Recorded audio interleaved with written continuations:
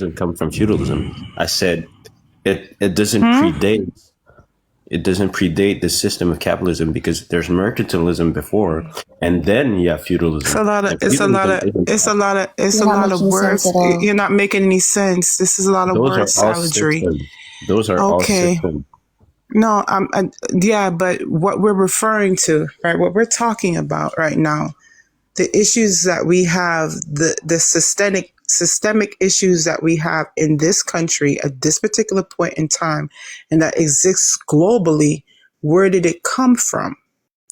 I told you. It came from. No, you didn't tell anybody anything.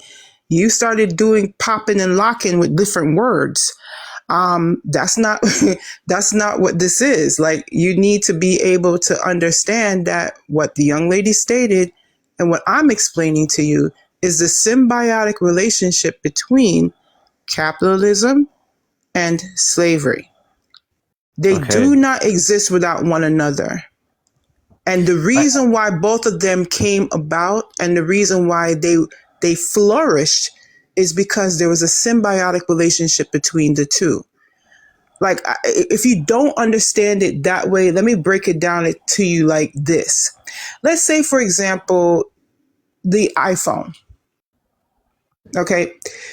If the iPhone was equivalent to the transatlantic slave trade, I would explain it to you like this. All of the materials, all the resources that it took to make the iPhone, you didn't have to pay for. And then if you didn't have to pay for the labor that created that iPhone, and then the labor that creates the iPhone, you have that locked into perpetuity, from one generation to the next, right? What is the profit margin on that? Exponentially infinite. So this is the reason why the enslavement of certain groups of people, of African descended people, was so lucrative, because everybody wanted in on it.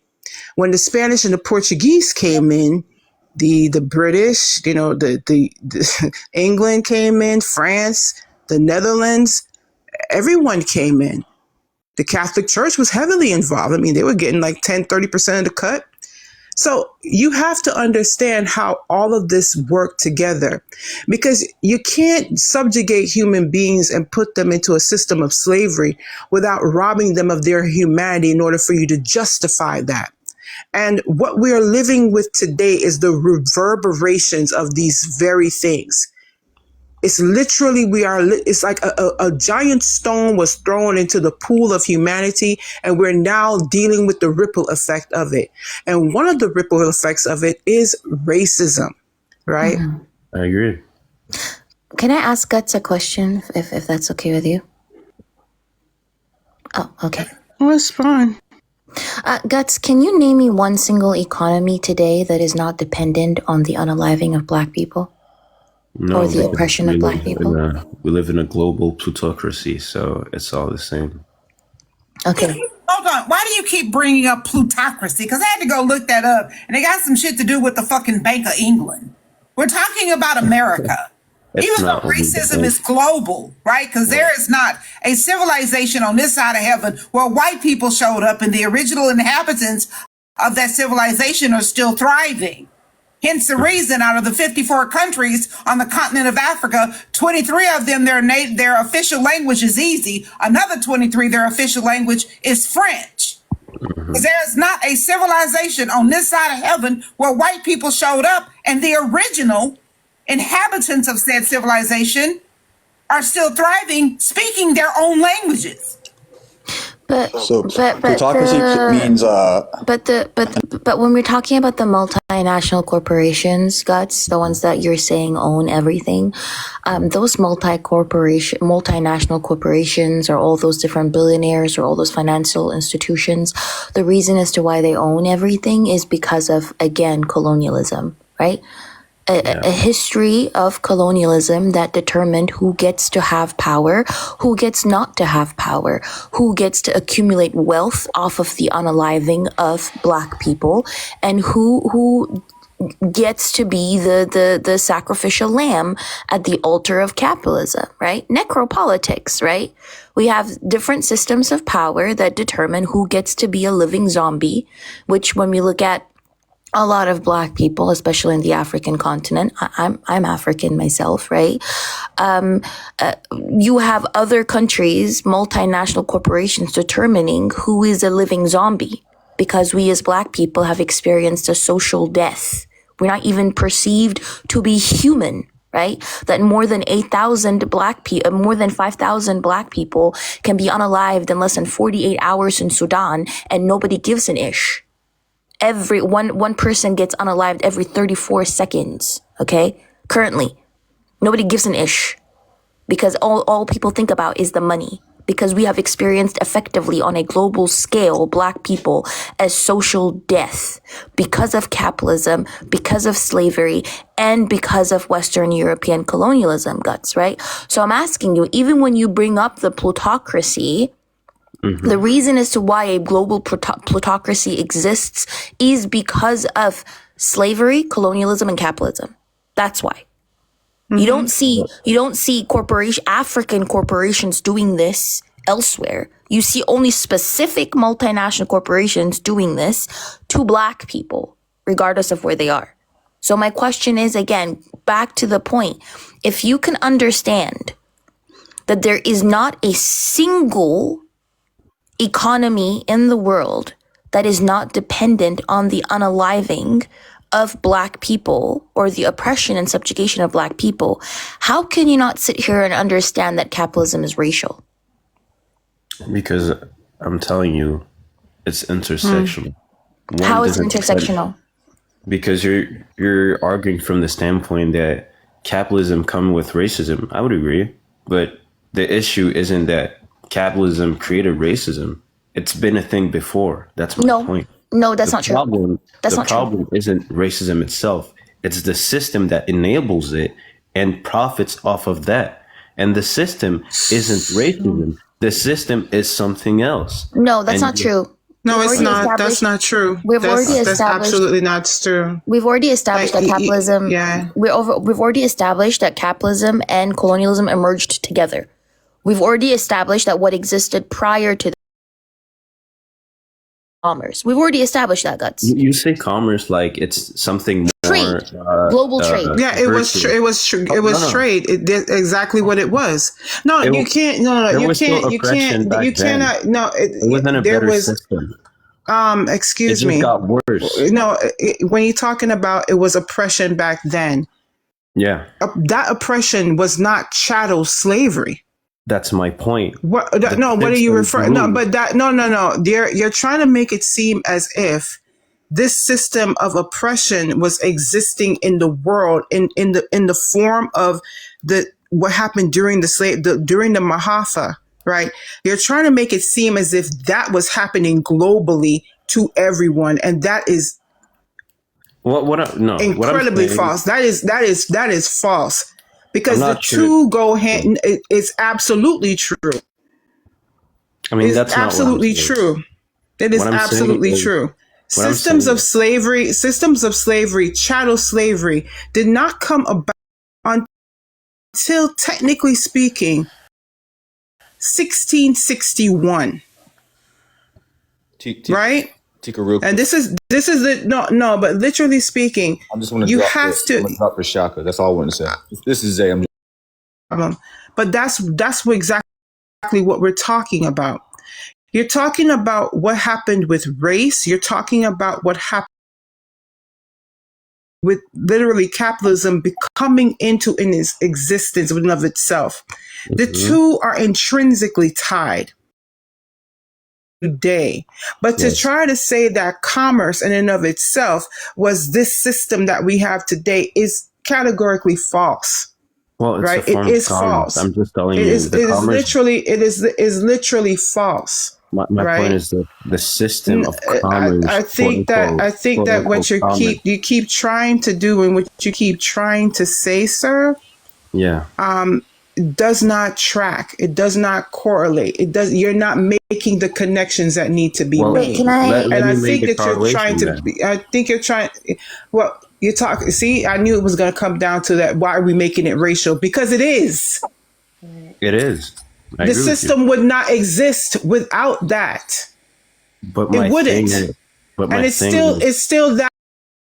The young lady actually informed you of what it exactly is. Name one place on the planet where the people, whether they be indigenous, whether they were brought there via the transatlantic slave trade, or they're a new populace of people due to colonialism, right? As long as they're black and they're brown, do they hold the power in those countries? They do not, because of the fact that from the very beginning of colonialism, it has always been tied to race. It has always been whitey oppression over other groups of people, and it's still that today. Wait, can I It's say still something? that today. Hold Yeah, on, can I? hold on. So, Miss K, are you there? I'm here. Okay, so Shaka wants to come up, and I can't bring him up because I don't see him. If you see him in the request, or can you send him a request to come up? There he is. Because Shaka And said he has some facts. I would like for us to address the comments of Mac, because I'm totally confused on that one. I don't know if Mac needs to go back over who he is, what people he is, the Hebrew something or another. I'm lost. Yeah, we was the richest people on the planet. If you go and look at the details and look at the I'll get that Hebrew thing in a second. I don't want him to. Hopefully, he ain't one of the Hebrew Israelites. I don't want him to disrespect Tika or Auntie. But just for Tika, you guys, and Auntie, you guys can keep talking. I'm just gonna put the Age of Exploration up on the screen because a lot of people think that they know slavery and they know white tea racism and they know the power structure of white tea people based on a current lens, and they don't know where it actually started. It's actually written down. Like we don't Yeah. need to fuss and argue about this. Wherever your name is, that guy. But it's written down. They wrote it. They codified it. They were unapologetic about it. But if you guys want to keep going, you can go and then I can read this later, or one of y'all can read. I have 1, 2, and 3. I have the dumb diverse, I have intercatera, and I have the other one, Tika. So if you want to like read it or keep talking, and I can put up. Bro, I think you can read it. You can read it for yourself to the people. I don't have my glasses with me right now. You already know I struggle, but Okay. that's literally these are the papal bulls that I was referring to, and this coincides with the age of exploration. And Absolutely. Shaka, where were the Portuguese during this specific time period? Where were they going into? What land were they exploring? Africa, some part of South What? America. Yeah, They were West. No, exploring not South almost America. Not all the South world. America. Not South America yet, sir. Look at the time, 1452. They were in West and Sub-Saharan Africa, Yeah, obviously. and of course, what does the Pope say that they can do once they get there? You can go ahead and read, Shaka. Reduce their persons to perpetual slavery. But do you want to acknowledge what I was talking about? And to Oh, apply good God. appropriate. Can we move on to somebody that's not circling the Well, hold wagons? on. Because this is making my soul itch. Hold on. Trust Let me. me I talk. mean, Because you I up here think. being, you up here being an agent of white supremacy, and I, for one, have endured you longer than I think we should have. But can I ask You're not engaging in any of the question? hypotheticals set forth, like even the questions that are asked in good Hold faith. on, Jasmine. You're not So, talking about that. hold on, Jasmine. So, Shaka, can you show your next Yes, ma'am. screenshot, baby, please? Because my God, the fuck today. Yes, Auntie. Hey, so look, I saw the comment. The word Sarsian, I forgot how to pronounce it. Saracens. Sarsians. There you go. I thought it was so you do pronounce the E as in like an IE. I got it. Y'all know. Yeah, I've always said Sarsian. I've always said Sarsian. It's So the okay. word Sarsians and pagans, so you guys understand the context. All pagan means is someone who worships in another god, another religion, and then Sarsians is basically non-Christian people. You have to understand that the word Christian really meant white tea at the time, but that's a whole different topic that hit different. But anyway, The bull author. So this is the first one. Dom versus Pope Nicholas V, 1452. The bull authorized Portugal to invade. Authorized Portugal to invade, not to go and ask how you doing and see if you need some medical treatment, but to invade. Deuteronomy 20 verses 10 through 16. This is a reminder. Hold on. Kids, wake up. Alexa, stop. It was written in the papal bull, but Alexa, Your Alexa must be white. that's my other parent. But so look, it literally made clear and perfect sense, and it matched everything that I read to you guys the other day when it comes to Deuteronomy 20 verses 10 through 16. Deuteronomy 20 verses 10 through 16. All you got to do is read that, and then once you read that, read these papal bulls that I'm showing you.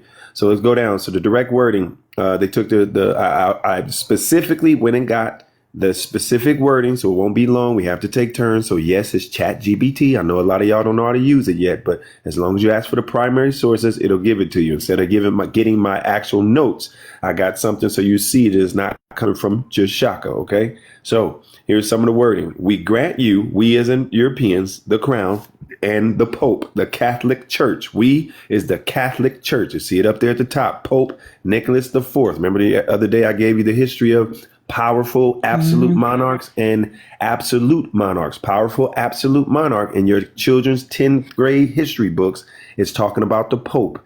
Absolute monarchs in your children's 10th grade history book is talking about kings and queens, specifically Isabella and Ferdinand, the ones that actually kicked this shit off. Okay, Ferdinand is the one that commissioned and authorized the Contraction de, what is it called, Chica? Contraction de, anyway, it's basically the contract that authorized the ships to take enslaved Africans to the New World. Anyway, here we go. We grant you full and free permission to invade, search out, capture, vanquish, I'm pronouncing the words deliberately, and subdue all Saracens and pagans whatsoever, and subdue all Saracens and pagans whatsoever, and other enemies of Christ, whoever placed, and to reduce their persons to perpetual slavery. Sorry, I had that word. Tika had it in my head. But anyway, Tika said the word perpetuity. Perpetuity. But yeah. She literally said it earlier. It's in their documents. That's just my sister using her vast vocabulary, but it's in their documents. They say it. That's the reason why it's bolded and highlighted. And to apply an appropriate to yourself and your successors, the kingdoms, dukedoms, counties, principalities, sorry, dominions, possessions, and goods. That's one. Here's the other one. This one is 1455. All right. The Romanus Pontificus. Romanus. Same Pope. Romanus Pontificus, yes. Pope Nicholas V. Pope V. This expanded the earlier bull I just read to you. This expanded the earlier bull and gave Portugal exclusive rights over lands it discovered. Direct wording, quote, to restrain the excess of these pagans and to bring them to faith themselves, make them Christians, okay? Remember, you couldn't say make them WHITE, so we had to say Christians, make them Christians, okay? You just got to understand history. And to bring them to faith themselves, the said King Alfonso is the person in Congo. His name was something else. I'm let that be a research assignment for you guys. Go look up King Alfonso. We're talking about Angola. Congo. We're talking about the Congo in Africa. Look up King Alfonso. His name was something different before the Portuguese came to him and said, hey, man, let me change your name, brother. We're going to make you a Christian. All right. So King Alfonso, we're talking about a black African Congolese at the time, Congo leader, or by the authority, the infant has sought out and discovered certain remote and unknown lands and islands. We, the crown, grant, and the church, grant that they may freely and lawfully acquire. How is it lawfully? Because it was the laws that they made. You mentioned laws earlier. No, that dude gone. Possesses and retain the said lands, islands, harbors, and seas. What did I read to y'all the other day? Deuteronomy 20, verses 10 through 16. Go look it up. And reduce their persons into perpetual slavery. Last one. This one is 1493. Inter Catera, Pope Alexander the Sixth. Okay. The bull divided the non. You want to say something to you? Oh, yeah. I'm just going to say Inter Cartera is 1493. And what happened in 1492? Right. It was a discovery, quote unquote discovery of the new world. So you can see that the policy goes from the east to the west, because when they encountered new lands there, of course, they had to increase exponentially, their reach. So they had to make sure that all of these papal bulls would cover all of these newly conquered people. Sorry, go ahead, dear Shaka. You good? The bull divided the non-Europeans world. She just said that, like, bro, Tika, I hope you you probably ain't ready for it, but you need to bring up that blue and the map that shows the divide so they can actually see the context. If you ain't got it, I got it. But anyway, the bull divided the non-European world between Spain and Portugal. This is the famous verse. Spain, you take the east. Portugal, you take Spain, you take the west. Portugal, you take the east, and reduce the infidel people into servitude. Look that famous quote up. John Henry Clark too. He also said it.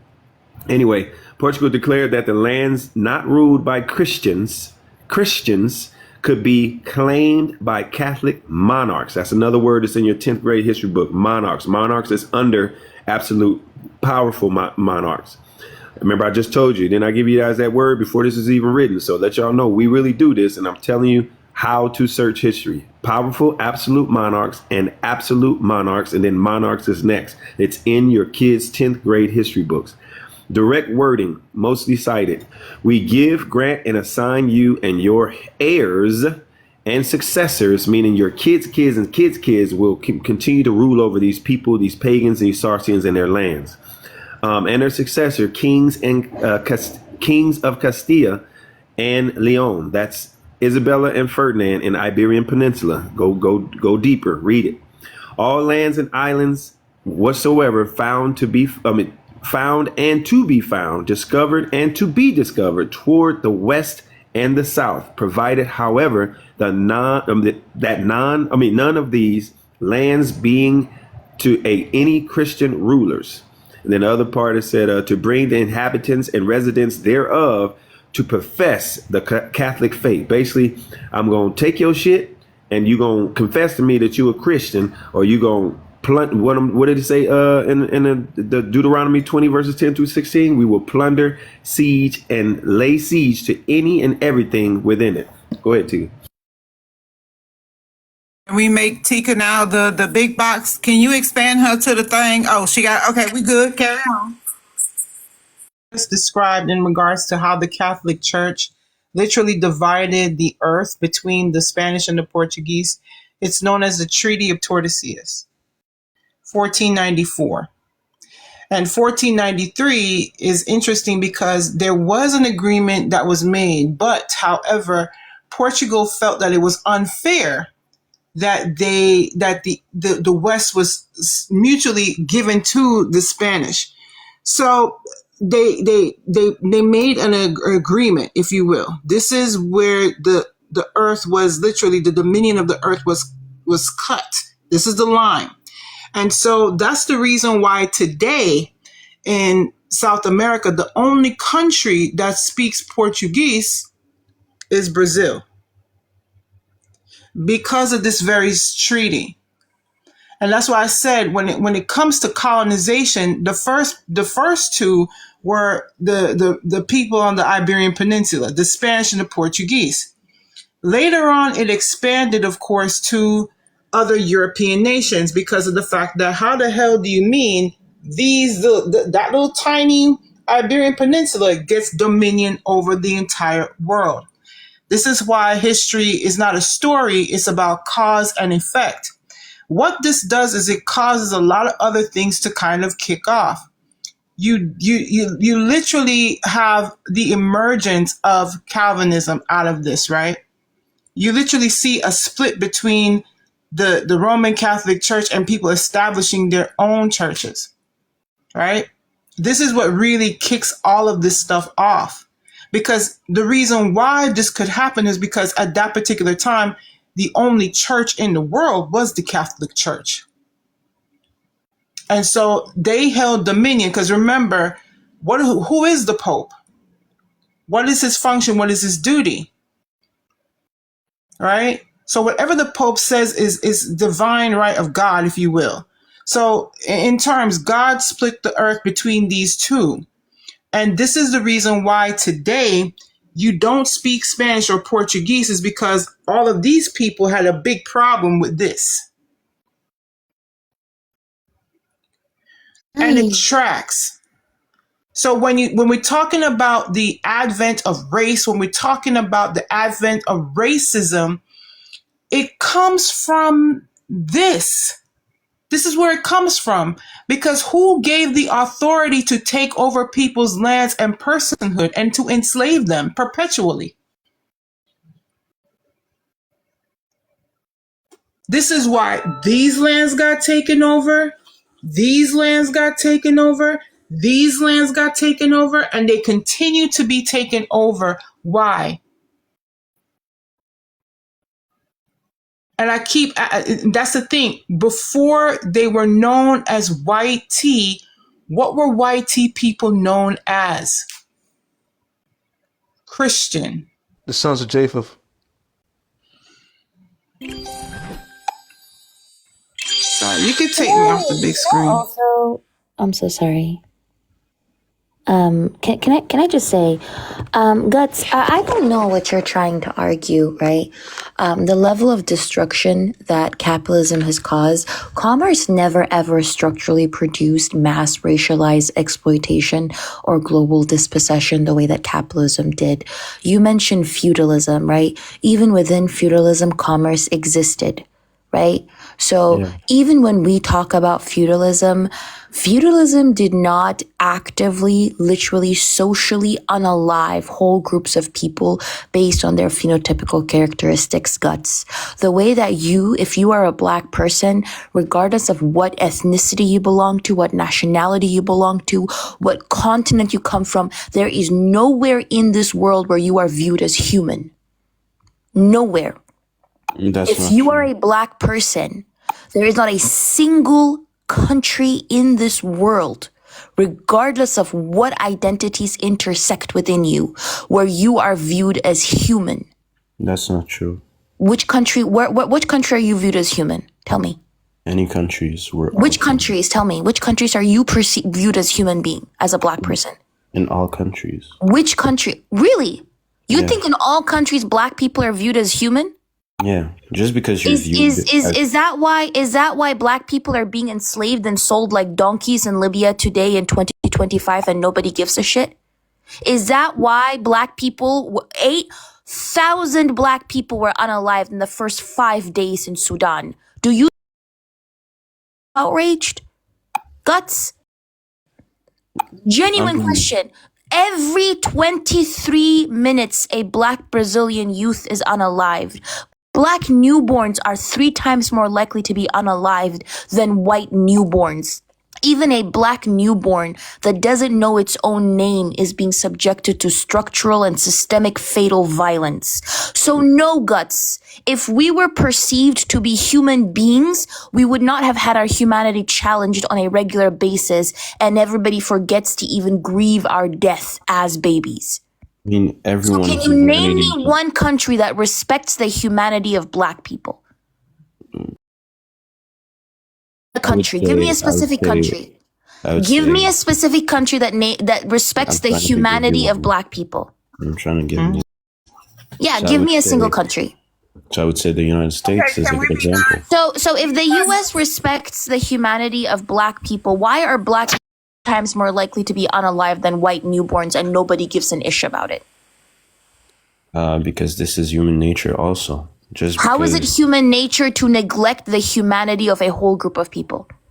It's always been a thing. I'm asking you a simple question. Why did a person like Gabby Petito going missing create havoc? If it's so human nature to challenge the humanity of people, why don't white people have their humanity challenged? They do. How? Give me an example of how white people have their humanity challenged. They could have it by going to a place where they're not accepted and viewed. Where? Which place challenges the humanity of white people? I mean, I don't know all the countries. I don't care about your hypotheticals. Give me a fact. You mentioned it. Prove it. Which place challenges the humanity of white people? I could say very much my home country. We don't. What's your home country? Guinea. How does Guinea challenge the humanity of white people? Because we understand the harm some of the white people have done to us. No, I don't care about harm. I'm saying, how does the humanity and the life of white people, how is it challenged in Guinea? Because I can give you an example of how in Mozambique in 2022, when rebels attacked some villages and there were white helicopters, saved the white people first. Then they went back for their freaking dogs' guts. Did you know this? Okay. Did you know this? What about Did you know this? Zimbabwe? Did you know this, Guts? Did you know this? 1 second. Did you I don't know? know all the Did you horrible know that facts the about rescue helicopters if you keep over talking me, I don't know how you're gonna listen because you keep booty clapping for white people, the same people who would never spit on you if you were on fire, Guts. The same people who continue upholding the system that literally disenfranchises you. Okay, Guts. Did you know that in Mozambique? Did you know that in Mozambique in 2020, because you're talking about the African continent, right? I'm African myself. Did you know that in Mozambique, when there were rebels attacking villages, you know that before the native people from Mozambique were saved, the rescue helicopters saved the dogs of the white people? Perhaps. I don't know.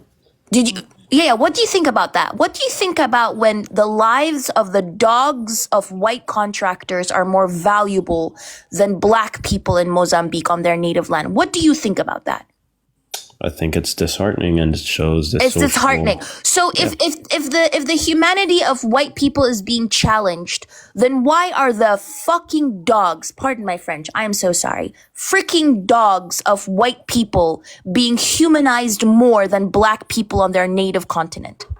Because we understand human behavior and attitude is what human behavior leads people to humanize the dogs of white people more than they humanize black people in Mozambique? Currency. You're wrong, Kobe. I don't care. Hold on. I don't know who this person is. Hold on. So, on God, if you interrupt again and unmute your mic, on God, I'm going to kick your ass out of here because you have not been introduced. So, on God, stay on mute. I mean, you see evidence of that today, right? In the world. I mean, they're people in this country. They're white people who have more sympathy for their pets than they do black people. Yeah, literally. And I would say there's the same. And no, but that where does that come from? You see, that's the thing that we keep lining it up, but you keep living in some sort of fog or delusion. And these are the conversations, the uncomfortable conversations that need to be had, because in order for you to cure the cancer, you got to cut it out from the root. Yeah, right? What's the root? Can you answer the root of it is that it's all stemming from what happened in the 1400s. Exactly. It's stemming from that, right? The expansion of a harmful ideology. Yes. Well, harmful ideologies exist all around the world. Wait, Guts, can you answer my question? Answer the question, bro. Yeah, how do white people in Guinea have their humanity and the worth of their lives challenged? I mean, for example, I could give you an example in the U.S. right now. You said Guinea. You said Guinea. It doesn't matter if I use Guinea. How do white people have their humanity challenged in Guinea? I gave you an example of how black people have. Listen, have you read the story? I don't know. I understand that you're booty clapping this bad for white people, but you keep interrupting me and over talking me and not listening to the question, but bringing up other points. I don't know why he dropped. But drop him. I kicked him because he was getting on my fucking nerves being an agent of white supremacy. But you can go ahead and finish your point. Yeah. So again, within Guinea, by the way, right? There are countless Western businesses and NGOs full of white expats that are given higher salaries. But but Guts is not going to tell you that because he's probably just a disconnected diasporan brat. I'll tell you that, right? Unfortunately, there are a lot of disconnected African diasporan brats who have been socialized and conditioned within a white supremacist society where they think that they have to be the model black to be accepted by white people. Like, he doesn't understand that within his own country, actually, white expats are given a more likely to be represented within leadership roles than native people within Guinea.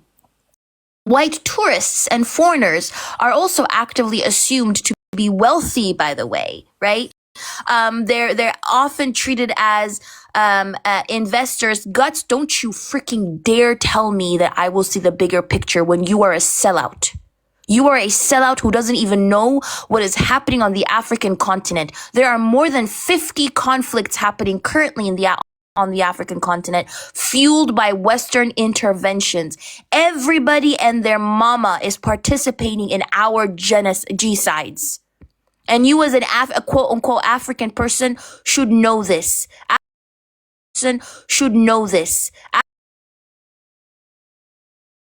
African multi is intervening within our politics. So I don't care about your hypotheticals. What I care about is what is happening right now on the ground. Yeah.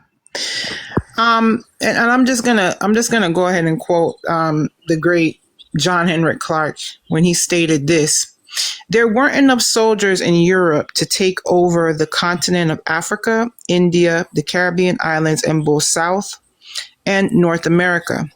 The greatest achievement of the Europeans was the conquest of the mind of their victims. Through a series of myths that could bear re-examining in order to understand the deeper meaning of the Christopher Columbus era and its reverberations for today. Right? One of the major, I would go through all of the myths, but I don't, like the first one is the myth of a people waiting in darkness for other people to bring them the light. And in most countries where Europeans invaded or influenced, they put out the light of civilization, of the local civilization and culture, and destroyed civilizations that were old before Europeans were even born. The myth of a people without a legitimate God. Europeans made no serious attempt to understand the religious cultures of non-European people wherever they went in the world. If their God concept was not in agreement with the Europeans, then the Europeans assured them that they had no God worthy of worship. The myth of the primitive and the aborigine, right? Here are two words that were originally meant as the first or the original. The European interpretation was derogatory and downgrading and still is today. In many ways, Europeans were saying to non-European people that they do not have the right to choose a god or a culture different from that of Europeans. The myth of a invader and a conqueror as the civilizer, and that's the most important one, right? Generally speaking, no people have ever spread any civilization anywhere or at any time in human history through invasion and conquest. The invader and the conqueror spreads his way of life at the expense of his victims. They generally destroy civilization in order to have civilization, right? And the most disastrous of all their colonization was the colonization of the image of God. They denied the conquered people the right to see God through their own imagination or to address God in a word from their own language. Every effort was made to wipe from their memory how they ruled the state, how they related to their spirituality before the coming of the Europeans. And that right there is the crux of the matter. This is the reason why you have colonialism. Every single thing that you just heard is what is evident in our modern day life today. I think what people want to cannot grapple with is the fact that, yes, if you are a white tea person, this is the system in which your ancestors set up for you to win, for you to continue to have control. Did you not hear what Shaka read with those papal bulls? Do you not understand why colonialism is the way it is and is still continuing to do that via capitalism? That's what it does. It took away people's religion. It took away people's means of worship. It took away their language. It took away their customs and traditions. You have people, like she stated, on the continent today that are so assimilated into this that they denigrate their own, native spiritual beliefs. How do you do that? You conquer the minds first. We have literally colonized minds. And y'all sitting up here trying to bring humanity to a people and a system that never viewed you as human and continue to do so. When you get a chance, beloved, can you put the name of that book? I was trying to find it based at the top. Can you put the name of that book in the comments so that I can go download it and listen to it, if you don't mind?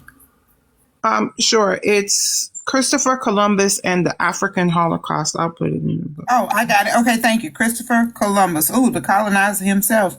And the African Holocaust. Got it. Thank you. I can go find it now. Thank you. That's what I needed. No problem.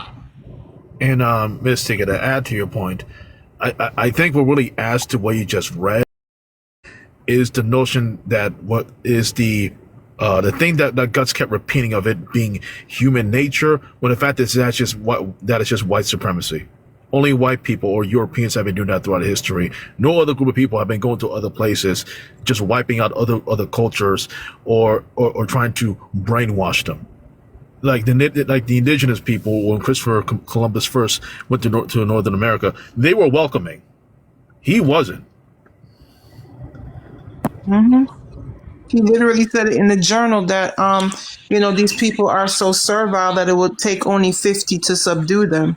Exactly. Because that is the I don't want to go into the people of the sun and the snow, but we all know that people who come from abundance have a different mind state from those who come from a place of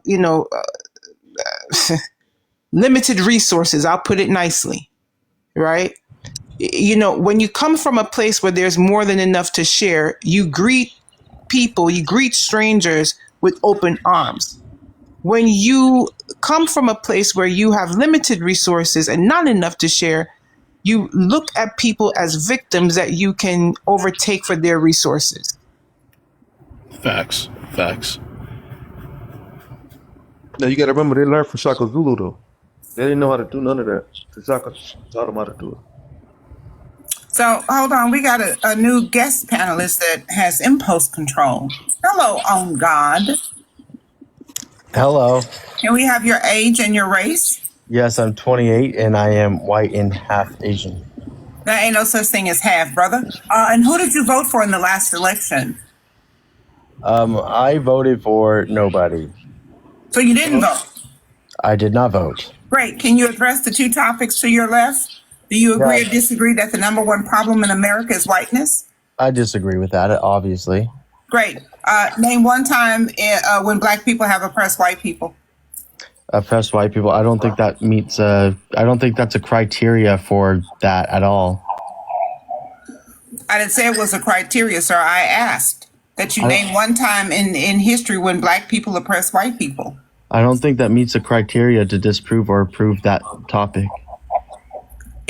They're not intertwined. They're two separate questions, sir. They're two separate statements. Name a time where the black community or a black person or what do you name one time black people, as a collective, oppressed white people? I could not tell you that, but I could tell you that it probably has happened in a more localized No, scenario. go ahead. You were so Covey, in case you missed his comment, right?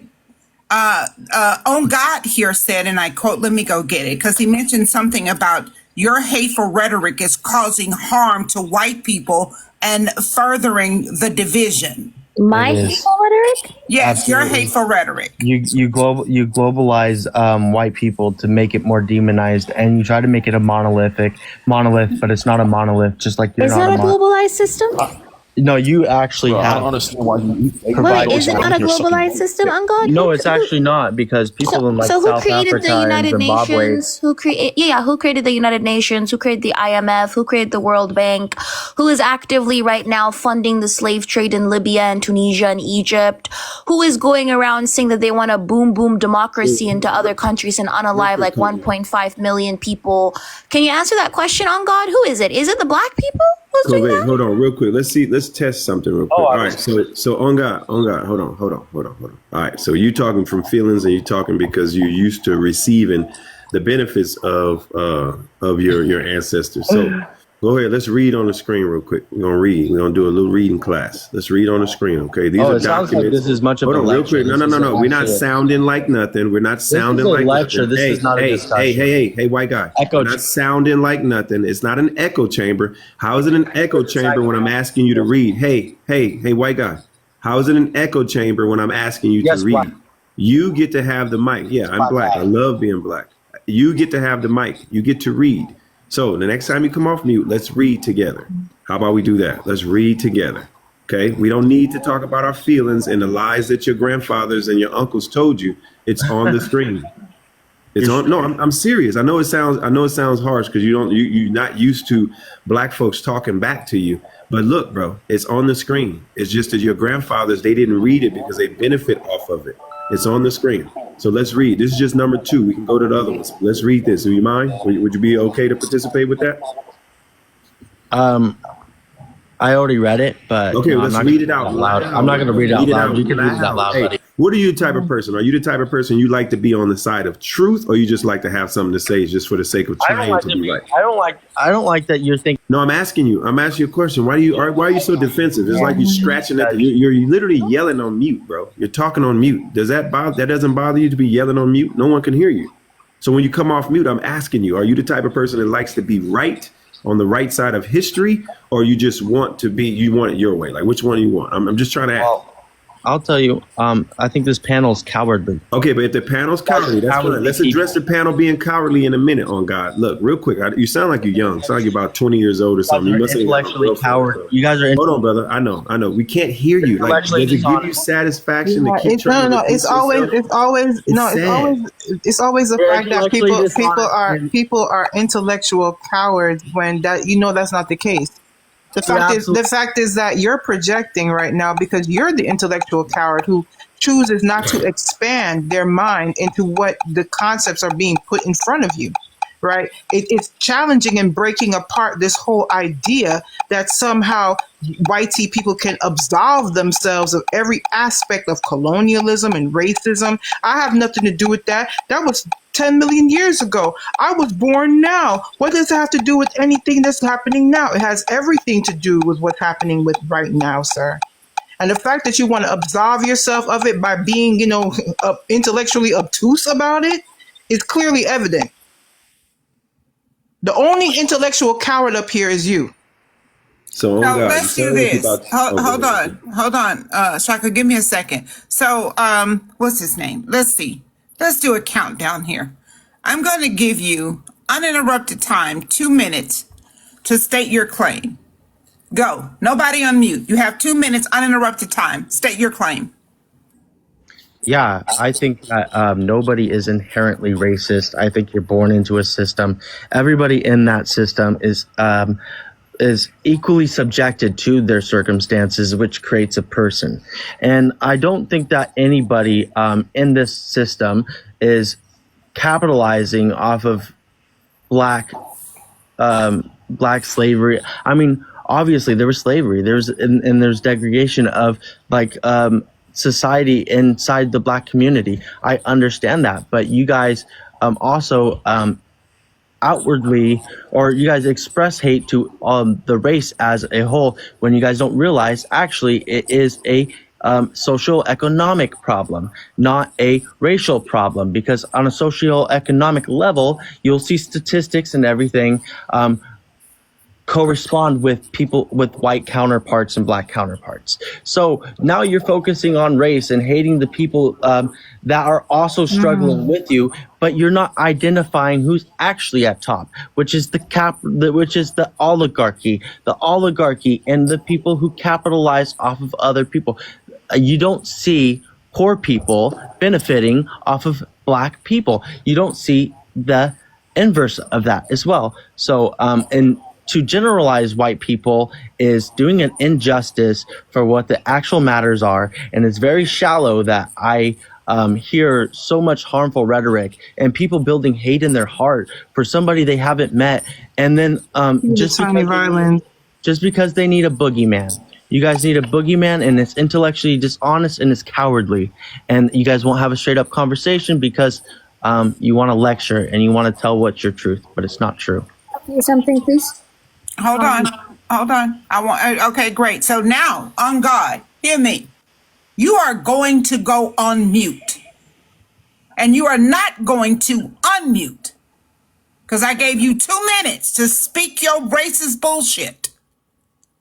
So, Covey, go. Then Tika, go. Go ahead. Yeah, so it's always very fascinating to me, right, that people like On God are more angry at the discomfort that they feel instead of the fact that Black people are losing their lives en masse. To me, it's actually insane that the thing, of course he runs away, right? The thing that pisses him off is not that people who look like me are being unalived en masse. It's that he feels uncomfortable by it. That is what makes me angry, right? So I come from a small country called Eritrea, okay? Just a couple of years ago, over 370 people just unalived in the Mediterranean Sea because their boat was left to drown and nobody came and saved them. Nobody talked about it. Nobody grieved the over 370 lives that were snuffed in a single day because they were nothing more than Black Africans. And the fact that people can come here and be more outraged at the discomfort that they feel because they realize that they're complicit in a global system that disenfranchises certain groups of people purely because they were born in a body with certain immutable traits. They get outraged more at that discomfort than the fact that Black people are having their lives snuffed by the thousands and have been G-sided every single year for the past couple of centuries. They don't even care about that. And that is the social death that I'm talking about. That is the humanity of Black people being challenged again on a regular basis that I'm talking about. That your life doesn't even matter enough for me to grieve it. Instead, I grieve my discomfort more. That is what On God did right here on this panel. Tika. I think that when you talk about, here's the thing, anytime Black people want to discuss the history of race, the history of slavery, the history of colonialism, the word hate comes in. Why do you hate us? This isn't hate. These are facts. What reality do you live in? You see, the thing about it is that, every opportunity that white people had to course correct when it came to this, when it came to, solidarity with other Black and brown folk globally, they always took the coward way out when you're talking about classism, right? May I direct y'all to Shay's Rebellion? Right. May I direct y'all to all type of history that in this country where there was a moment where you could have had solidarity with other groups of people, right? And yet they always acquiesce to whiteness. Every single time. They've always acquiesced to whiteness. They literally let the elite, right? He's talking about the classism and we're poor too. But you're secure. But what gives you security within that is that you are white. It's literally the fact that you are above and not below in the social strata, right? I think Chris Rock said it best that he's a black millionaire, but the white tea waiter would never trade places with him because he knows that he's white tea. There's currency in white tea-ness. There's social currency, right? You may not have economic currency, but you do have social currency. It's the social currency that allows for you to be a white tea person that can jog anywhere in America at any time of undue harm coming to you. Let a black person jog in a white tea neighborhood at the dawn of dusk and see if they can make it out alive or without being harassed by, law enforcement.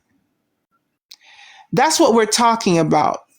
You're acting as if living in the world is all about the money that you can spend, the monetary portion of it. No, there's a social currency in this world.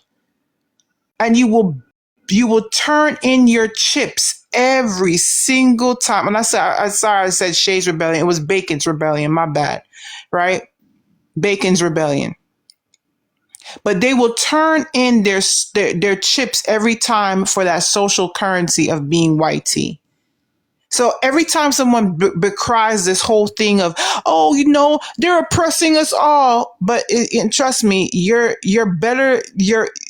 You don't understand that you are actually getting by or better off in life because of the fact that you're white tea. And that's the way the system is structured. It's not always about what monetary anything. It's about the social systems as well, the social currency as well, right? Bacon's Rebellion right there.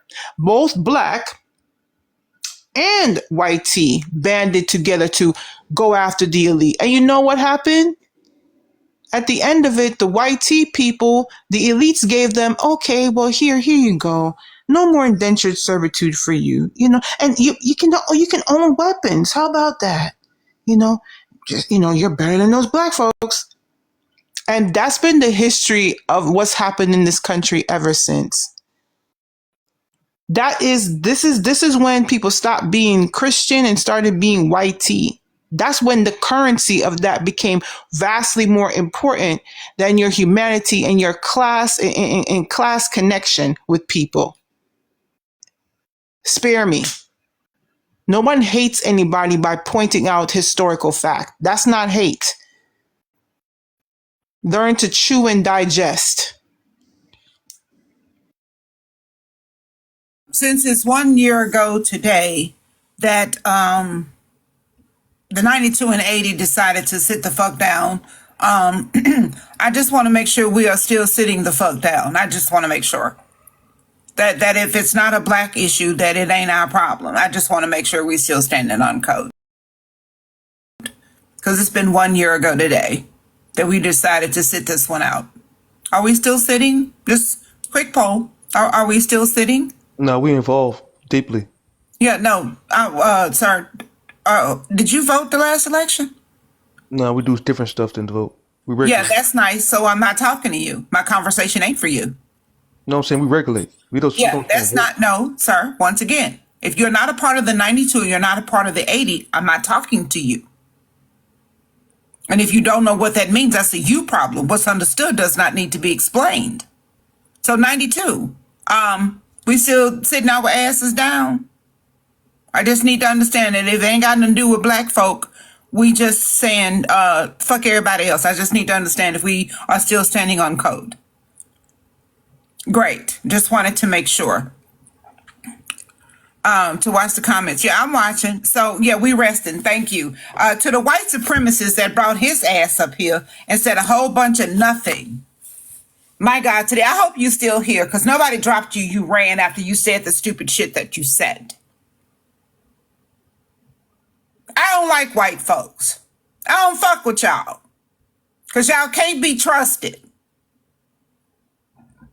Excuse me, my dislike of y'all and distrust of y'all don't harm or negatively impact your material conditions. I just don't want to be bothered again because I don't trust y'all. I don't care what happens to y'all.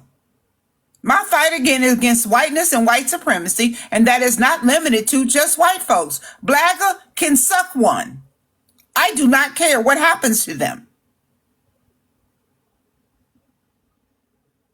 The social construct of whiteness, and it makes you uncomfortable because some of the behaviors we have spoken about all your life, you've been looking out of a window and now you are now looking in a mirror and it makes you uncomfortable. I don't give a shit about white comfort.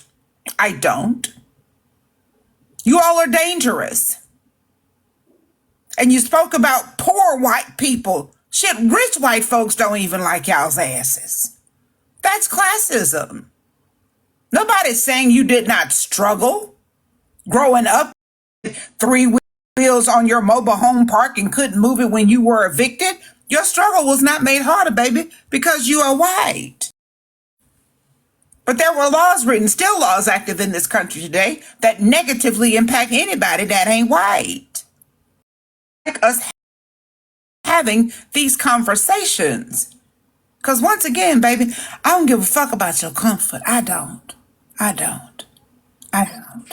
Can I say something before I drop, Auntie? Go ahead, love. I'm sick and tired of this conversation about it's only the elites who benefit. It's only the elites who benefit. White people, your average white person also benefits from social currency. There's a reason as to why homeless white people are treated better than homeless black people. Disabled white people are treated better than disabled black people. White women are treated better than black women, okay? In every single people group, white people in those groups are treated better than the black people in that group. I'm sick and tired of this class reductionist perspective of it's only the rich white people who are benefiting, not the poor white people. When Ukraine was invaded, okay, you had the whole world humanize Ukrainians, even though Ukraine by every metric is a third world country, right? It was not in the EU. It was not in the Schengen room. There was no legal obligation for Western Europeans to help Ukrainians. And yet, because Ukrainians were at the end of the day white Europeans, regardless of how poor they were, regardless of how much of a third world country they came from, everybody mobilized to help Ukrainian refugees. When it comes to African refugees, though, look at the Mediterranean Sea. The Mediterranean Sea is littered with the bodies of African refugees who were left to drown, even on purpose, okay? Look at Libya.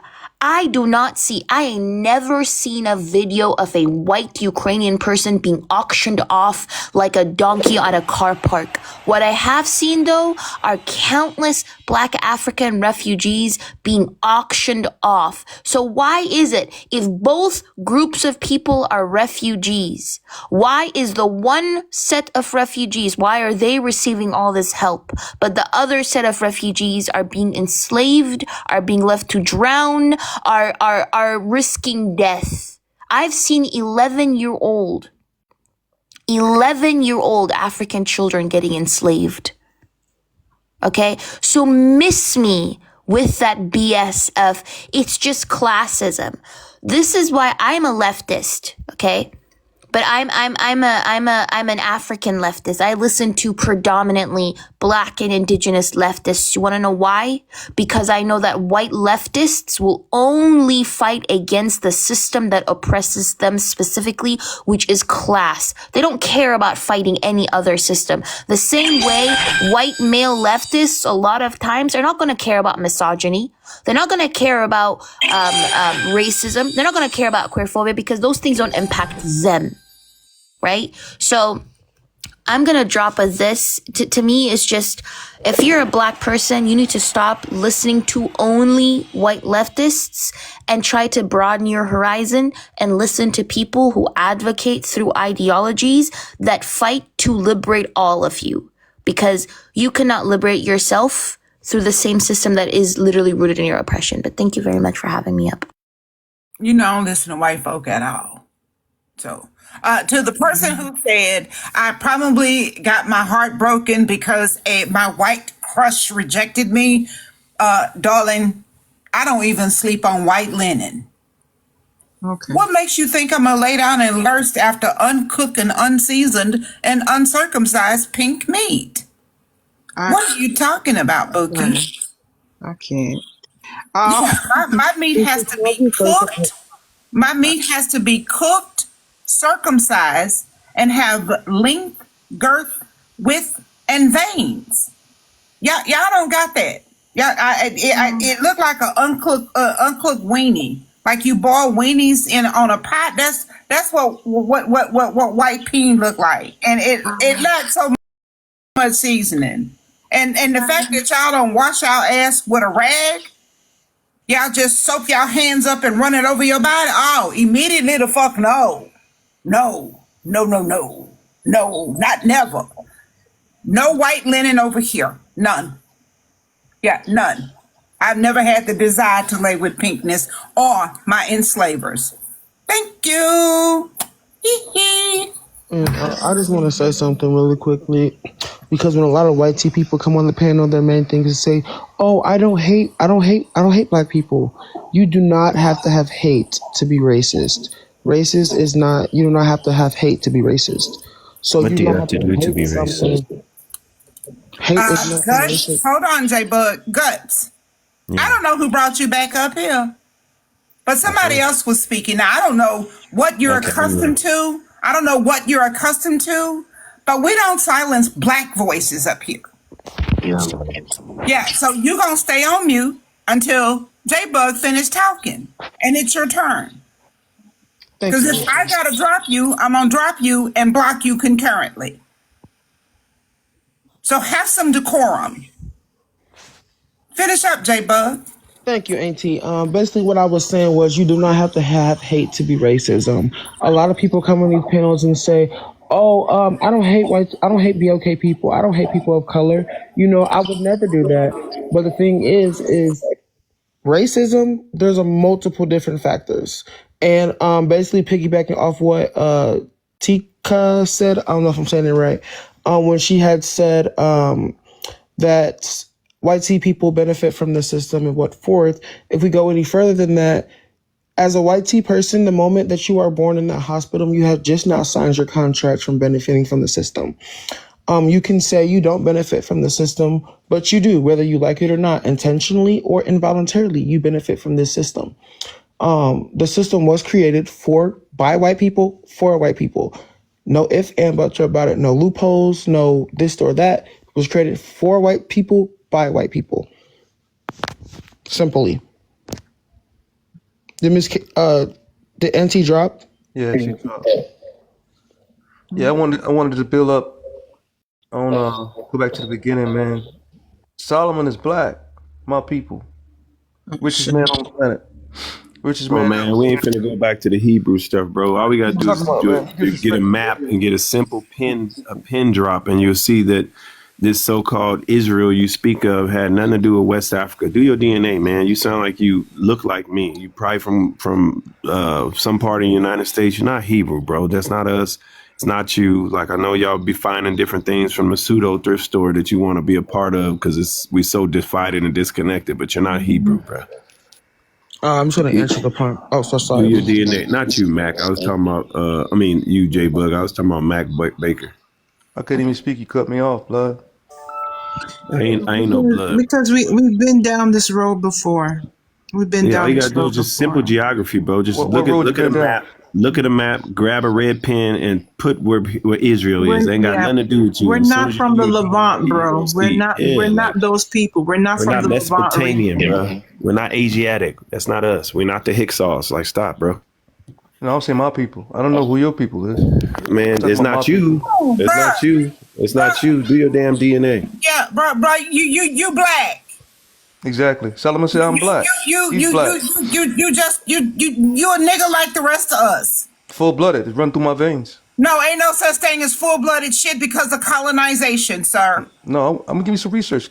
Give me 2 minutes. No, Like you give no, everybody else. we're good. We're Yeah, good. Been out here baby, for go 30 on. minutes. Been out here Go for find 30 you minutes. You some. couldn't find it. Yeah. Go type Mac, hashtag. I Yeah, don't go know type. if Mac is Hold on. To aware, Max, but hold on. I'm But sorry. for Max, baby, go type hashtag FBA or hashtag Hebrew Israelite and go find your people.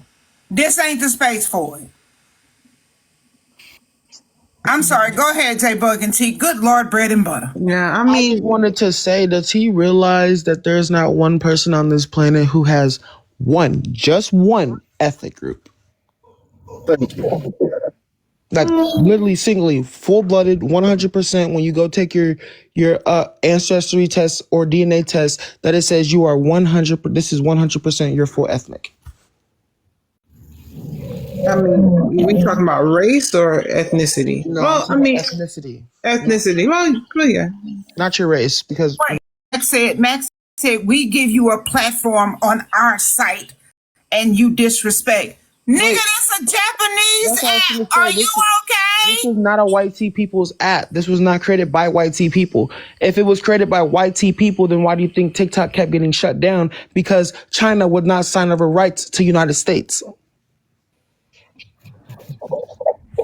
Please learn your facts before you try spitting things. You sound very uneducated. You guys are coming on these panels being very disrespectful to the panelists and then making false claims thinking you know something. So before you guys come on these panels, please, and I mean please, do your research, because the only thing you are doing is hurting yourself. You're not hurting us. No one is mad on these panels. We come on these panels to have educational talks and friendly debates. Not even debates, just discussions. If that is too much for you, then this is not the panel for you. Let's please tap the screen for Miss K's live, gift your panelists, and I'm gonna land my plane with that one. Is it my turn, J Bug? Yeah, you can go ahead. I mean, I, go ahead. Sorry. I just want to applaud J Bug because he said something that is profound that is often confusing. J Bug was talking about hate and racism, and he gave a very good description, a very good understanding of that, because it confuses many people who believe they don't have hate in their hearts. But at the same time, because of how they have been enculturated, they develop a presupposition that positions them as racist. Yes, they are racist. J-Bug, I want to hear from you. I appreciate what you said. I was just saying, and it kind of just goes in many factors, as in, let's say a white T person walks up to a BLK person and, calls them the N-word or whatnot. You are racist. You are very racist.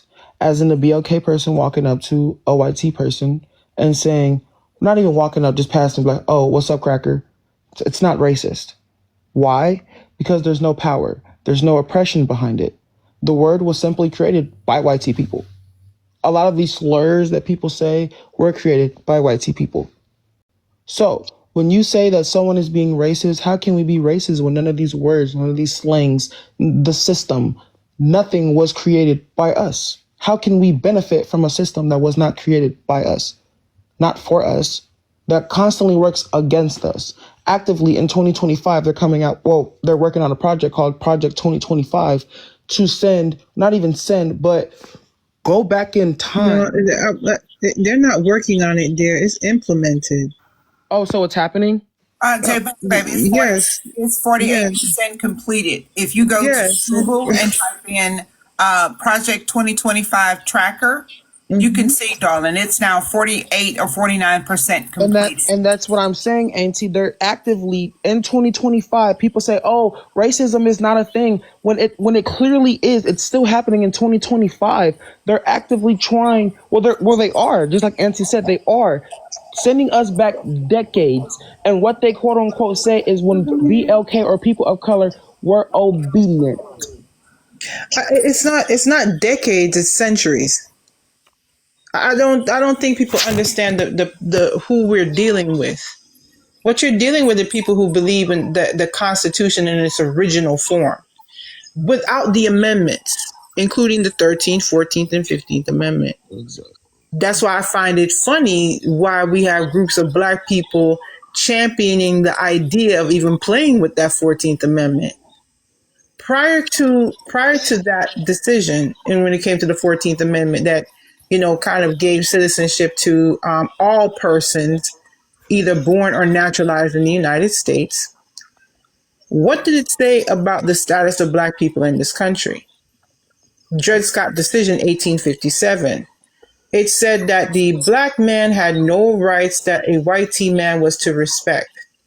And also that whether that person of African descent was either free or enslaved, they were non-citizens of the United States.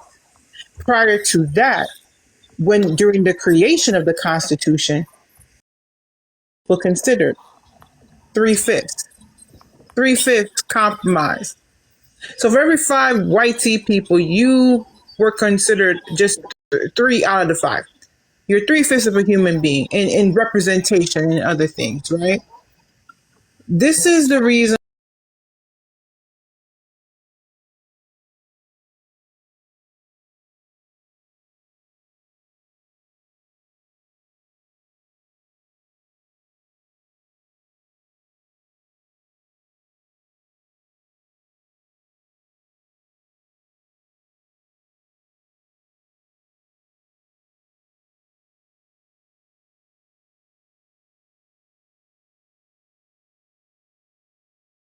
of this administration. That's the blueprint. That's what they're doing. They're replacing all of the aspects of government and infrastructure that was there to help assist when it came to black people, other groups of people, etc., etc. Yes, DEI benefited other groups of people, white women, and affirmative action, etc., etc. But don't underestimate the fact that it helped us as well. And Hey, so see, there's something allegedly worse than Project 2025. Project Esther. Yes. Mm-hmm. Oh my God. Yeah. My God, today, baby, listen. I haven't heard of that one. Oh, baby, it's worser Mm-hmm. than Project 2025. Do you have like a website I can go to? No, Just type in Project Esther. Just look it up. It's basically The Handmaid's Tale. Yep. Okay, I'll look it up right after I get done with this live. The Yeah. Heritage Foundation. If you check on their website, they're the ones that curated it and created it. They got it on there. Mm-hmm. Yeah, But you know what else the Heritage Foundation brought us? Because this was the long game. They're the ones that were behind No Child Left Behind. They were also the same people that were behind the Patriot Act. Mm-hmm. Y'all see the correlation now? Do you see the slow decline too? Because you don't have an electorate that is actually literate enough to understand what is happening to their country. You don't have people who are actually knowledgeable about civics and government to understand when their rights are being revoked from them. You have people arguing with you about the 14th Amendment and what it means. If you don't understand that the 14th Amendment in and of itself was a compromise in Congress, it was never specifically for just formerly enslaved people. It benefited them. But notice the language. It says all persons born or naturalized in the United States. What was the largest population of people coming into the United States during the 1860s? Europeans. I didn't know if it was rhetorical or not. Yeah, it was. I knew she wanted to answer. I was going to see if she. I was just going to say white folks, but Europeans. Yeah, I'm gonna answer it, but I didn't know if it was rhetorical or not. Yeah, same thing. It's white people. It's white people. That's why the daughters of the Confederacy changed when they were writing history books. That's why the daughters of the Confederacy, when again creating our history books, decided to eliminate the real history and only put in specific parts of it to make it. They glossed over the history of white folks and how they treated black people in this country. Did you know in textbooks in the state of Texas, they don't have the word slavery in their textbooks now. They call them involuntary servants. What the hell is an involuntary servant? That's literally like the same shit that they complain about, part of my language, as far as like how they view quote unquote woke. Like they're just doing the cancel culture, but for just their classic means of just like. And I'm sorry, is your name pronounced Zito? Is that how you pronounce it? Zato. It's all good. Thank you. Can we just have your age for TikTok purposes? I'm sorry. 28. Sorry, I ain't mean to just. No worries, no worries. You speak in my language, brother. As long as you keep talking, we're gonna keep engaging. Hallelujah. But we do have a new person on the panel. Hello, is it Benji? I'm gonna make sure I see it right. Let me see. Yes. Benji Saint, are you there? Yes, madam, I'm here. Hello.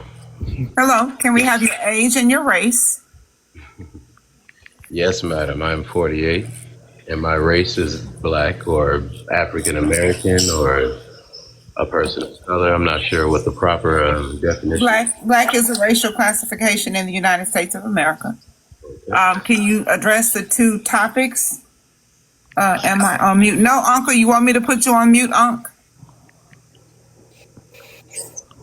Unc, you're not muted, so I'm gonna go ahead and put you on mute, Unc, right quick. And then I'll send you a request, but now you're on. First question, Benji. Do you agree or disagree that the number one problem in America is whiteness? I disagree with that. Okay, great. Then we can get into a further discussion. Can you name one time black people oppressed white folks? Black people oppress white folks. Well, you know, that's been going on back and forth between each other for a long time. Huh? Can you give me like one example, like where you can describe where it happened? Say again? Could you give me like an example on like what happened, like exactly what happened? And we're not talking about individualism, right? We're talking about the social construct as a whole. Can you name one time when black people oppressed white people? So, if you're talking about this country alone. No, globally, because white supremacy is global. Correct. Can you tell me one time that black people oppressed white people? So, this has happened in Africa. No, it isn't. Hold on, madam.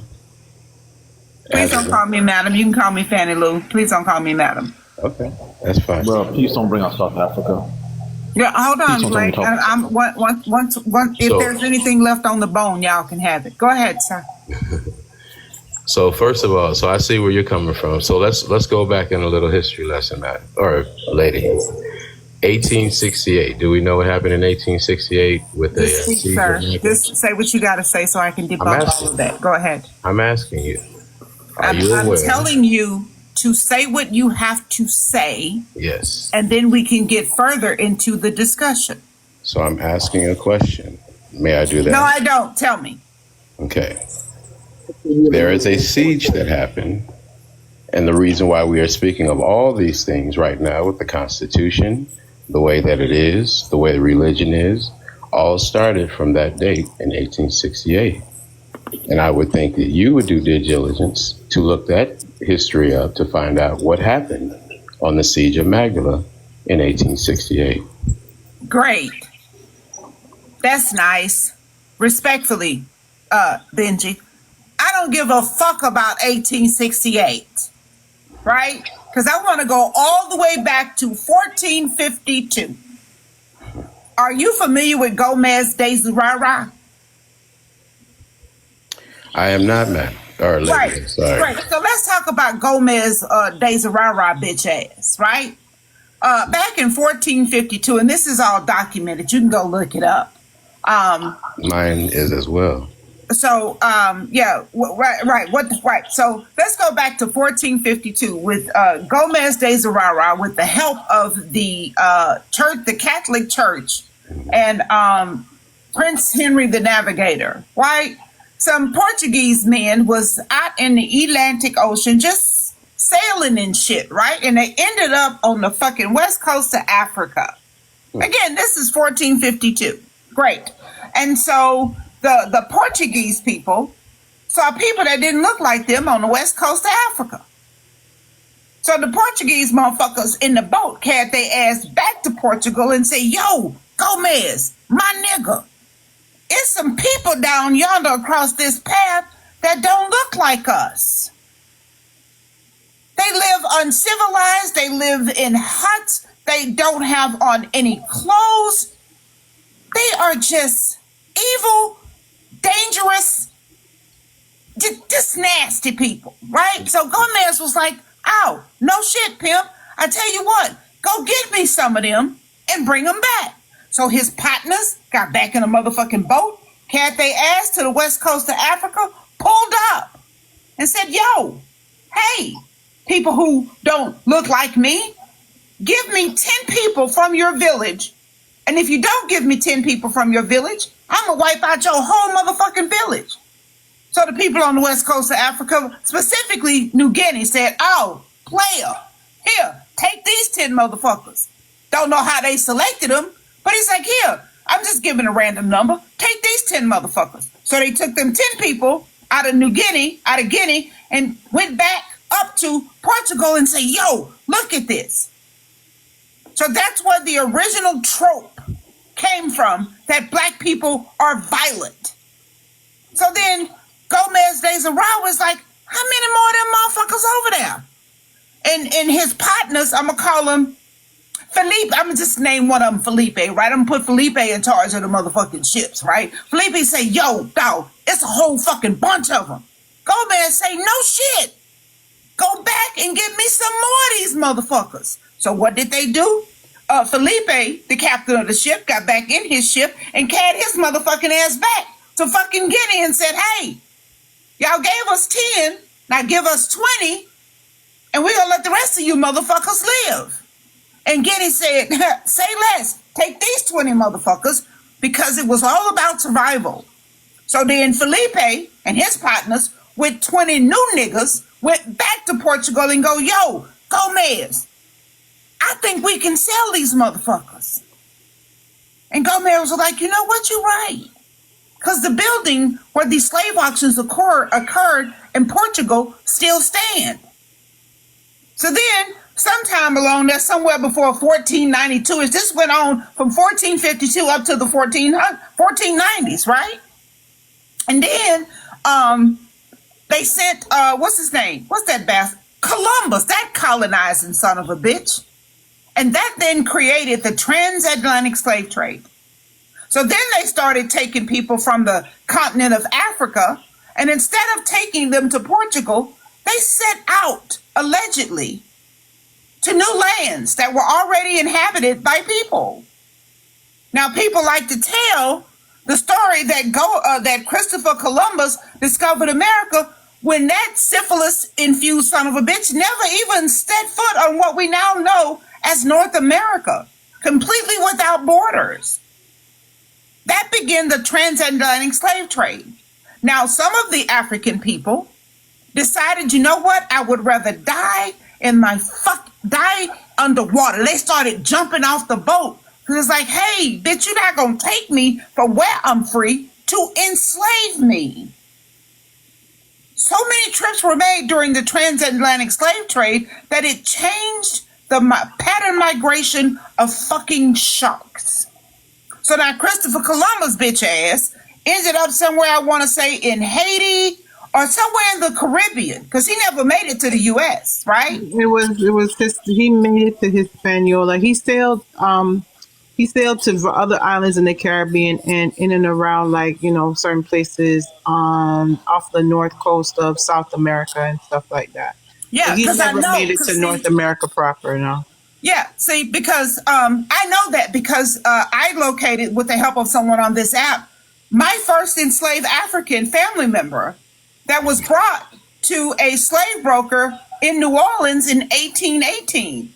He came from Haiti. His name was Jean Pierre. What year was that? My enslaved African relative, 1818. It was actually Christmas. He was a Christmas gift because he was a good, strong, strapped Negro, And right? what part of Africa was that? I don't know. Like I said, sir, Christopher Columbus never Did you not landed. hear? Did you not hear that she said that he came from Haiti?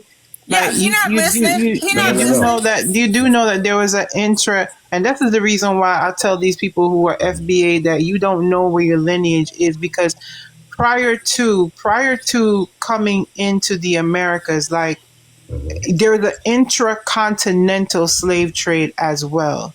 There were slaves that were being traded, from the Caribbean into North America. How'd they get to the So Caribbean? you have people. How did they get to the Caribbean from Africa? That's They were My right. God, today seasoned. he They were really, hold they on. were seasoned in. They were He seasoned really in ain't the listening, Caribbean. right?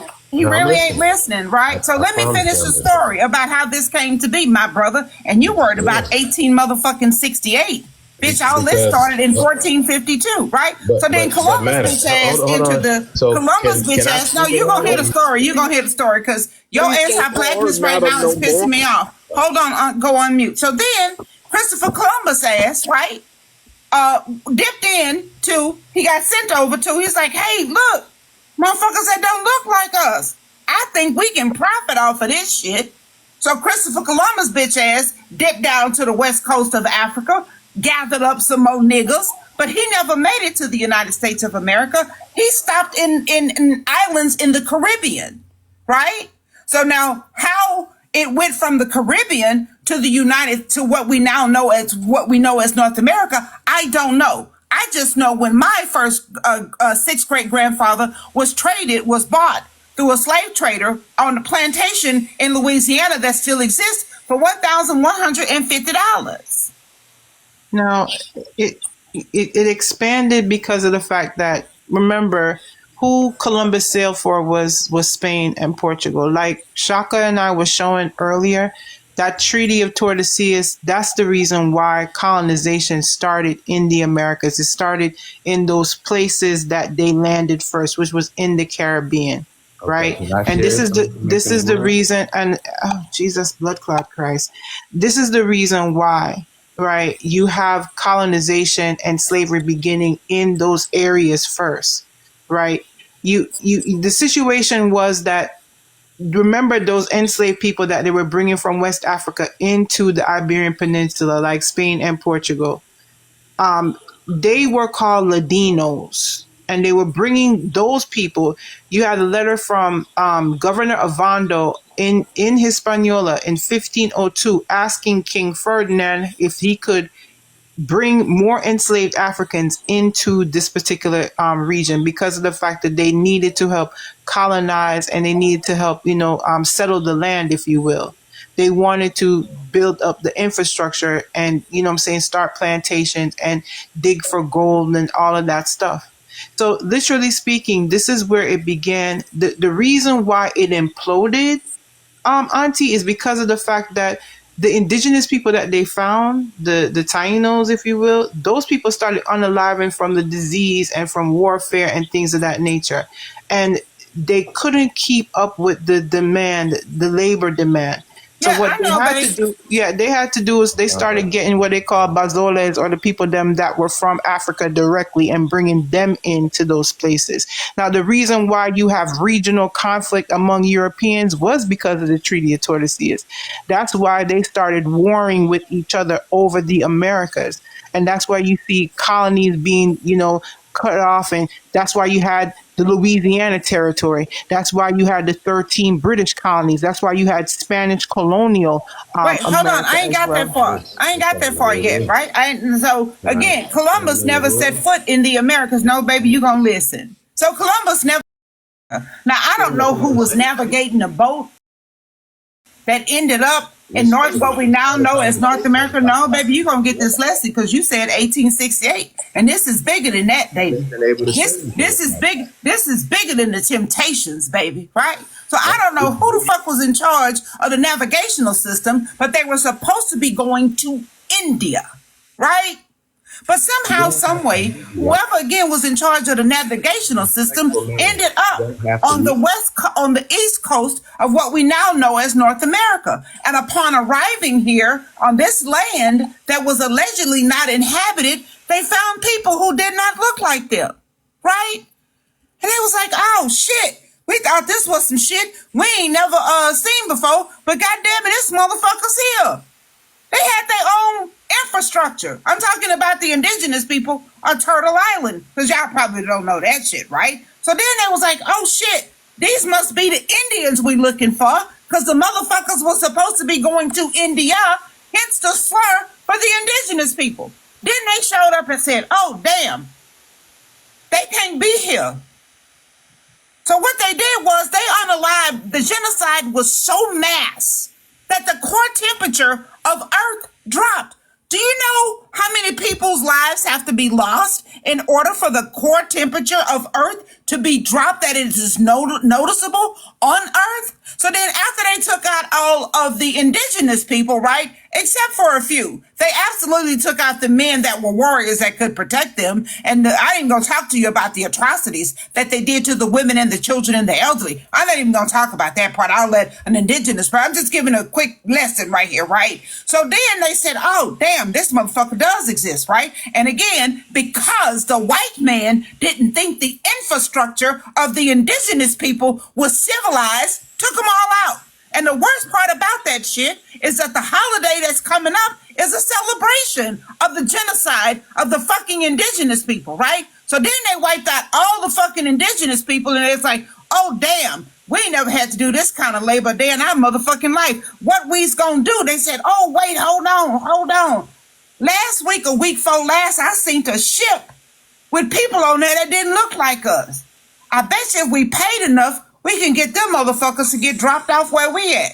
Because we do the same when it comes to the UAE. Because, yeah, we have relationships with them 100%. You get what I'm saying? But what exactly am I supposed to do if they're not going to do anything about it? If my country's so complicit in the situation as well? You see what I mean? That's what makes it so hard for me. I don't see any candidates out there that are actively talking about this the way we are here talking about this right now.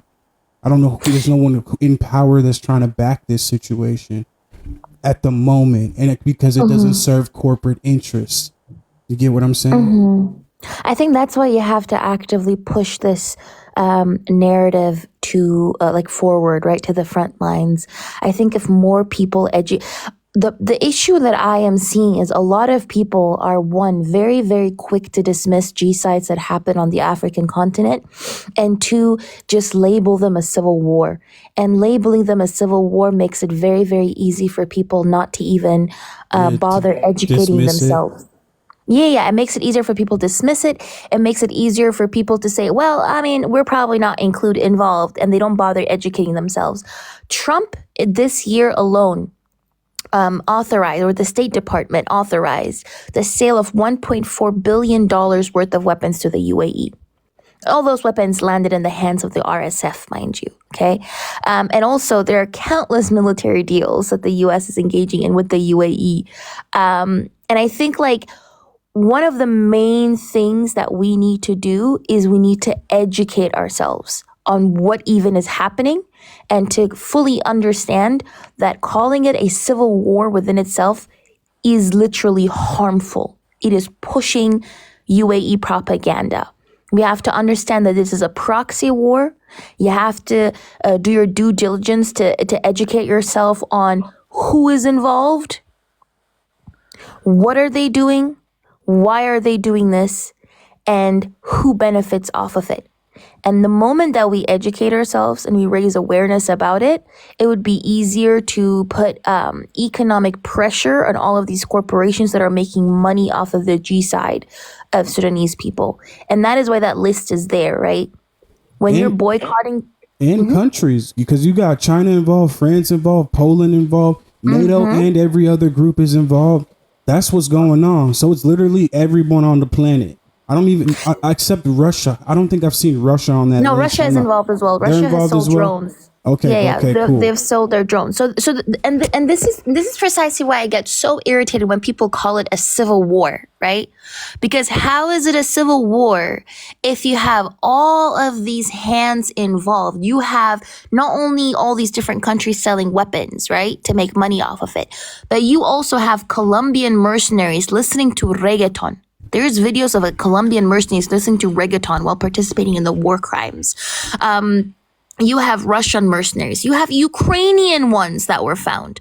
Ukrainian and Russian ones on the same side. How does that make sense? You got Chaldean mercenaries. You got Libyan mercenaries. You got Romanian mercenaries. You got French mercenaries, if I'm not mistaken, right? So you have so many different mercenaries and countries that are involved, and Sudan is practically fighting everybody. Sudan is practically fighting literally everybody and has been successfully invaded by all of these different countries. And yet the world is depicting this as it's just a civil war. It's Sudanese on Sudanese violence when that's not the case. Let me let the floor get in here real quick, Covey. I'll be right there with you. Randall?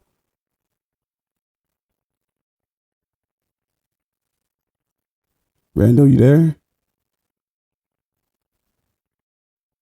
Maybe. I'm here. Cash, Nope. Not yet, Cash. Good Lord. You know it's too early to start all that. Yeah. Sammy, how you doing? Nice. Welcome to the panel. I appreciate you. Good, how are you? I'm good. What had brought you up initially? I know we were having a conversation with Covey here, but what had brought you up initially? So originally I came up here to talk about whatever the topic was before we started talking about Sudan, and actually I'm not well versed on this Sudan topic at all right now. I'm getting the first bit of information that I've gotten on it so far. Was it good? And yeah, really, really good. Yeah, she put it I'm down. confused though. Which side is Trump backing? Please tell me it's not the UAE. Yes, Trump is backing the RSF, the entity that are committing the G-side. That's wild shit. What the fuck? Well, why am I constantly in the country on the wrong side of history? They have to compete with China because China's buying a lot of land in Africa too. And they control a lot of land in Africa too. Man, China's buying up all of Africa right now. That's what I'm saying. So the U.S. has to compete in one way or another. But the U.S. is not competing because both China and the U.S. are backing the same entity, which is the entity that's committing the G-side. Both China and America are funding the G-side. So we're screwed. So this narrative about like the Christians being killed over there, like all of it's just basically It's not Christians. A majority of the people who are unalived in the past couple of days were Muslims. This idea that there's Christians being unalived is again UAE propaganda. I figured as much. That's why I didn't want to believe it right away. No, I was going to say, I feel. Oh, yeah, go ahead, B. You want to introduce yourself before we introduce Cash? Because he's going to say a lot of pure blasphemy. Go ahead, B. Yeah. Do I have to say my age or anything? Or? No, what's going on? What brings you up to the platform today? Oh, no, I just wanted to engage in the conversation, really, man. But I was going to say to Sam's point about the Christians there, I feel like America's using that as their scapegoat just to go in and infiltrate Nigeria and do what they always do, colonize and just murder people for no reason. You know that's right. Now, Cash, what is it that you wanted to say? I know you wanted to say something, probably to Covey, because you came up right as she was trying to speak. What's going on? I would just say, especially the sandwich, which it sounds like she's just researching or hearing about the Sudanese conflict. Do your due diligence. Don't go onto any one live.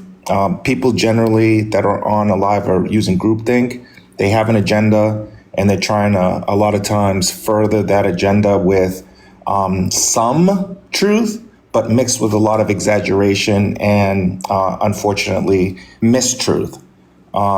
So, some facts don't lead to the same conclusions that they would want you to believe. So just do your due diligence and research it, and then come back and challenge.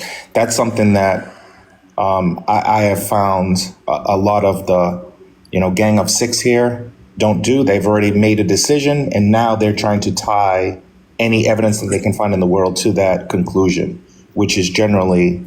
If there's any evidence of what she claims, then it's going to be pretty easy to make up my mind. Yeah, can you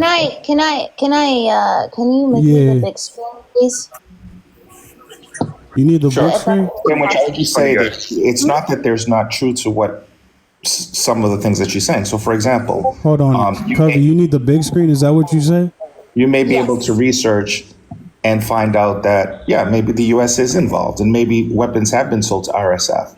But what she's leaving out conveniently is that there are other nations doing the same thing. I didn't leave that out. I said Egypt is one at a time, and we do the hands in the chat thing as well down here. So if you really want to go and got something to say, throw the hand on. Got you in the queue. Cash, land your plane so Covey can explain what she's got up on the big screen. Sure. Sometimes it's about leaving out important information. So Egypt is involved in this. Eritrea, other African nations as well. I got you, B. It started out as a civil war, and there are always allies or somewhat allies that get involved with conflicts and wars because they would like to see their side win. So a lot of it is conspiracy driven, a lot of the information, and I'm just saying, do your due diligence. All right. So, which Go side ahead, is Eritrea backing, Cash, if I may ask you? Which side is Eritrea backing? I wanted to ask Pharaoh. Israel, from my understanding, has... No, I said Eritrea. You said Eritrea. I thought you said Israel. I said Eritrea. Eritrea is primarily with the government of Sudan. Exactly, the Sudanese people. Yeah, so I'm just saying there's it's also on the wrong side of history. Well, I don't know. See, I'm not going to jump to that conclusion. I know that you have your agenda on what you want what I'm saying to be. Is, what I'm want saying, to work. Okay, nobody wants it, right? But there's only one side that is committing G-side right now, which is the RSF. The SAF is not committing G-side. So when you're saying Eritrea is involved and Egypt are involved, yes, these two countries are actively supporting the Sudanese military, which is backed by a majority of Sudanese. Hey, let her cash. Let her land her plane. Go ahead, Covey. Exactly. Thank you. So when we look at, hold on, I'll make the big screen. Okay. So these are just some examples, by the way, right? So if you go to Amnesty, I don't want to do this. Okay. So here you go. Advanced Chinese weaponry provided by UAE identified in breach of arms embargo, new investigation. Specifically the Norinco group, right? So a lot of the Norinco group, what does it say here? The presence of recently manufactured Chinese bombs in North Darfur is a clear violation of an arms embargo. Our documentation of AH-4 howitzers in Khartoum further strengthens a growing body of evidence showing extensive UAE support to the RSF in violation of international law. How did the UAE get this? Through China. When we go here, UAE is main backer behind Sudan war, intelligence officer tells Sky News, right? So he goes into detail about how the UAE is funding the RSF. If you go here, the Sentry, it literally gives you it was released in October 2025, by the way. This is a 17-page report going into detail about how the RSF is funded, fully backed by the UAE. It even tells you about how there are a team of businessmen with ties to the RSF that have set up a network of companies that are based in the UAE, including jewelers, an interior design business, and a management consultancy, including weapons. 17 pages long. You go to the United Nations. In the United Nations document, hold on. You go to Abu Dhabi, right? So what does it say here? It says here, the panel identified 3 main routes still active to date for RSF supplies. The main one was through eastern Chad. Since June, various flight tracking experts have observed a heavy rotation of cargo planes coming from Abu Dhabi International Airport to Amdijras Airport in eastern Chad, which stops in regional countries such as Kenya, Rwanda, and Uganda. By the way, these aircrafts, what does it say? Were transporting weapons, ammunition, and medical equipment for RSF from Abu Dhabi Airport. What else is here? The Treasury itself sanctioned a lot of corporations, by the way, that were also tied to funding the RSF, right? Here's a sanctions list of all the companies, by the way, that are based in the UAE. What else is here? Russian Wagner Group linked to Sudan's gold sector in Sudanese military intelligence investigation reveals. It shows that the Wagner Group is also involved, by the way, not only through gold smuggling, but also through mercenary work. What is this? Tradive General Trading LLC. So what does it here? It says the jurisdiction is in the UAE. Country, UAE. Based address, Dubai, right? It says here, what does it say here? Tradive is a company based in the UAE whose direct and ultimate beneficial owner is Algoni Hamdan Dagalo. Algoni Hamdan Dagalo is the youngest brother of Hameti, by the way. And what does it do here? It says here that they have bought Toyota Hilux and Land Cruiser pickup trucks and then sent them to the RSF. If you go here, it says here that the UAE has repeatedly denied allegations that it funnels weapons to the I'm on the side. efforts for Sudan. Detailed reports of cargo planes believed to carry weapons destined for the RSF through neighboring Chad. If you want to go, I can show you specifically American weapons, by the way, because they have been found too.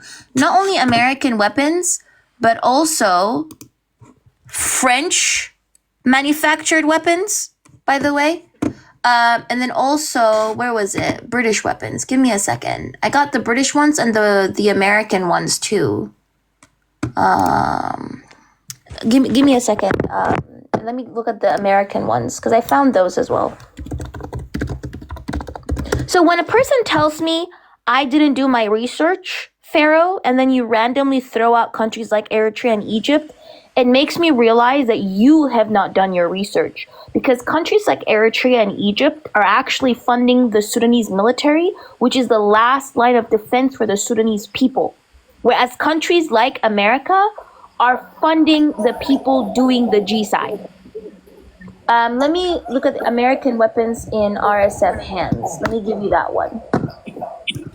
Now, let me give him an opportunity to reply here. But Cash, turn down the volume on your phone. You got an echo. That's all you got to do. Okay, thanks. I was already aware of all this information that you're presenting. I just don't agree with your conclusions. So I never said that there wasn't support for RSF. I said that there was. That is normal. When there's a conflict and you have two sides, there are allies that come from various countries to support, and there's on the counter side other countries that support the other.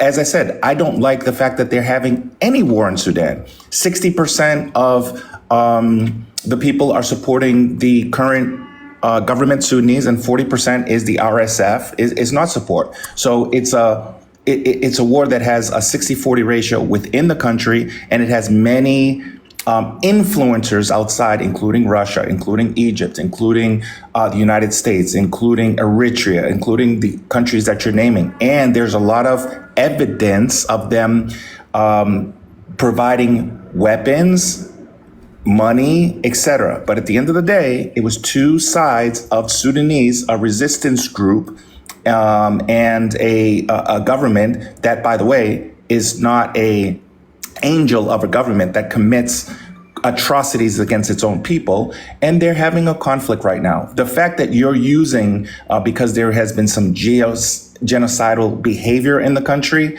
that as another flag to say, oh, yep, here it is again.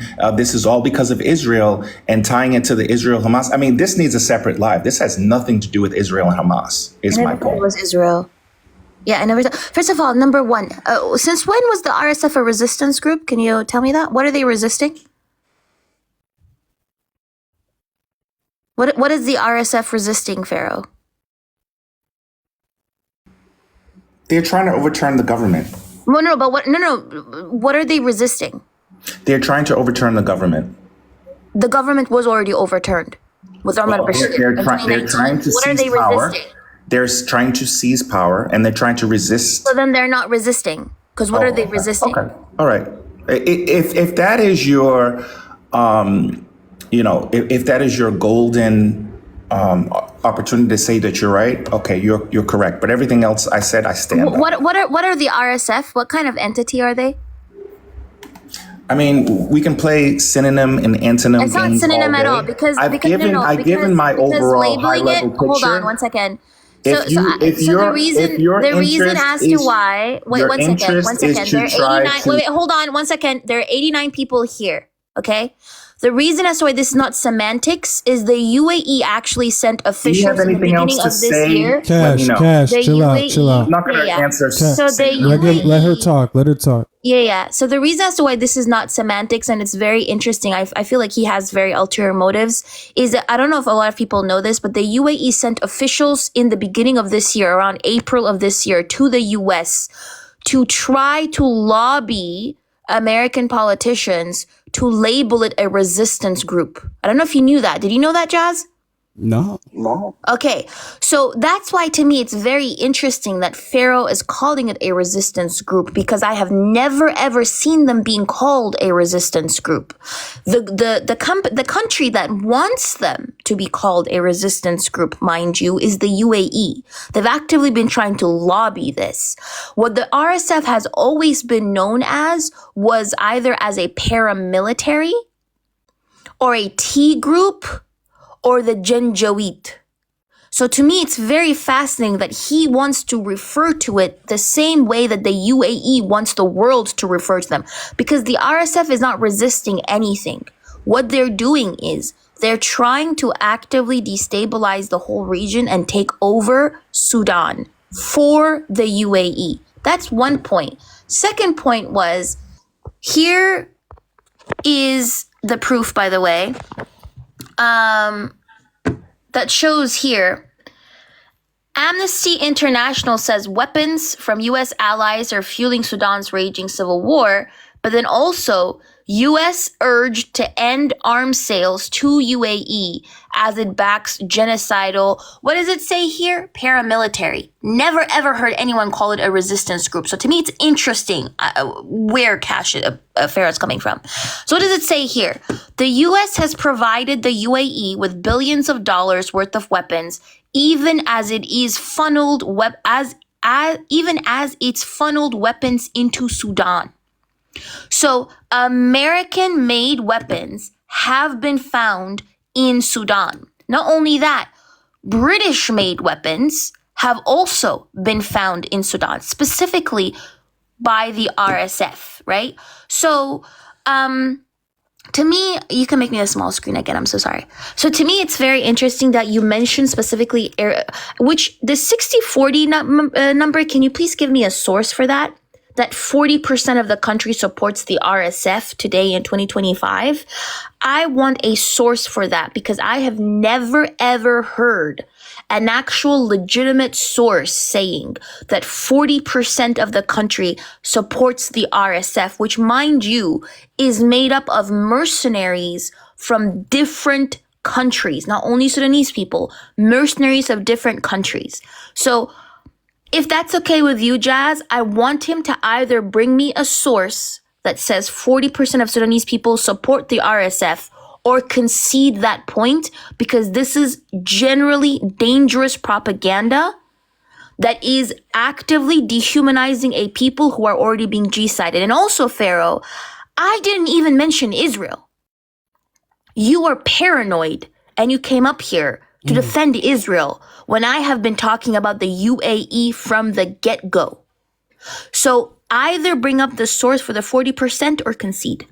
No, I'm gonna give you that opportunity, Cash, to go ahead and look up that information while B talks here for a second. Go ahead and look that up. I'm gonna come right back to you. B, what's up? I don't need to look up that information. I'm still waiting for my question to be answered. Hold on, hold on, Cash. Hold on, Yeah, go Cash. ahead, Jazz. B, I'm not going to do that homework. B, go ahead. I mean, I don't really have much to say because Kobe kind of pretty much said everything I wanted to say. But to Cash's point, like I don't know where you're like getting your information from, but you got to do a little bit more research because I mean, even though everyone likes to classify this as a civil war, but how is it a civil war if one side has all the weapons and people are being unalive daily? Women, children, men, they're starving. So how is that even a civil war if one side's at a very big disadvantage? Now it would be different if both sides were attacking each other and both sides had mass casualties, but that's not the case in this situation. So it's not a civil war. It's not a war at all. It's a genocide. It's point blank period, no matter how you put it. And the 60-40 thing, are you able to explain that, Cash? You'd like to give you that opportunity because she did ask for a source on that information. I don't mind giving a source for the two claims that I made. And by the way, it's janjaweed. I don't know what ginger thing she was talking about. Janjaweed, because I speak Arabic. I have no problem doing that. But what I don't want to do is to allow her to just be on offense and just continue to ask questions and ask this, ask that, without providing what I asked for in my statement, which was, I want to see what the connection is, because it may not have been you, but there's others on this panel that quickly brought up Israel and the Gaza-Israel conflict as if they are synonymous or they have some attachment. So this is a live that I generally join about the discussion between Palestine and Israel. So if you can't make the connection, let's jump on another live, and happy to talk about this. There's other lives that are talking about Sudan right now. No. I'm so sorry. Either you make the connection or you don't. If you don't, Hey, The Cass, I think you UAE can certainly make the connection. the UAE has nothing to do with Israel. the UAE is Israel's in Dubai. ally. Okay, Yeah, so the UAE let's is be Israel's clear. ally actively, and Israel also through its IAI There's a lot of allies of the is UAE. funding. No, hold on. First of all, I don't want you to Okay, deflect. let's hear the connection. No. I will give you that connection. Where is the source for the 40% number? Because that's misinformation. There is no credible polling or independent public opinion Relax, research that confirms. I don't know if it's your narcissism or what, but I asked you. I don't care. I She don't ain't care if narcissist. you're going to personally That's what attack. narcissism I'm Here, just saying here it again. is, Cash. It's up on the screen. You see that? You It's see up that on the Israel is screen. actively, Pharaoh. No, Israel is Cash. actively funding the G side by funding the There are a UAE, lot of which is again countries landing that are in funding RSF hands. Cash, So Cash, that's it. I'm speaking to you. I'm Including speaking China. to you. Cash. Yes. The information that you're asking for is right here up on the screen. I'm going to give you the opportunity right now to go hunt for that 60-40 source, because this is how Israel is involved in the situation at hand. You can even see France and China and the other countries are there as well. I don't, again, I'm not sure what you're showing here. Are you showing, that Israel... There are weapons that were sold. Here on the right hand, on the right column are the weapons that Israel has sold, and on the left hand side is the exact company, the IAI, Israel Aerospace Industries. That's who has sold weapons to the RSF. Got it. It's that. So that shows. Yes. Okay. So not I only can be clear that, and Jazz, summarize. but also hold on, Conde. You had your chance and you didn't want to do it. One second. Not so only now that, Jazz but so now Jazz is helping. Wait. Hold on. He's not. I'm not that helping. list Let was her get her literally in my second. link tree. Okay. That list is in my link tree. To Okay. talk over me, Jazz. So, I'll just drop. I'm gonna let her explain. Let her explain. Go ahead now. All she wanted to say was that it was in her link tree. Go ahead. Yes. I don't care about her link tree. She had a chance to answer and she didn't want to respond. I tried to answer it. So now it's too late. It's No, too no, I late. tried to answer you. Let's not No, deflect. you Where is didn't. the 4060 No, you didn't. number? You kept insisting on that I answer you. Where I is have the the 4060 sources on. number? I told you Okay, Israel is selling I am weapons. not okay. I Where's can the make this 4060 simple. number? I can make this simple. You didn't want to answer. Bye. Oh, you I'm so running? sorry. Bitch, get the fuck out of here. He ran. That's a run. Bitch, get the fuck out of here. That's The one thing I wanted to, I'm so sorry I cussed, by the way, on your We panel. cuss on the but panel all day. Okay, The okay. fuck Then he's a cash. little degenerate bitch, okay? I'm so fucking sorry. You got literally cornered and therefore you had to run, you little bitch, okay? What I was gonna say was, Jazz, to you Sharmuta. specifically, exactly, Sharmut. And also, don't you dare come for how I pronounce Janjaweed because I speak Arabi. I speak Arabi. I didn't say ginger weed, you weirdo. I said janjaweed because that is how it's pronounced bil Arabi, okay? But also, what I wanted to add to you, Jazz, is not only is Israel selling weapons to the RSF, but also there were multiple reports going as back as June 2024 that has shown that Israeli and Emirati user accounts, bot accounts, were spreading disinformation campaigns, specifically RSF disinformation campaigns, right? So Israel's not only selling weapons, Israel is also actively helping the Emirates spread misinformation or disinformation about what's happening in Sudan. This was back in 2024. And even right now, especially after what happened to Al-Fashir, there have been countless Israeli and Emirati bots on social media that are spreading more disinformation. But this guy does not even know what the hell he's talking about. Stick to just watching Fox News. I've never seen Pharaoh run so fast. He took off, right, Musa? Yeah, She put him in a corner real quick and asked him a simple question. That's all it took. We even answered his question twice. That was TV gold right there. That makes for good TV, at least in my opinion. Man. Hey, Shin, how you doing, bro? I know you're sitting there quietly waiting to get your turn. I apologize to Cash for such an asshole. No, you're good. I wanted to originally come up because he contended a point after even being showed evidence that how do you know?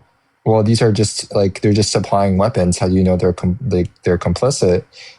Because like I would bring up the point like back in World War II, before the U.S. got involved, at the very least, Ford, the car maker, they were involved in with the Yazidis at some point. So that's what I would have said to him, because like whether then people would not be upset if they were found working with them,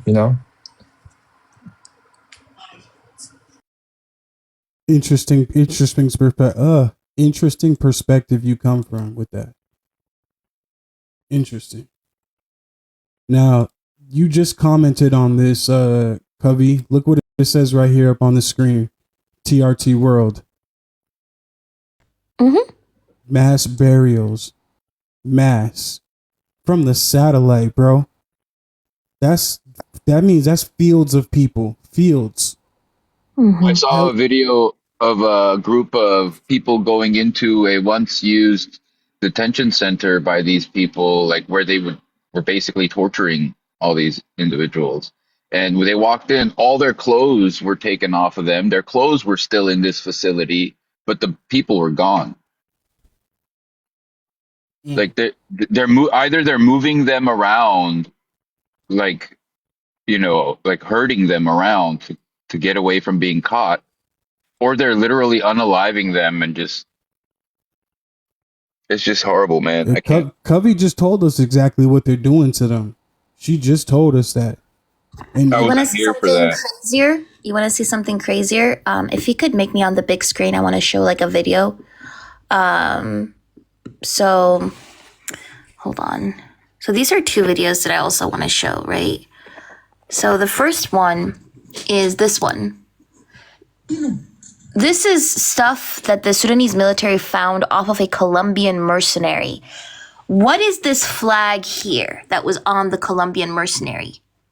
That's the UAE flag, the Emirati flag, okay? But look what else he has. What does he have on this picture? This is the Colombian mercenary that they unalived. Here on his shoulder, he literally has again the Emirati flag, the UAE flag, right? Here it is.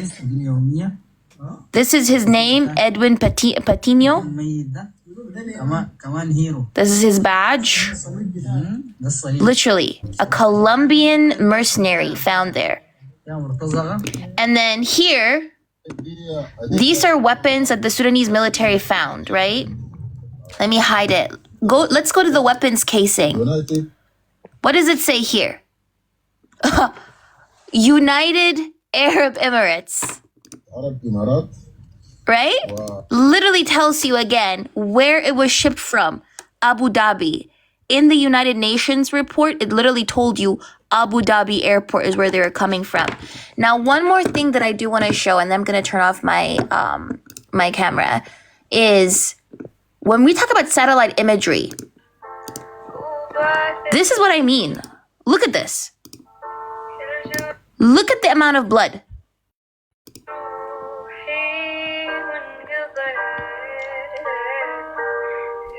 That's crazy. For days. There's literally blood everywhere. That's what ethnic cleansing looks like, everybody. Look at the amount of blood. Look at the amount of blood. If you go to Yale Public Health, they're doing an almost daily comparison through satellite imagery, and they can literally show you discoloration of the soil, and blood and bodies everywhere. Like, it's disturbing. It's just the amount of blood that we're seeing is legitimately disturbing. More than 8,000 people were unalived in the first. You can make me the smaller screen. Thank you very much, Jazz. I appreciate you. More than 8,000 people were unalived in the first 5 days. More than 5,000 were unalived in 48 hours, which is 1 person being unalived every 34 seconds. Like that is a grotesque amount of people. There was what's called released by a journalist in Sudan. This is what he said. 1 second, I have it here. I have the message from the journalist somewhere here. Give me a second. So this is what he said. He said, the criminal Abdul Rahim Dagalo, along with the criminals Al Hadi, this was, by the way, just 2 days into them entering Al Fashir, right? So he says, they ordered their forces alongside the forces of the criminal Abdul Aziz Al Hilo to eliminate everyone in Al Fashir. Indeed, all civilians, including the wounded in hospitals who were victims of the RSF bombing and establishment, were eliminated. The estimated number of victims of the Al Fashir massacre has exceeded 5,000. This was in the first 48 hours. And the elimination are still going. There are places where we could not estimate the number of victims because they unalived everyone they found in the city. This is in addition to thousands of young men who were transported by tractors, and many have been eliminated somewhere else. Whether the time is long or short, by God, we will not leave a Janjaweed on the face of this earth. So the scale, I cannot even understand, like my brain cannot even comprehend the scale. And what do they mean when they say Janjaweed? Janjaweed is a name that the RSF now is called the Rapid Support Forces. Prior to that, though, they used to be called the Janjaweed, which in Arabic literally means like a demon on a horse. Because when they used to unalive people, they used to unalive them on horseback. So when they used to unalive people in the Darfur region. That's what Janjaweed means. They used to be called demons on horses, and now they're called the RSF. Goodness. All because these two men decided to have a little rivalry between themselves after the previous. No. It's not because of that. It's not because of that, Jazz. It's because nobody wanted the RSF to rule. And what Burhan did was he was trying to, because the RSF had, as a paramilitary group, had gotten way too strong because they owned a lot of the gold mines. They had deeply embedded themselves within Sudanese society. And Burhan, basically, who's the leader of the Sudanese military, tried to incorporate the RSF into the military, at least so they can be under some form of chain of command, so he could neutralize them. Because basically what the Sudanese military was trying to do was they were trying to prevent a war from happening, from breaking out. So what they did was they tried to neutralize and disarm them by implementing them under like a chain of command under the military, because they were their own entity and structure. And they agreed to initially 2 years. So they were given 2 years to be implemented into the military. And after that, though, Hemeti, who's the leader of the RSF, said, actually, no, I don't want 2 years. I want 10 years to be implemented into the military. And the reason as to why he wanted to give himself 10 years is because he wanted to embed himself even deeper into the country, make himself even more powerful, engage in more relations with other countries, especially the UAE. And Burhan did not want that. Of course, the Sudanese military didn't want to give them more time to be able to strengthen themselves. And that's when the RSF just randomly started attacking in April of 2023, when they just randomly went into cities and started unaliving people. That's how it broke out. So it's not about rivalry. It's about one side trying to neutralize the RSF, and the RSF, with the help of the UAE, which, by the way, before April 2023, the war broke out, Hemeti actually spent 2 weeks prior to that going back and forth between the UAE and Sudan.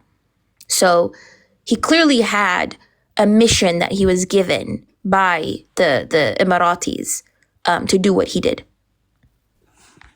Now that's deep. That's deep. And you just follow the money. You just find out where everything's coming from. It makes it that much more simple to find out what their real intentions are.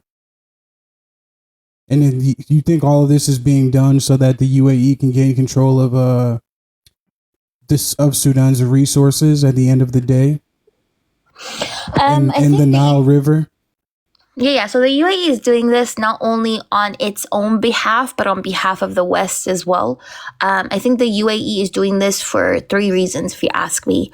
Number one, the resources, of course. The UAE is literally a desert country, okay?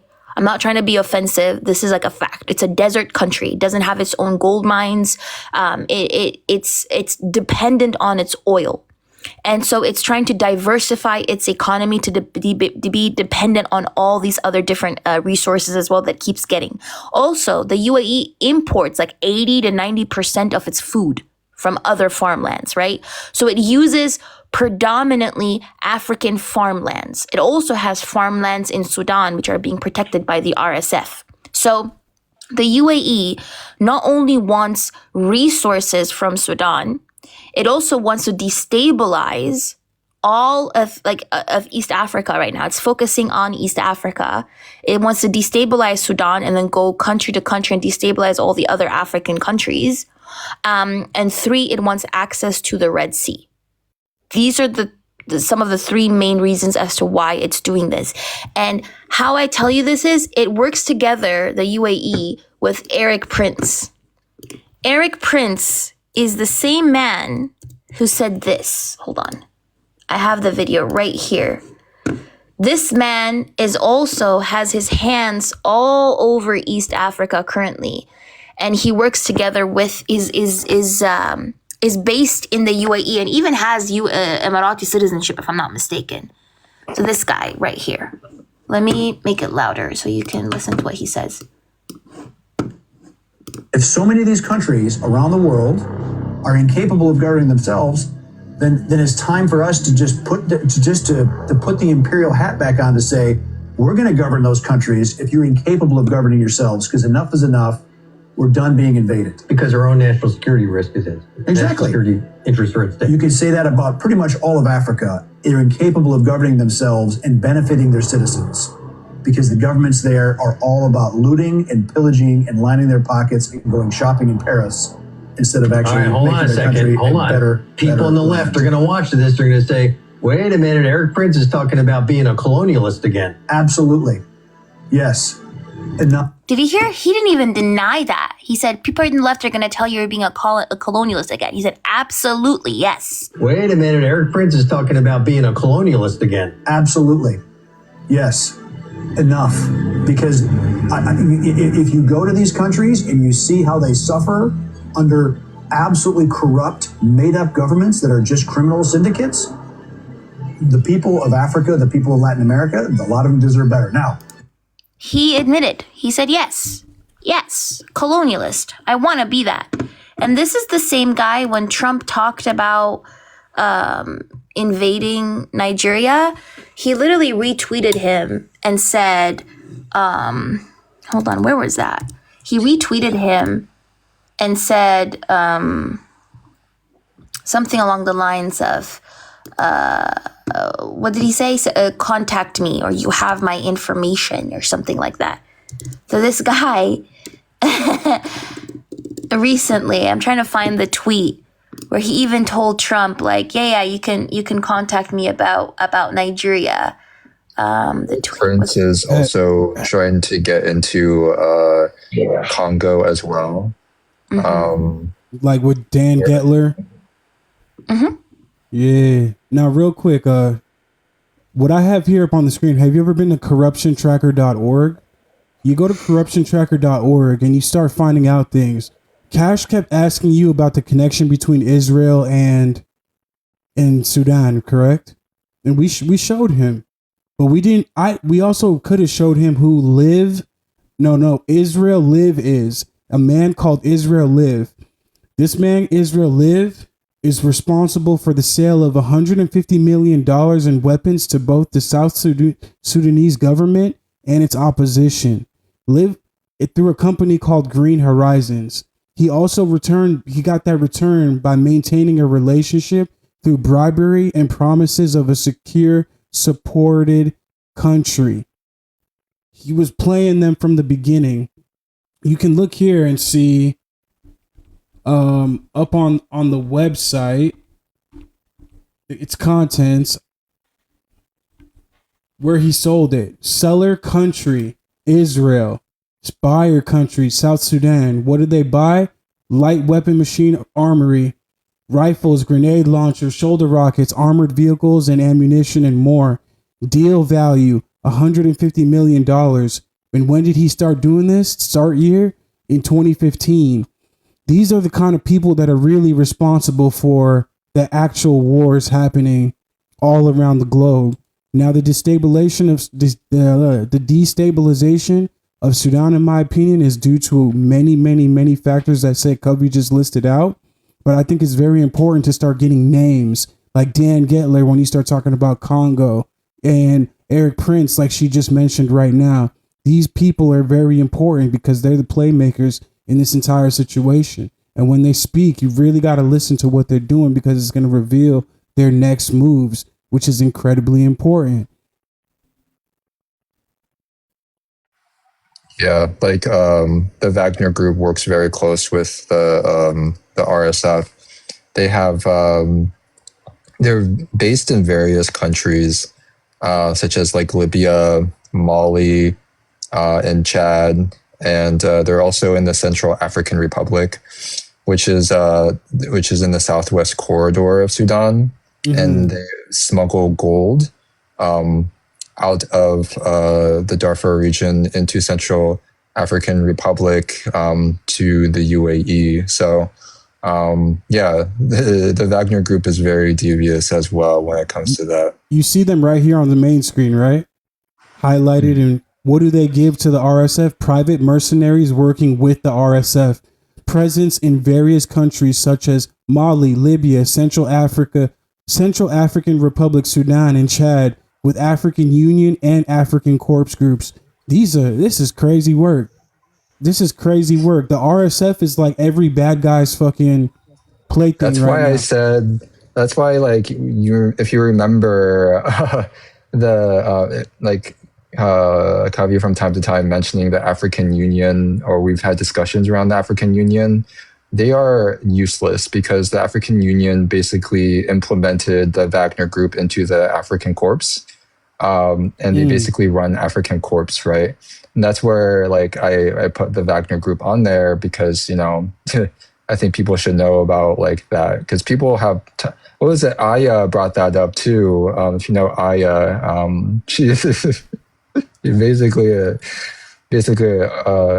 paid by the UAE at this point, and asked about the African Union. So if you ever hear about the African Union, they don't do anything other than working with the Wagner Group. So, African Union security forces that are currently committing war crimes against Somali people in Somalia when they went in reportedly to stabilize the situation, right? But they didn't. They're only committing war crimes. I think like Africa would be able to flourish if all hands left it. But the fact that all of these different countries go into Africa and do just whatever they want to do, and there's literally nobody protecting Africans. Like, the governments are colonial entities that are only there to advocate on behalf of the West. The corporations are all multinational corporations that come from the outside. Like, all the entities are only there to exploit Africa. And somebody said about the European Union.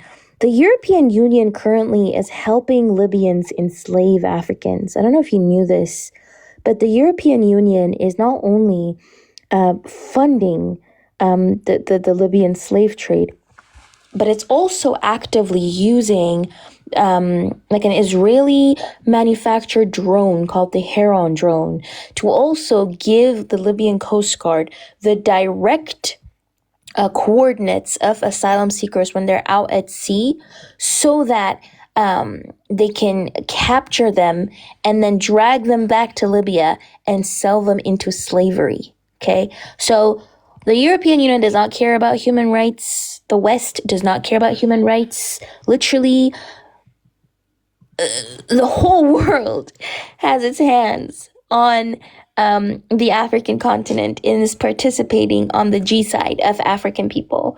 It's crazy. Because that's where the real gold come from. Shout out to people like Ibrahim Traore. Yeah, we need more of those, man. More carbon copies of him. What do you think about that one? I agree. I think like it is a start. I personally really like Thomas Sankara. I think he was legitimately a very good leader, and that's precisely why he was assassinated after 4 years. One time for Ghana. And Kwame Nkrumah as well, exactly. But I just don't know, and it's really frustrating when I see people say, "Oh, it's just a civil war," because then that prevents people from understanding what is happening. Why are people starving? Why are people being unalived? It's not because Africans are somehow these uncivilized beings who just unalive each other. No, this is something that is being caused by foreign interventions and escalated by foreign interventions as well.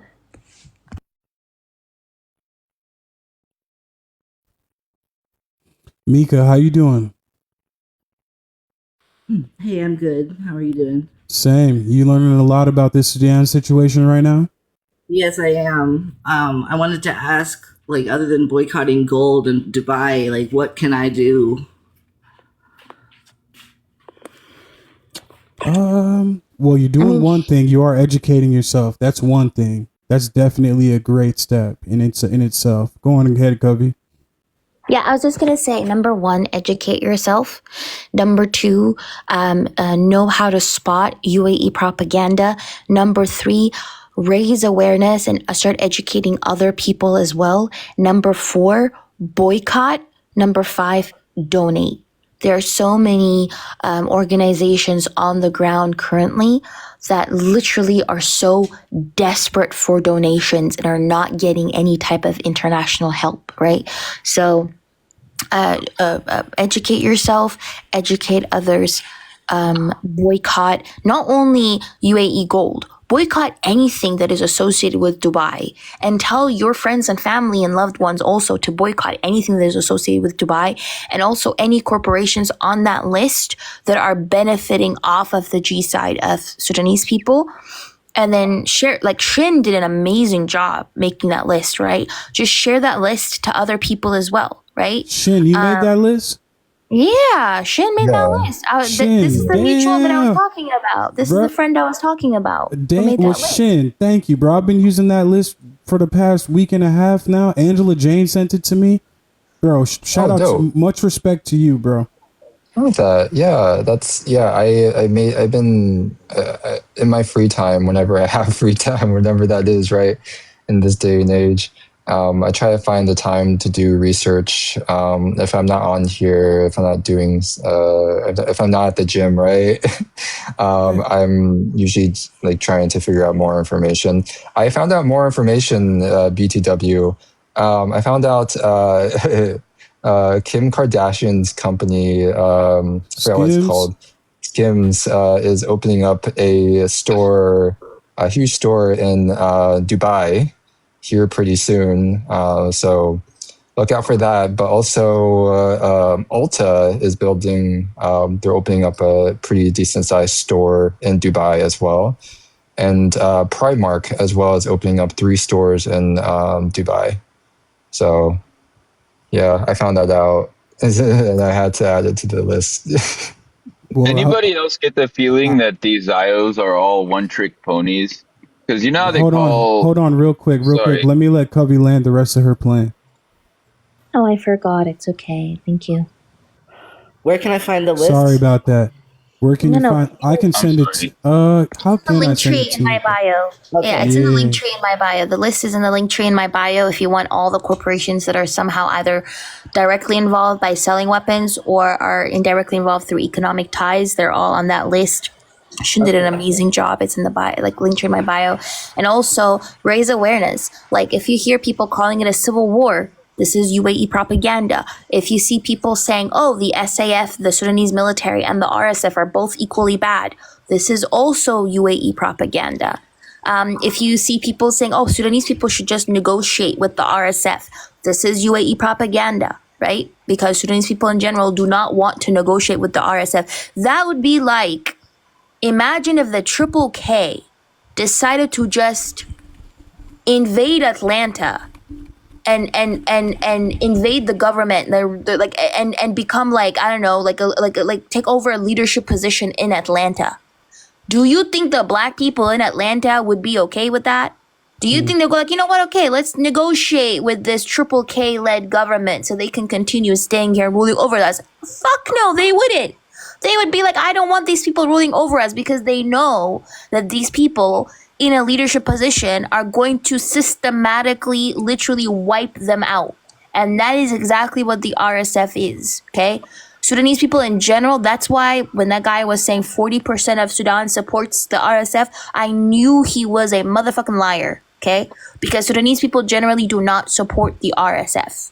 So, where does the RSF come from? Like, are they mercenaries from a bunch of different countries, or are they mostly from one country? So historically, they used to be, I don't even know if there's like a point into going into the history. Like initially, they started off as like this militia that was created by, or not created, but like their creation was supported by Gaddafi in the 1980s. And a lot of Gaddafi's like mercenaries and people who worked under him, they went and they formed this group called Tajammu' al-Arabi, or the Arab Gathering, which was like this pan-Arab group in an area in Darfur, which was predominantly inhabited by people who were not Arab or who were not Arabized. And then the Omar Bashir was a president, and he was a dictator who got into power through a coup, and then he formed the Janjaweed out of remnants of this group called the Arab Gathering. Now, there are some people who were from the northern Darfur side, if I'm not mistaken, who were... it goes into the history. I feel like if I'm going to the history, kind of like... Chin, can you explain this in like a very simple way? Because I feel like if I go into the details of it, it's going to confuse a lot of people. Yeah, I mean, I can try. So yeah, like they were originally formed in the late 1980s with the help of Gaddafi in like in Chad, and then it went into the Darfur region. Omar Bashir supported them originally to go into the Darfur region, and you know, essentially like cleanse them, unfortunately. And then they got too much power, and then from there. And It's they like the used to simple version. exactly, simple wise, they used to be used by the dictator Omar Bashir to not only cause havoc and division within the Darfur region, where he, whenever like two rebel groups, for example, in 2003, basically rose up and they tried to go against or resist against the Omar Bashir government in Khartoum because he was oppressing them and they felt like they were systematically being oppressed. And what he did was he just literally sent the Janjaweed to them. And the Janjaweed committed genocide then as well, in that they unalived anywhere between 300,000 to like over 1 million people. I think like some estimates say like 2 million people or whatever it is that they unalived there. And then that was in 2003. So they have been consistently used by the Omar Bashir government so that he could continue, and he was a dictator, to prop himself up. He basically gave them a lot of power. The reason as to why they became deeply embedded in that society, in Sudanese society, is because Bashir gave them so much power and legitimized them, exactly, Haley, in order to continue staying in power. But then in 2019, a lot of Sudanese people, they did not like the Bashir government. They were oppressed by him as well. So that's when the Sudanese revolution happened. And they revolted against the Bashir government and pushed for him to be removed. And that's when the Sudanese military and the RSF couped him. Yeah. Look at all the destruction on the screen in Sudan. Just look at how... Did you see all those bodies? Look at it as he goes. This is the video clip right there. Yeah. Oh my gosh, that video right there is horrendous. Like that's why they cut it off right there. Because what that guy does, if you actually watch the whole video, he goes. There's a man right there that's sitting on the ground. They go up to him. He pew-pews him. Shoot him. Yeah, they unalive him. And it was in that particular hospital where they unalived over 460 people, by the way. Yeah. In that one hospital, in that one room, there were more than 460 people who were unalived. So if you see the actual video, the whole floor is just full of bodies. And there's only one man who was alive sitting there. And they also unalived, like they pew a man. Yeah. Look at all those bodies in the ditch. Look at that. Mass. Look at that. The RSF is, dangerous, bro. Look at this. Yeah. Casually, bro. You should have seen the videos. Jazz. I saw a video where they just piled a ton of bodies over one another and just set them on fire. The RSF did that? The RSF just mass cremated a whole pile of bodies. Like, the videos are so disturbing, right? So that's what I'm saying. That this 8,000 number within itself is a massive, massive, massive undercount. Because I'll tell you how massive of an undercount is. I read somewhere that about 90% of the victims are not even being counted, right? So a good example of this was in April of this year, when they attacked the Zamzam camp in also in the Darfur region. Within the Zamzam camp, this was a camp that housed about 500,000 people who were mostly the the most vulnerable of the most vulnerable. And they went into this camp to also assassinate a 22-year-old medical specialist who was there. She was a rebel fighter, but she was also basically was running medical facilities to treat the people there. They went into that camp, literally, in 72 hours.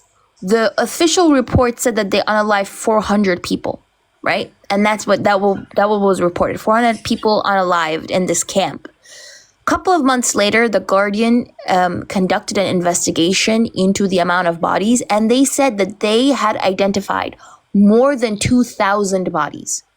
So the official count was 400, but the actual count was more than 2,000. So this is why I'm saying it is, even the 150,000 people that they're saying were unalived is a massive, massive undercount, because an overwhelming majority of people are not even being counted. Now, Musa, you wanted to tap in and say something as well. Yeah, I don't know how much value to all of this I could add. I'm not really well versed on African history, but I do recognize patterns when I see it. I know a little bit about Uganda and Idi Amin, and the things he stood for. They called him the butcher of Uganda, and this fits a pattern for me, of how they called Sinwar the butcher of Han Yunis. They do this sort of labeling, and it's in the idea of imperialism where it comes in to play here in America. It's sort of like the Zionist agenda has always been to make an imperialist world, right? Everybody for themselves sort of idea. And this whole concept is all fitting a pattern for me. And I don't know, I see a bigger effort into creating civil unrest, not just in Africa, but on every continent on the face of this planet.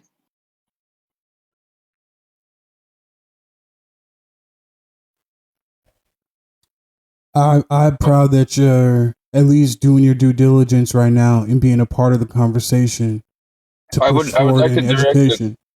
a question to Kovi. How much do you know about Idi Amin and the things he stood for?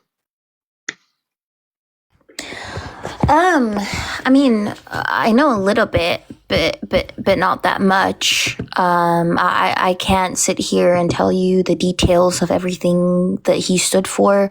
I do know some of the policies that he did undertake, like kicking out certain groups of people and all that stuff. But I wouldn't say I'm an expert on Ugandan politics. No. It's a very touchy subject, just like how they created such a dark shadow casted over Cousins and Sinwar especially. They've done the same thing to Idi Amin. They said he unalived 300,000 people and tortured countless others. But I think the aspect of, imperialism opposed to independence comes to play here. There's one group trying to expand and another group trying to find their independence where they are. And that's what we need to focus on, is who's the one trying to take what they didn't earn. Talking about Uganda. I'm sorry, I missed that part. What? Is this you? What about? Yeah, I was asking about Idi Amin and his points of view as far as how he went about, you know, opposing his oppressors.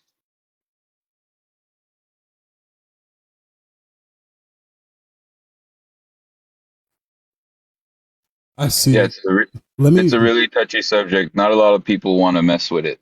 And I don't think a lot of people have done enough research on it. I think this is a part of history they've tried to hide from us.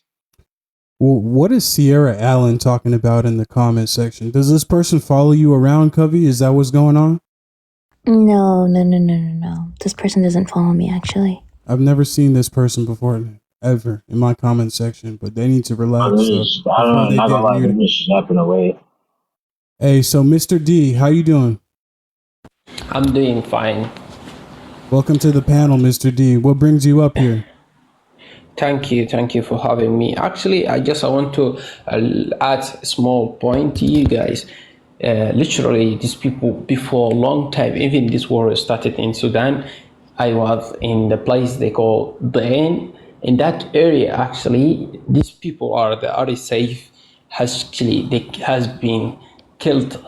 A teenager because some issues between him and another guy. These people has been paid to them to kill that teenager. That before yani, even this war start, just imagine these people, like these people are not even you can look at them twice. Anyway, they killed that child and until the days, even they did not kill him immediately, like they unalive him. Actually, they kill him slowly. They tortured, I don't know how to say it. My English actually is so little bad, but they like analyze him anyway slowly. Even the truth of my word, what I'm saying is you can find in the YouTube until now the video in the YouTube. This is before a long time. Even that time, we after they did that, we go on their houses and then we burn it because that what they did is not worth it. And how you can kill someone because even you don't have a problem with it because someone paid you money and then tell you to go and kill, and you are that time and wearing the uniform of what you present. I understand. Did you know? I understand. Yeah, Mr. D is Sudanese, by the way. He is from the Darfur region. So what he just shared, like what we're sharing, is more of not first-hand accounts, but stuff that we've researched. Whereas Mr. D is a person who has experienced the violence of the RSF firsthand. So. Man, that speech earlier from that dude that was saying, African continent is uncivilized, incapable of governing itself, so we got to go in there. This is the imperialist idealism, right? We're better than them. We know what's better for them. So let's go bestow our democracy upon them. And that's always the bad guy.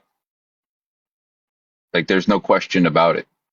You're the one crossing borders into other people's country trying to tell them what to do with their independence. I mean, we should stop the unaliving of children wherever we see it, right? So why is it okay if it's only happening to a set of people? Now, Imperialism calls for that same thing. Let me bring this into some Were you going to say something, Covey, before I do here?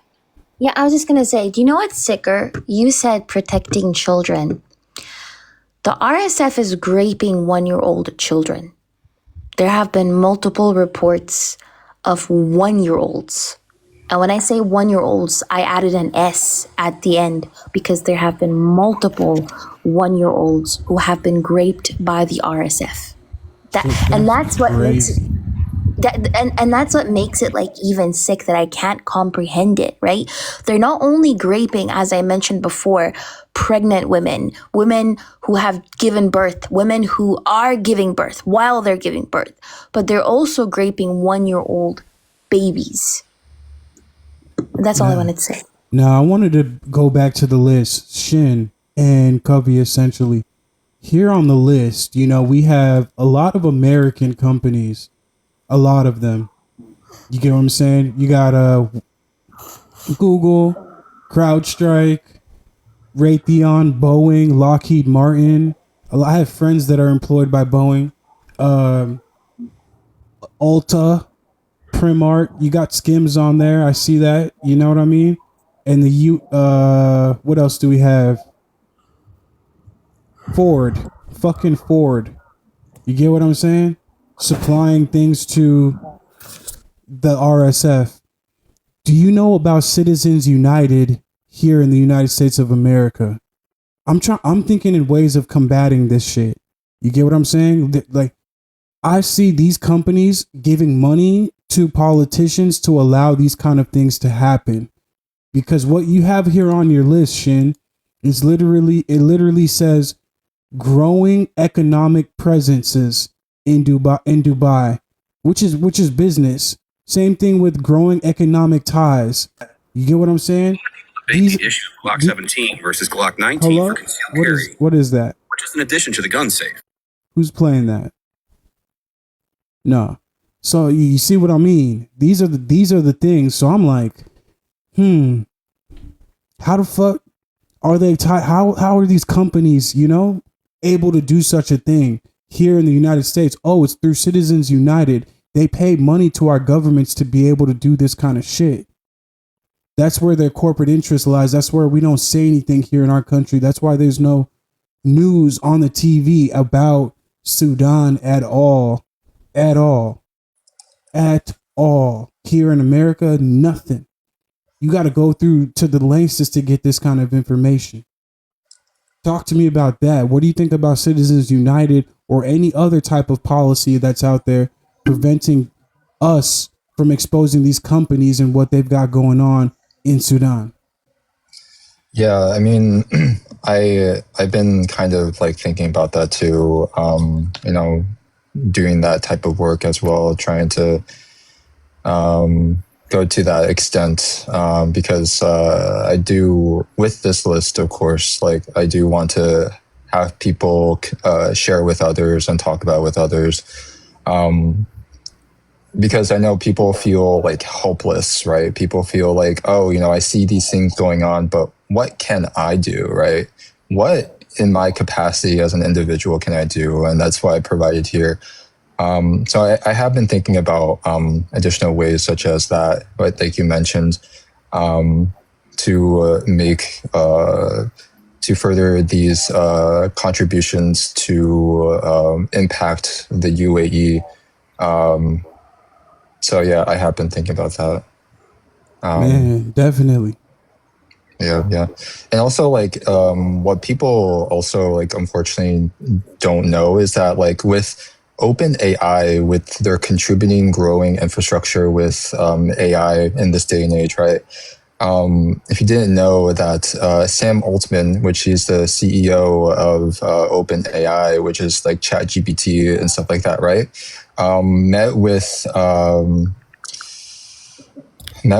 UAE president back in September and October to build like a huge infrastructure there in the UAE. So if you're definitely like using ChatGPT, or if you know anyone that uses ChatGPT, tell them about that. They're complicit in G-side. Now that's tough. That's tough when Yeah. you start linking things together, bro. People gonna have to start going to the farmers, man, to get their food. People gonna have to start really reading books again to get their information, because any and everything that we've been using, bro, is now all of a sudden involved in a genocide. Our comfortability is these other people's pressure. Isn't that crazy? And also, it's wild too. I forgot to mention the UAE also has a growing presence in with South Sudan. So the South Sudan president met with the UAE twice this year. Earlier this year, nothing over the summer from what I've seen, but like earlier this year they've met, and the whole meeting was around the UAE working with South Sudan, promising infrastructure as long as they are able to bring in some military equipment through their routes. And so there's also a troubling growing influence there too. So they're like, Sudan is literally being stranglehold across like all like almost all parts of their borders, right? So we have like Libya to the northwest, right? We have, of course, Chad to the west. We have Southwest. We have Central African Republic, and then now we have to the south with South Sudan. It's very like disturbing, And we can also add on Ethiopia to that list because don't want to forget about that. Yeah, unfortunately, it's also helping the RSF. There's a question in the chat that I wanted to address, which was, is a peace treaty good? A peace treaty with the RSF is never good. Just wanted to say that, right? So to help people here better understand, that would be like, imagine if the Triple K took over or the American Neo-Yahtzee Party or whatever, any other like white supremacist entity, if they directly took over a city, would people expect the inhabitants of that city to make a peace treaty with the Triple K and be very much okay with them ruling them? They wouldn't, because they know that the Triple K poses an existential threat. And that is what the RSF does. The RSF pose an existential threat to Sudanese people. Like, there are videos, and this is not to say the Sudanese military is innocent or it's good or whatever it is, right? The Sudanese military historically has a lot of issues, right? But the thing is, right now, they are the lesser of two evils. The RSF, like, there are videos of the RSF eating human liver. Okay? So the atrocities that the RSF are committing are just incomprehensible. Like you cannot even begin to understand they're putting people by like the 50s or the hundreds into like compartments. I saw like a couple of those videos, and they're gassing them. They're using gas to unalive them because they're trying to use some of the cruelest methods out there to kind of engage in psychological warfare and strike fear in the people, right? So Sudanese people in general are not going to want this type of entity, this type of barbaric theist entity to rule over them. So they are being pressured by all sides to engage in a peace treaty or peace talks and negotiations with the RSF, whereas the SAF is vehemently denying that in the first place because they don't want to even legitimize the RSF.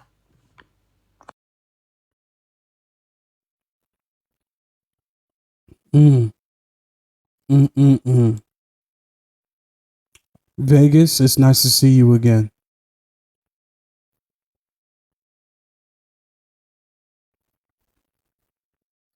Yo, this Claire and Allen guy in the comments. Oh, Sierra.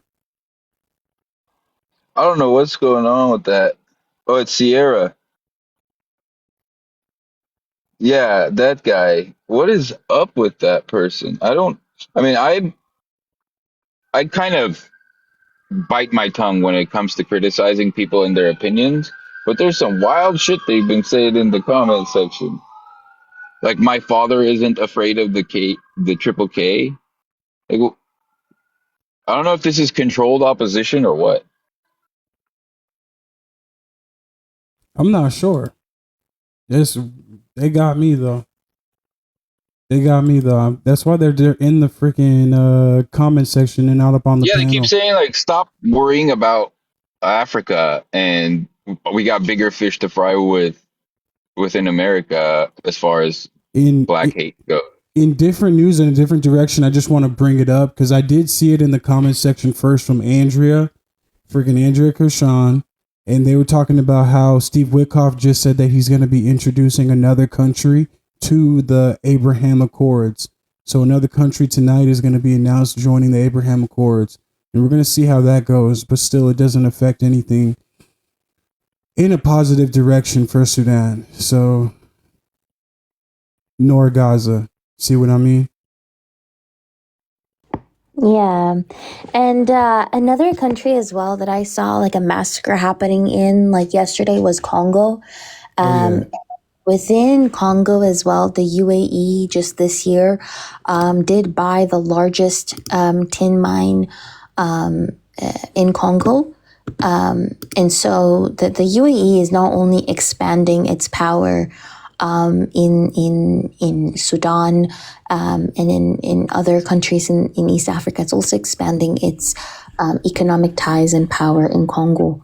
So as I just mentioned again, you have to understand. Actually, let me show you something. Give me a second. Yeah, real quick. Speaking with that before, while you're bringing that up, yeah, UAE has a great relationship with Rwanda that's helping the M23. So yeah, it's UAE has like such a influence almost everywhere in the continent. Yeah, exactly. I wanted to show this video from Al Jazeera, which I think is a very important video. But hold on. So it's a short 2-minute video. And I just wanted to show this. I'll be kind of like hiding it because I don't know if we can show like, pew-pews. But Yeah, just play the video as it is. It's no worries. Okay. 40% of the wars and armed conflicts in the world right now are happening on one continent, Africa. The Red Cross says there are more than 50 active armed conflicts across Africa at the moment, a 45% jump since 2020. Here's why Africa has become a hotspot for war. Africa has two significant assets, the youngest population in the world and roughly 30% of global critical minerals. But resources fuel wars for control. Africa's critical mineral exports, worth billions of dollars, make up more than 10% of global trade. At the same time, millions of young Africans are unemployed or earn below the poverty line. Militias and other groups exploit that despair to recruit. Climate change is also a significant factor, driving a competition over natural resources such as water, land, and food. Boko Haram and other armed groups have been active around the shrinking Lake Chad Basin, shared between Cameroon, Chad, Niger, and Nigeria. And political factors such as corruption and foreign interference keep feeding a cycle of conflicts. All the fighting has forced more than 45 million people from their homes, more than 1/3 of all displaced people in the world. Sudan is now the world's largest displacement crisis. Over 14 million people had to leave their homes. That's 1 in 3 Sudanese. The M23 rebel group has reignited a war in the mineral-rich east of the Democratic Republic of the Congo. At least 7,000 people have been killed in recent months. More than 7 million people are displaced. Across the Horn of Africa, Somalia has been fighting the Al-Shabaab group for 16 years. Almost 1 in 4 Somalis is now displaced. Dozens more conflicts rage across the continent. Because of them, 3% of Africans are either displaced, refugees, or asylum seekers. 7 of the 10 countries that host the most refugees are themselves in conflict. That means millions are fleeing from one war zone to another. Across the continent, 1 in 5 Africans now needs humanitarian aid, but that's not always easy to come by. In 2024, humanitarian appeals for Africa were only 40% funded. The Trump administration has cut aid, and European donors also reduced their contributions. At a time when Africa is facing urgent challenges, much of the world is looking away.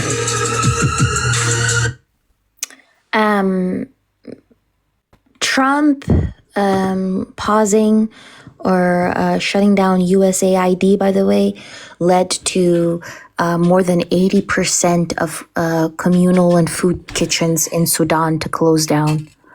So this is also something that is not really discussed when people talk about USAID, which I don't even like foreign aid, but because it was so abruptly paused by Trump, it ended up closing more than 80% of the food kitchens in Sudan, which has worsened the already existing 10 famines or something that have been declared in Sudan as well. So when it comes to Sudan and then you start talking about the Congo, to me, the Congo is more of a resource war than any of them. It's not a comparisons thing, but I know it's not a comparisons thing. Also with Boko Haram getting a lot of refugees, going into Chad and that whole thing going on because of Nigeria's situation. It's a lot of resource war. You got people like Dan Getler fucking up the Congo. You got people like what's his name? Elon Musk, who needs to get his whole Starlink situation and resources for his company to be able to keep going with Tesla and shit. It's a lot of people, rich people that are out there to reap the benefits from these Africans. You get what I'm saying? It's real deep. When you start following the money, you start looking at how broad the situation gets. You know, I don't want to sound like I'm regurgitating everything that say Kobe just talked about, but real deal, it's that deep. You got to look at the money. You got to follow the lanes and find out who's really doing what, and then figure out how we can combat that. Trying to figure out how to combat that right now is exactly what I'm trying to do. That's what we're speaking about up here. So I hope you can stick with us while we go down that road. Actually, yes, and Santana holding stones. Africa does fund the Silk Road. I agree. In my opinion, Africa is the Silk Road, the manufacturer of the Silk Road. They pump blood through the Silk Road. Africa.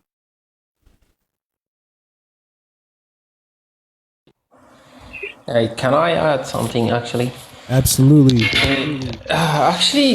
Like now, actually, we wake up as the Sudanese people. We are seeing these people are saying, "Let's make a peace between these terrorists in Sudan. They are fighting, and there is a people or civilians who the one they get affected, and the one they are dying, and our chief army he did not accept that, and they are like take him as he's the one killing the civilians and this thing. Actually, we are seeing these people, whatever they did in Sudan, they did it anyway and they finished, and they trying to continue doing this by making that peace between them until get more supplies and get more things and everything they wanted to do it like slowly. Actually, we wake up, we understand these people what they wanted to reach. We understand these people are thinking they are rich by themselves and they steal our things from our countries. Actually, this is not going longer after we see everything by our eyes.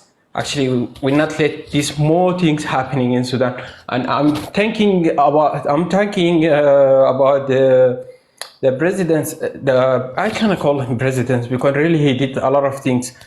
Our Burhan, actually, what he did not accept that the peace between them. Actually, this is great things he did it to us. And actually, we did not stop until these people, all of them, finished from Sudan. Even if we let a small of one of them, he escaped, that will be problem for us because the things are have been did it in Sudan. Wallah, it's not easy for us because a father is seeing his daughter rapping from him, and he's letting him to see that and watch that. Can you imagine with me these things? Yeah, and it's so terrible. Someone is like cannot forget it easily. These things, if you forget it or if you make any peace, you are not longer a man actually, because that we will not stop these people in our country anymore, and we will not stop these things. As actually guys helping and talking about Sudan, actually also do not forget and do not mention, as you are mentioning always, this UAE are the one actually supplying these people, terrorists in Sudan, because if they are not the one supplying them, actually we finished them before a long time, and these people until now keeping supplying them, and that's which is making the situation in Sudan so difficult, and we cannot defeat them easily because these people are supporting these terrorists in Sudan. And anyway, we will finish them. And thank you for supporting our country. Thank you, Allah. I appreciate that so much. No, we definitely got support for your country, man. I wish there was more I can do. That's why I'm sitting here trying to figure that out with everybody at the moment. First thing needs to be done is educating. So thank you for being here with us for that, because that's a very important step in this entire situation, is understanding who's doing what, what's going where, and where what's coming from as well. So I really thank you for helping me do this. Yeah, W Mr. D in the chat, for real. What is happening? Deplorable, but hey, it is what it is, and we got to figure that out. Shin, I'm so impressed by that list that you put out. Thank you so much for doing that. That is like epic, and that's what we need right there. Because I had to do my research into what was it called, Burmix or whatever, from Israel was. Yeah, I mean, it's not easy to find. You gotta really dig in deep. But It's important. It's important info that people should, recognize. I think people should also talk about too. Yeah, that's why I share it. I play on my link tree, and I've been more upfront about it to people. Hey, you want to know how you can contribute? Here's how you can do so. Yeah. Now, Covey, I know you talk about. I feel like you're very worldly. You understand many, many, many things. You have depth. You got depth to you. I understand the situation in Sudan. We covered that. What is your opinion on what's happening in Gaza with Israel and our U.S. and Israel relationship? No, it's a complete disaster. It's again like what's happening in Gaza, what's happening in Sudan, what's happening in Congo. We cannot understand these things in a vacuum or in fragments. We have to understand that all of these things fit into a pattern of how the imperial core has been for centuries, genociding, exploiting, and oppressing people in the global south, which is why they're very, very intertwined. Okay. And what's happening in Gaza is no difference. You have, people who want the land because, again, Palestine is a very, not necessarily only resource rich, but is placed geographically in a very, very important, a trade route. It connects different continents. It is very important for global trade. That whole area has historically always been important for trade, right? Which is why that area is so diverse, that whole area. So wanting control over that piece of land is, again, a way that the West or the imperial core wants to extend its empire. I mean, it was Herzl who talked about trade and said that he wants Israel to be, or the future state that they wanted to build, to be a European outpost in the Middle East, right? So that is what the imperial core is trying to do. It's trying to continue extending its empire, extending its power, and maximizing its profits. So what's happening in Palestine is no difference. The West, this is what I was telling you the other day, the West does not care. I mean, Western leaders, I'm not talking, when I say the West, I'm not talking about your average people. Your average people can go there and protest about Palestine, protest against Israel. When I'm saying the West, I'm talking about the imperial core. I'm talking about the corporations. I'm talking about the leaders. MBS, right? Netanyahu, Trump. None of these people care. Listen, do not expect empathy from MBS. MBS imprisoned. He imprisoned his own mother, this man. A lot of people might not know this, but this man literally sent his own mother to prison because he was able to gain power when he was not even next in line to be crown prince, okay? He imprisoned 3,000 or something of his family members. In a hotel. To become next in line. And when his mother told him that he was going against Saudi traditional royal protocol, he just imprisoned her too.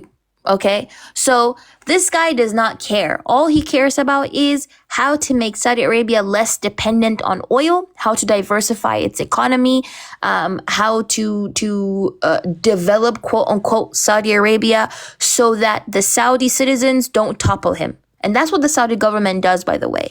The reason as to why Saudi citizens don't really topple their governments is because anytime they have any form of any complaints, what Saudi Arabia does is just gives them benefits, some type of benefits. It gives them some type of raises, some types of benefits, makes life cheaper there, and keeps them satisfied, keeps them comfortable.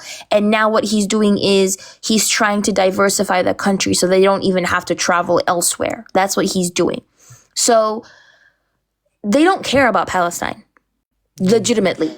They're going to say, we condemn this attack. Oh, we condemn yet another massacre that's been happening for the past couple of years. But they don't stop the sending arms. They don't stop protecting Israel on the international level when it comes to the United Nations. America doesn't stop vetoing any resolutions that go against Israel. Why? Because they want Israel to G-side Palestinians. And the reason as to why they want Israel to G-side Palestinians is they want that piece of land for their own economic corridors. It's the same reason as to why they let the UAE get away with what the UAE is doing, because they want the UAE. Like, all of these anchor states in that whole region are just doing the dirty work of the West. And that's what people need to understand. Like, Israel is doing the dirty work of the West. Like, if you look at Israel, right, what makes it sick? A majority of Israelis, like 60% of Israelis or something like that, are Arab Jews, right? And they're the ones who are disproportionately also stationed in the West Bank, and the Ethiopian Jews as well, right? They're the ones who are disproportionately being stationed in Gaza, in the West Bank. So you have one set of Arabs being indoctrinated to demonize Arabs and unalive another set of Arabs on behalf of a Western colonial project in the Middle East. Mm-hmm. Right? That's right. So, yeah. So they took a bunch of Arab Jews from all around the Middle East. They sent them to Israel, right? And the European Jews, they're the ones who are predominantly in the leadership positions. Their children are predominantly protected. And it's the Arab Jews and the Ethiopian Jews who are the ones who are doing a majority of the dirty work there as well, right? So when you look at this on a micro and a macro level as to why they're even doing this, it makes it even more diabolical. And so we're talking about Sudan, and that's the same thing with what's happening in Palestine as well. And that's the same thing with what's happening in Congo as well. It's people might hate me, but that's also capitalism. You can't have capitalism without somebody dying. Exactly. Yeah. No, you ain't lying. That's exactly what it is. I look at all these things happening from Ukraine all the way down to Israel, Gaza, Sudan. This is all about trade. That's why Iran is such a hot spot for people, because it's literally in the center of everything. That's why China's Belt and Road Initiative is such a problem for America. That's why everyone in the UN is against the United States and Israel, and they went together and congregated and they made BRICS. You see what I'm saying? This is all about money in the end. They want to say, oh, it's a religious war. Oh, these things are... No, hell no. It's all about trade. If Iran goes ahead and closes the Strait of Hormuz, what's going to happen to the world, to the West right there? That's a wrap. That's a wrap. If China says, all right, we're China, who is backing Iran, you know what I mean? China, who's backing Iran. If China says we're going to stop trading with they don't need America. They don't need America because they have the Strait of Hormuz. They have a deal with Iran. These are the kind of things that are occurring. I look at all these issues with a money aspect. Who wants what is where, and how the fuck we gonna cut them off of that money? Yeah, but also, like, it's very important to understand that, for me, I think that China within itself is also a part of the imperial core, because China pretends like, and this is why I love Thomas Sankara, right? The moment Thomas Sankara came into power, he literally kicked out everybody. He didn't care who it was. He kicked out anybody who was like foreign corporations that were involved, regardless of where they came from. Because we have to understand that whether it is the Soviet Union back then and now Russia, whether it is China, whether it is the US, you have to understand that these, and the West in general, all of these countries are going to be like controlled opposition, pretending as if they're going against each other when they all have the same goal, right? And the goal here is, as I mentioned yesterday, it's an economic war between the East and the West, and that whole region is stuck in between. And they're literally playing chess, and we're all the chess pieces. And China and Russia pretend to be the alternative. They pretend to be the opposing side to the US and to the West. But then they're all funding the UAE. China's funding it. Russia's funding it. America is funding it, the British, the French, all these countries that supposedly politically oppose each other are on the same side. It's a playground for them. It's a playground for them. But they're doing it through their companies, though. That's what's very important. They're doing it through organizations. That's why I speak about Citizens United here in America, giving companies such a voice. You get what I mean? APAC is setting a precedent, though. What they've said now is for their donors to go individually go out and donate, right? So the same thing can be said for the UAE where it comes to Moscow or China or anywhere else. They can go outside of their organization, individually donate to the UAE and still continue to keep the cogs turning. Yeah, and they do that because they can have some type of plausible deniability. So they can say, oh, we're not doing it. Exactly, right? They do that so they can have some type of plausible deniability. Like an arm's length away type of deal. Exactly. Like, for example, the land that I was telling you was being bought by the UAE. They're not actually being bought by the UAE. They're being bought by corporations. Like, for example, Blue Carbon or Al Dahra. These are two companies. But the thing is, those two companies, the founders of both companies are a part of the royal family. So you have individual royal family members who are taking loans from the government, who are then going on behalf of these corporations and buying up land. So at face value, it looks like, oh, this is just a company, a singular company called Blue Carbon that is buying up land. But then when you see who's behind the company, oh, he's a part of the UAE royal family. And then you see who is financing that. Oh, the UAE government is involved. So they do that, though, because they know, unfortunately, a majority of people are probably not going to do the research into who's behind these companies. They're just going to see a corporation. That's it. They don't care. They don't know that these are corporations that are tied to the state. And that's one thing I would say. I would urge people to actually delve deeper when you look at these companies. You have to delve deeper into where these companies get their finances from. Who is the founder of these companies? How are those founders tied to the state? What are their defense contracts? That's you get that answer, you can get everything you just said, Covey. What are their defense contracts? Exactly. And by the way, this is why, again, I think this is why I think it's very important for people to be aware of how Western Europe colonized Africa and all these other different countries in the global south in the first place. Because I know that we are taught that like Europeans were just technologically advanced and they just arrived there and they just unalived everybody and they took over. That was not the case, because they did try initially, but the first and second wave of resistance failed miserably. They were kicked out. What they did instead was they sent in their corporations, right? Like the East India Company, the Royal African Company, the Virginia, Massachusetts Bay Company. Like you had the Dutch East India Company, the Dutch West India Company. You had all these Western European countries literally being able to push to achieve their interests through corporations, because they knew that they couldn't just randomly physically go there and colonize these areas. So what did they do?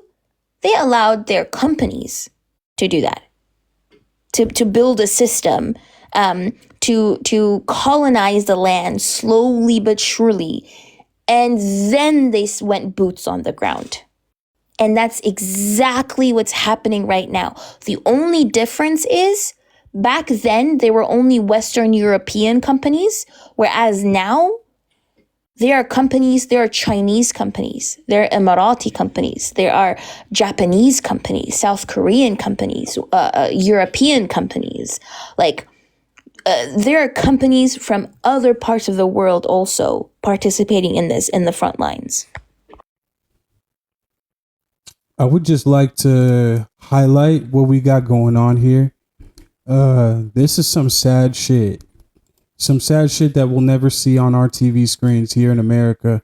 You really got to go far to get this. But they're talking about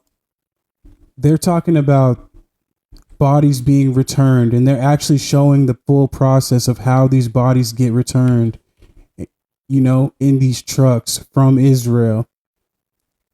And it's sad. That's some sad shit. And it's crazy work that for every palace, I don't even know, it's an imbalanced trade, to be honest with you.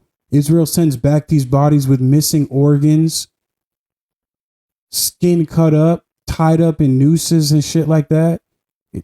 What the hell? You get what I mean? That's all I truly wanted to highlight here up on the screen, because you can see the actual transfers happening and how the bodies get back and what they have to do and what that organization is doing for them, the Red Cross, and what they're doing for the people of Gaza in getting these Palestinian bodies back. Because most of the Hamas POWs is what I want to call them. They were never hostages. They were just POWs, were returned back in safety. The ones that died because Israel decided that they wanted to bomb everybody and pretty much just buried them themselves because of their bombing campaign. Yeah, you can see them burying the bodies right now too. Crazy work. Now look at them trying to feed people. I'm telling you, man. Shout out to Turkey for sending in that food, by the way, as well. Really want to highlight that.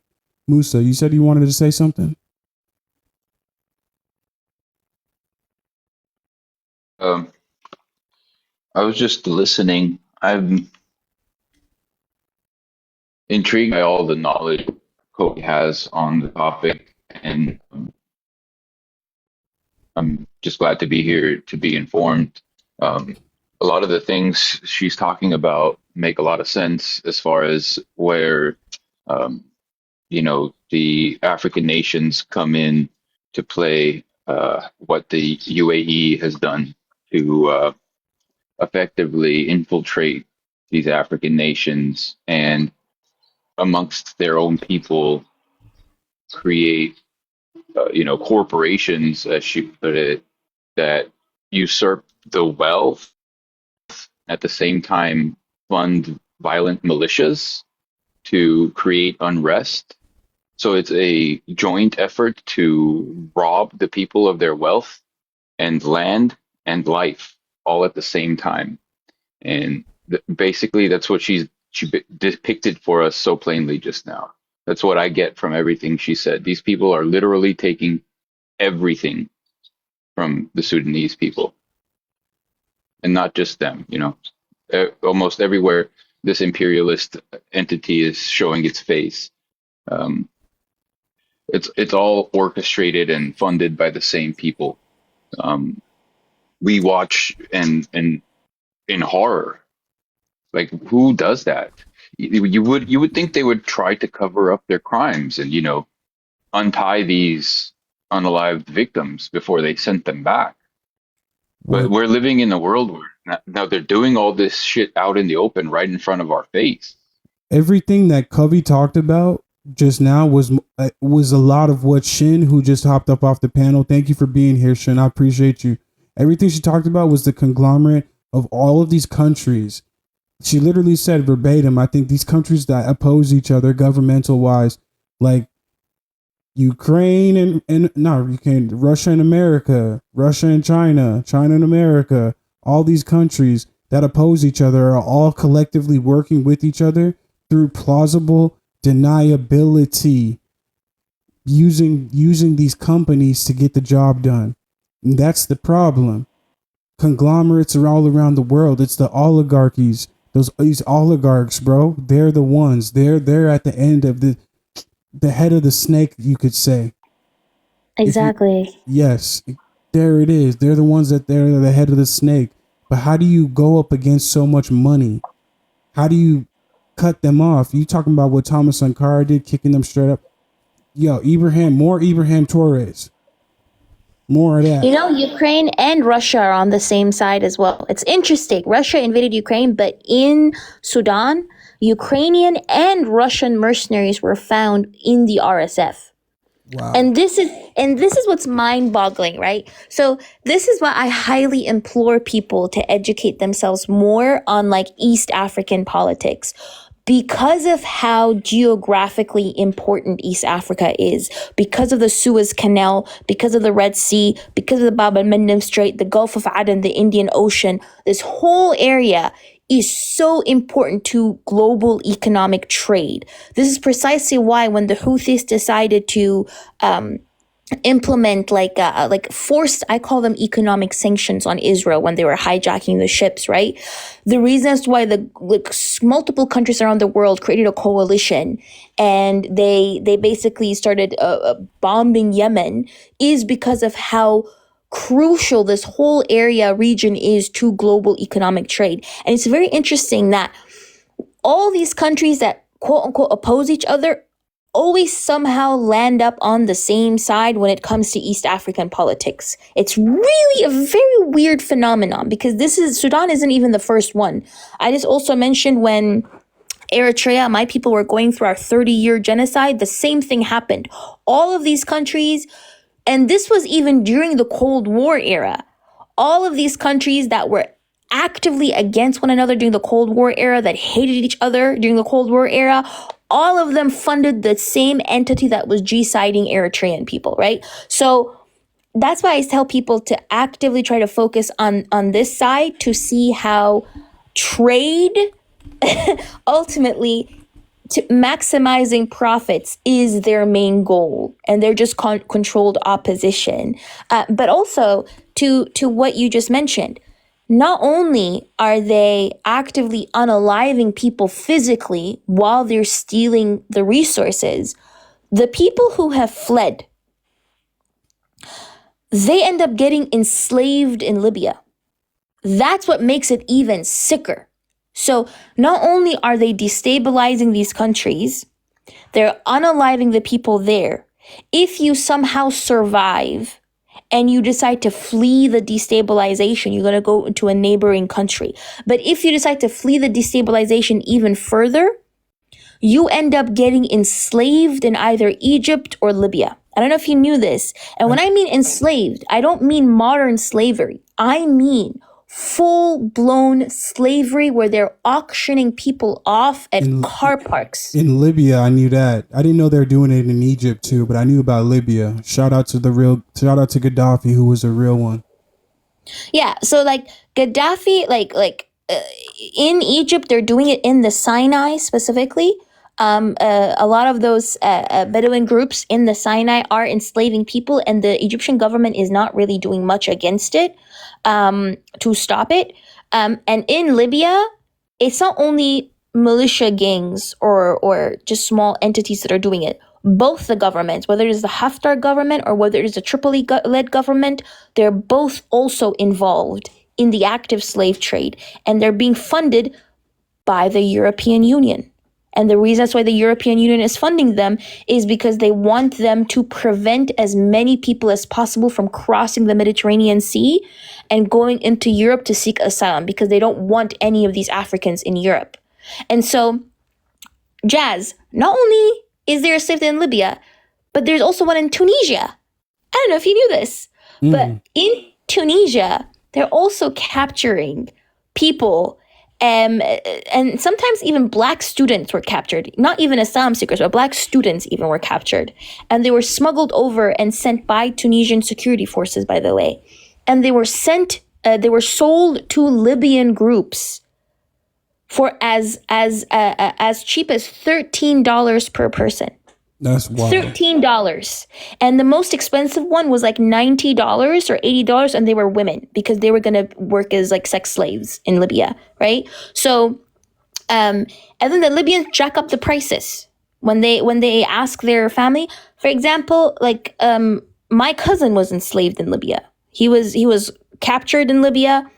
They told my family that they had to pay a couple $1,000. And then by the time my family came up with that money, they were too late. So they just sold my cousin into slavery. And when I say slave, Damn. yeah, I lost, like, my family lost contact of him. We don't know if he's dead or alive. He's probably dead. I would hope so as well, that, you know, like, he's not still alive somewhere being a slave, because they make these people work on agricultural farms and construction work and all that stuff. So, and unfortunately, I can tell you right now that every East African either knows somebody in their family who was caught and almost sold into slavery, held for ransom, or knows somebody who has someone like that in their family. And that's the same thing that's happening in Egypt and the Sinai as well. Because what they're basically doing is they're causing destabilization, they're extracting resources, they're unaliving people on the ground, and the people who manage escaping the unaliving are being contained in a lot of North African countries in slavery. So that's practically what they're doing. All of this for money. What the fuck is going on? Like who Who are we fighting, bro? do you see? That's exactly what I wasn't thinking that, because I know it's the oligarchs that are reaping benefits from this. But now, you know, there's all these oligarchs you've never heard of, and they all working together at the same time. So it's like, we just take care of. I'm thinking about collective punishment versus selective punishment. You get what I'm saying? I'm like, do we collectively punish all these motherfuckers, or do we select? But we got to be selective if we're gonna keep integrity. That's what I'm saying. That's exactly their argument, right? Is that if they don't take care of all the children now, that later they'll become these extremist ideological individuals who will, you know, reap terror on earth. Who's the op to you, Covey? Who's the opposition to you? What do you mean? Elaborate. Like, who is the opposition to you? Like, who are you against at the moment? So say like the UAE, Israel, oligarchs. Would that be a fair assessment? All of them. I feel like it's like everybody gets it. The West, the imperial core as a whole, China, Russia, Israel, the UAE, all of them are my W Kobe. Every single imperialist leader of every single imperialist country will be gathered under one roof. All right, let you go ahead and land your plan, Covey. Go ahead. Yeah, I was just gonna say all of them. When we look at how, like, all of them are participating in the oppression, the G-side, the displacement of people. All of them. When I look at me, for example, from like an Eritrean perspective, there's a long list of countries that were involved. I had that list somewhere, like a long list of countries that have Eritrean blood on their hands, that participated directly and indirectly in our G-side. For 30 years, we were G-sided, and a lot of these countries participated in them. So for me, all of them, as an Eritrean person, as an African person, all of them are my enemy. I got issue with China at the moment because they know that a lot of countries in Africa need infrastructure. They need the proper hospitals. They need medicine. Like we're saying, they know that they need a lot of things. Airports, this, that, and the third. So what they're doing is making contract deals with these countries. You get what I mean? To give them these deals, infrastructure, that roads, all of these things, but putting them on a little burner here, saying that you have to pay this money back within such and such amount of time. But if you don't pay it back, we're going to be taking that land. You see what I'm saying? You see how the deal works? It's a whole 360 deal. And I'm really, really, really not for that, because that's what's going to be happening in the next decade or two. Have you heard anything about that now, Covey? Yes, China is controlling a lot of the ports as well. It does a lot of investment in the ports in Africa because it wants to control the ports. And if you control the ports, you can control a country's economy as well, right? So China is doing all of this, right? People pretend as if China is being very helpful, but also what China does is it just funds everybody. It funds literally just everybody. It's like, let them unalive each other, and whoever wins, I win anyways, because it opportunistically just funds everyone. So China within itself is not a liberator. And I need people to stop romanticizing it. And have you heard about this Colombian army, the retirement army in the Sudan? Repeat that again. Like, have you heard about this retirement army in Sudan? These people from Colombia? No, Yes. no, I have not. Actually, these people also that has been used from UAE or come from the airplane to UAE, and then they come to the Sudan through illegal way from Libya until come to the Sudan. They tell them as like fake contract between them and the UAE, and you are going to Sudan. I think Cubby talked about this earlier today. I think she did. Yes, the Colombian mercenaries. Yes. Yes, she did. Yes, but go ahead though, Mr. D. It's okay. Just I wanted to say it. If no one said about it, that's easy. Yes, I did hear about it. I just didn't, from the way you categorized it, I didn't remember. But as you were talking about it, I remembered exactly what she said. Yes, I do remember that. Yeah. Hey, Lal. Salam, Lal. Salam, my man. That's insane though. Wild work. I'm really wondering who these oligarchs are in these specific countries now. In the UK, we're going to have to get much more specific. Granted, it could be a company, but it's like, all right, Larry Ellison bought TikTok. What's that man into? You get what I'm saying? Like, what exactly does he have going on? What is the situation with him? I hear he's funding the IDF like crazy. You know what's sicker as well about the RSF? What they do is, after they G-side some of these families, they kidnap some of the children, or some of the children are sold to them. And they have the Colombian mercenaries train children. And then they drug they pump them up with a lot of like substances, and they make the children participate in the G-side. And if you watch some of these videos that they're releasing, some of these videos, literally, the people who are doing the unaliving look very, very young.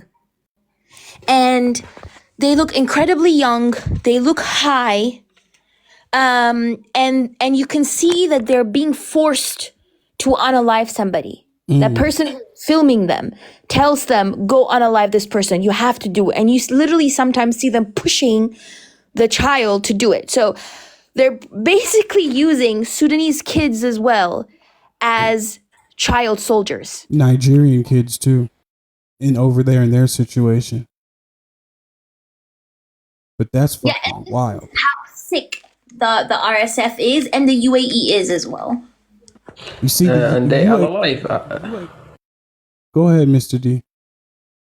And they are alive. Small kids. Actually, she's 5 years old, and they tell her she died because her father is belong to people, are they calling them a Kizan in Sudan. These people actually, they do whatever they do and they put it in some way else. These people are so relative people.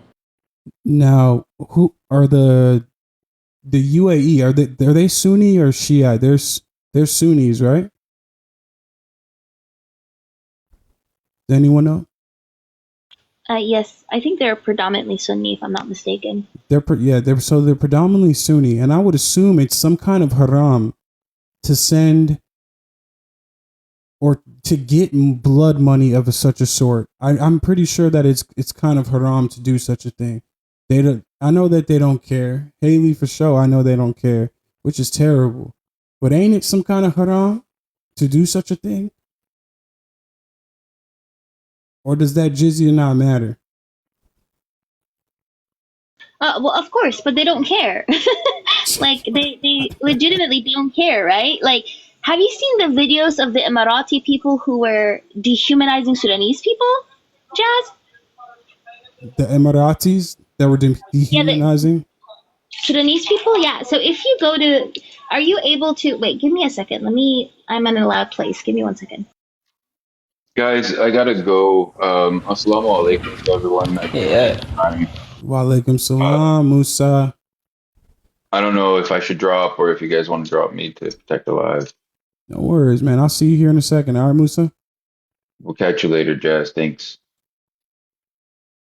Actually, these people, they don't care about this haram is halal, because when they alienate people, they're saying Allahu Akbar, they're gratifying Allah, and what they did is they are analyzing a person without any reason, and he did not do anything. His person is a civilian, is like poor, and he does not do anything to him or attack him, and then they alienate him. They saying Allahu Akbar. They act like they know this Islamic, and they actually what they do, nothing is like from the Islam.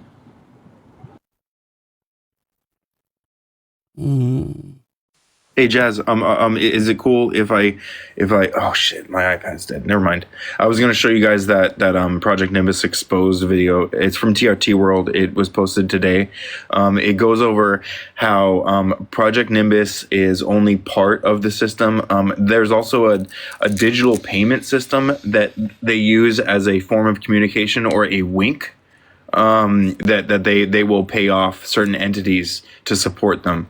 Which is pretty wild. It also shows how in the clauses of Project Nimbus, the IDF cannot be restricted access to cloud servers even if they breach contract. And if anyone were to ask about the IDF's access to Amazon or Google servers, the IDF is notified even if it is illegal to do so. Which is pretty wild. Yeah. Yes, it is. And they're actually bombing Lebanon as we speak, or they did last night. Of course they are.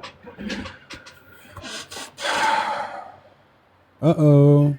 Harley's back. You got your spot, too. That's what I'm talking about, Willis. Man. Well, thank you for that news, though, Shane. I appreciate that.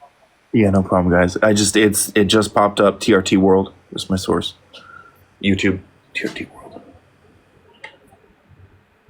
That's the magic. Look, they're saying Hamas is in Turkey now. Hamas says officials met Turkish intelligence chief in Istanbul. Israeli news, man. We just learned a lot here up on the panel with Covey, y'all. Y'all really got to understand. I hope you had the opportunity to follow that girl while she was up here, because that was a lot of important. Wild. Yeah, that was a lot of important news that we just heard. Going back and forth about what's happening in Sudan. That's real shit. That's a real genocide, as are the rest of them. But it takes precedent when all of the world's conglomerates, all of the world's oligarchs are participating in a playing field of death, using the RSF as their mechanism to do so. So really check her out, really listen to her, and educate yourself as well about the situation happening in Sudan to be able to see the effects of this, because it's beyond insane, beyond deplorable. Really got to watch that out. It got me looking at these companies different myself. They truly had me looking at these companies different myself. And push forward for me to really want to get Citizens United retracted, because now if these companies are allowed to do so, that's all they're doing it for. You got Google, Microsoft, Intel, Starbucks, Amazon. Walmart, Amazon, yes, all of them doing these things, participating in Sudan. Walmart, what the fuck do you have to do in Sudan? You get what I mean? What the fuck you got? What business do you have over there? Why do you need to be in Sudan? Yeah. None. OpenAI has business over there. You see what I mean? These things that's weird as fuck. Yeah, what's the point? Yeah. What's the motivation? Their motivation per se is growing economic ties, aka trade. That's what they're getting from this. Google has strong economic ties. Multibank has growing economic ties, bro. Raytheon's sending them fucking bombs, bro. That's what Raytheon's doing to go and kill each other with. Ask me about it. Bro, what? Even Marriott and the Hilton hotels, bro, are implicated in the situation because they have hotels in the UAE and they want to be able to get hotels in Sudan as well once all of this is over with. Yeah, it's the same land grab bullshit. Same exploitation of the people for resources. Yeah. Freaking Uber. You're telling me Uber has business over there in Sudan? Doing what? Uber, can y'all hear me? Can you hear me, by the way, Shane? Yeah, I got you. Uber will have business in Sudan. Once we make a McDonald's and once we make a Wendy's there, after the regime change, then they will have business there in Sudan. See, it's all about prospects. Doing what? And these are all international corporations. That's insane. They're not work. American corporations. That's insane work. That's just insane work, bro. You got me fucked up. Uber. What business does Uber have in Sudan? Yeah, right. Like all those people need rides, you know. And then in the meantime, we got Israel starting up shit again. They can't fucking defend themselves. They want America to come in and help them out. Check this out, man. Look at the full screen. You know? Look at the full screen. Israeli forces have launched another attack in South Lebanon. On southern Lebanon, despite ceasefire agreements that they agreed to last year with South Lebanon. They're preemptively striking South Lebanon as we speak. This is the problem. Why the fuck are you doing that? Why are you not making peace with your neighbors, Israel? Why are you not making peace with your neighbors, Israel? Why are you pushing forward and preemptively striking your neighbors because you want America to come in and wipe your ass for you, basically? Yep. Why learn anything if you don't pay any consequences? We should let them suffer that one because Hezbollah has the ability to actually take out Israel. If you didn't know, Hezbollah is deep.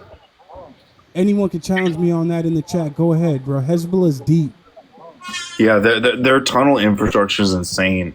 Like people don't know about Hezbollah.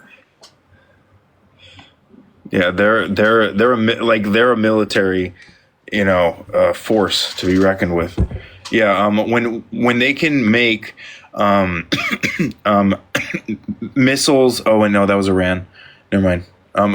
But everyone's working on technology that can penetrate the dome, that can overwhelm the dome, that can distract the dome while they get their normal missiles in. Yeah, shit like that. So there's a lot of R&D working on drilling through into Israel. I tell you. Now, Tommy, how you doing, brother?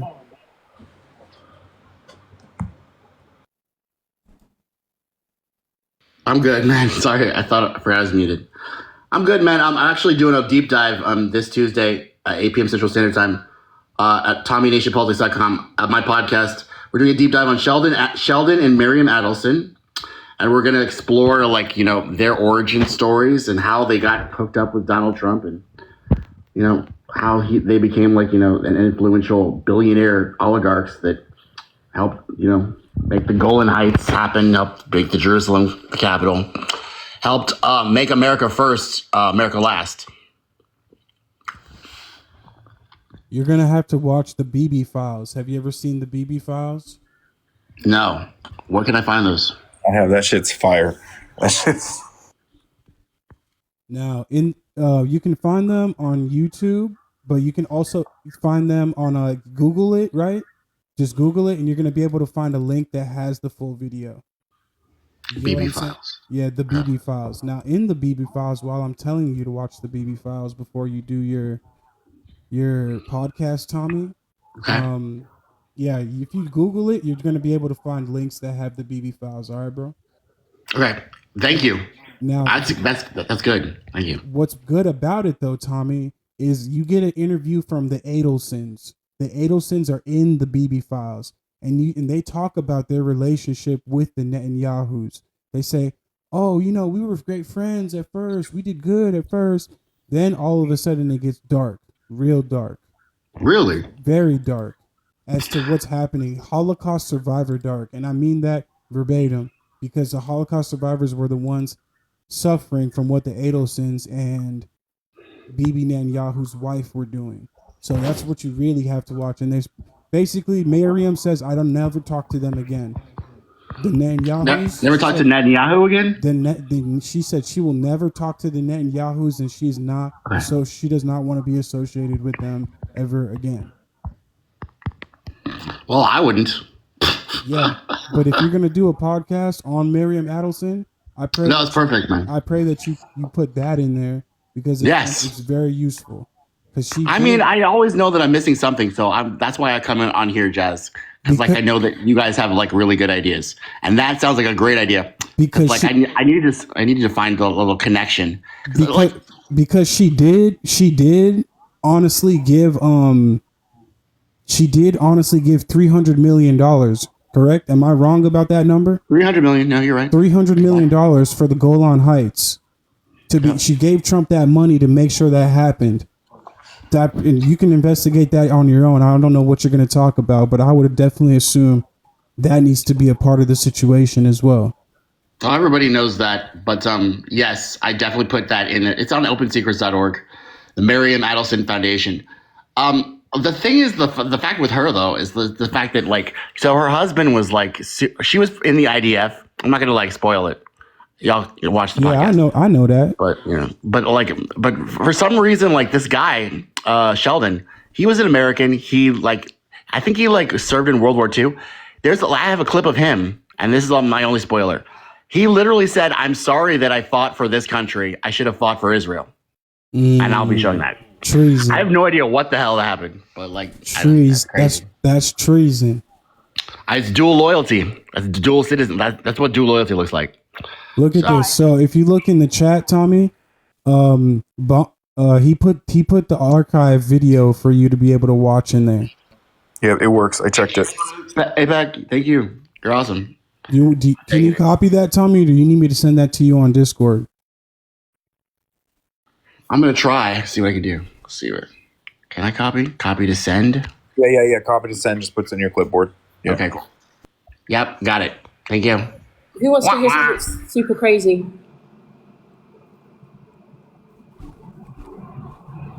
I do. Me. I do. Right. So I got banned from entering my kids' school premises. No way. But your kids are still going? Well, okay. How do parent-teacher conferences work? So yesterday we went to a parent-teacher conference type thing where kids choose like their final subjects that they do in the last 2 years of school, right? High school, secondary school, whatever you want to call it. And my daughter decided she wanted to study religious education. Now, they were discussing the topic, that the GCSE, which is the qualification, is split into two parts, Christianity and Islam. And in Christianity, we teach X, Y, Z, all positive things, life after death, marriage, life as a Christian, blah, blah, blah. In Islam, they learn about life as a Muslim, conflict, jihad, and war. And they also discuss weapons of mass destruction. So they're like, are there any questions? So I've put my hand out. I've said, I'd just like to know what weapons of mass destruction, right, and war have anything to do with like teaching people the religion of Islam. I said, why are all these negative labels attached to you teaching Islam as a religion, right? I asked this as a question. All the kids were there, all the parents were there, right? I asked a question. I wasn't angry. I didn't shout. I just said, why is it that there's so many negative connotations with it, right? And then another teacher comes in, it's in the syllabus, that's what we teach, and that's it, we don't choose it. So the teacher pulls my husband and me aside, right? And my husband starts carrying on talking to this dude. And then I get a call this morning saying that I'm not allowed to enter the school premises as a result of the incident yesterday. What incident was there? I simply asked a question, what has weapons of mass destruction got anything to do with the teaching the religion of Islam? That's crazy. It is crazy. So I've got my lawyer involved and let's see what happens. That's wild. But do you see how now even questioning how you are teaching my religion is an issue? Yeah. Yes. Why am I not as a parent just allowed to ask a question? What has weapons of mass destruction got anything to do with Islam? Harley, we have this thing here in America. It's called Project Esther. And Project Esther is 100% exactly what you're talking about right now. What's happening to you is what they want to do here in America. They're attacking your freedom of speech, basically. I don't know what laws you guys have on that, but I don't think you can. But you get what I'm saying, Harley? You asked a simple question. Now you're about to face the consequences of asking that simple question. And God forbid your child has to face some consequences too. Ain't that some bullshit? Speaking of freedom of speech, that's like the number one term that skyrocketed during Charlie Kirk's death. Unalivement. And has anybody been following Candace Owens and her like theories about who unalived him in the first place and how it was? Go ahead and land your plane, Harley. Harley was going to land your plane. I was gonna be thinking about that. Go ahead, Harley. She got wrapped up. I've been seeing the Candace Owens stuff, but I haven't been watching. Go ahead, Harley. Sorry, what was the question? I'm so sorry. No, there wasn't a question. You were actually going to land your plane about something. I don't understand how I am supposed to, as a parent, not have the right to be able to ask this question. I don't understand what was the incident. Maybe to them it was inappropriate for me to ask the question there in front of everybody, but I wasn't rude, I didn't shout, I wasn't condescending, I wasn't disrespectful, I just simply asked a question. Syrian Lulu wants to know if you can go to your local news about the situation. If it's in the syllabus, though, will the news be okay? Like, will the news think it's news?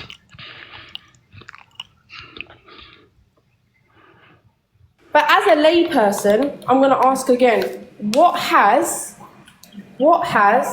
weapons of mass destruction got anything to do with Islam? Nothing, but it's in the syllabus, so nobody's going to question that. So the next thing for me now to do is to go to the examining boards. I'm not letting this go. I'm not. But I think going to the media isn't the right thing to do. I think I'm just going to take the legal route. The legal route, you said. Literally, they're the ones that start the propaganda. Like, why'd you take it to them? I think you're right there. Good choice. Whatever Harley does, I support it, bro, because I believe that she's going to come back with the right answers for everything. You know, you got to have faith in some people, and I believe Harley's one of them. Yeah. Vegas, you there? I see you, Vegas. I see you, Vegas, in your hat and your glasses, Vegas. Viva Las Vegas.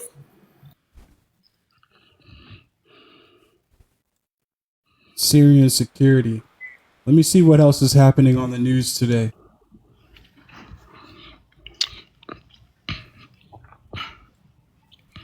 BB5. Jazz, do you think that Israel unalived Charlie Kirk? Yes. What do you think? You think so? Yes. There were 12 Israeli phones on campus that day. Phones that were the accounts were registered, opened in Israel.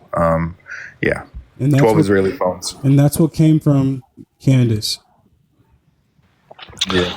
The right wing is tearing itself apart right now because like they have this trans lover who is like already like wrapped up in a bow. Kash Patel gave him, and they're tearing us apart, man. Now it's Israel. Like they were all set to hate this trans lover, and now they're torn apart. It's really weird. They have their own. Are you eating something, Tommy? Yeah, I'm eating Taco Bell. I can hear you eating it. Nacho Bel Grande. This is you. That's you. Some good ass fucking mild salsa. Yeah, you just gotta do the hot. You just keep it that Mild way. salsa. Some good ass no spices. Exactly. You like bland food, Tommy? Mild, okay? Is mild? Does that mean bland? Look it up in the dictionary. Mild, Is mild. a synonym for At bland? Taco Bell, yeah, Taco Bell. Hell yeah, that's mild. Mild is bland, bro. You gotta go Diablo. Flexing mild sauce is wild. You guys have no flavor. What You know, Harley, don't play with me like I don't. You know I do. Come on now. He's he's the one eating fucking mild taco sauce from Taco You guys Bell. stop hating on the bell. Stop Wait, hating on the he's bell. got mild sauce. What in the white man? What in the white man are you eating? Yes. Mild sauce. What in the Karen? No. Hold on. That is some Karen shit sauce, bro. You want to That talk? is some Karen sauce. You want to talk about doing? Hey, Israel is tokenizing a black hostage. Not hostage. POW that was held by Hamas. Is he Ethiopian? Yeah, this is him right here. And he's from it's not Tanzania or Tunisia. One of the two actually is where he's from. He was Ethiopian. You think so? No, because a lot of them come over, haven't they? But maybe not. His name was Joshua Malel. Joshua Lolitu Malel.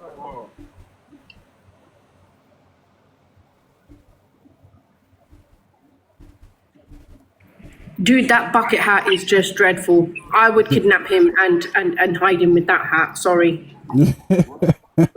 Harley. Yeah, they got more coming back there. What were you talking about though, Tommy, before I got off topic? Oh yeah, Tommy's bland food. Tommy's Karen sauce. Hey, you know what? I just got a phone call. It was Jesus. He said stop. That's cool. I don't talk to that guy. But like, so Candace, like, she has this point or whatever about like, you know, free speech, right? So like, this is what it's all about, is the fact that Israel doesn't like free speech, right? And so Netanyahu was like, he's a friend of mine, and this is all just hilarious, bro. Because like the right wing is just imploding, and at the same time, Israel's imploding. 2 birds, 1 stone. I like it. I tell you, what's poppin', Thurston? Nice to see you, Thurston. Who is Q? I don't. I know a Q. I don't know if this is my Q. I don't think it's my Q that I know. Q, fuck off.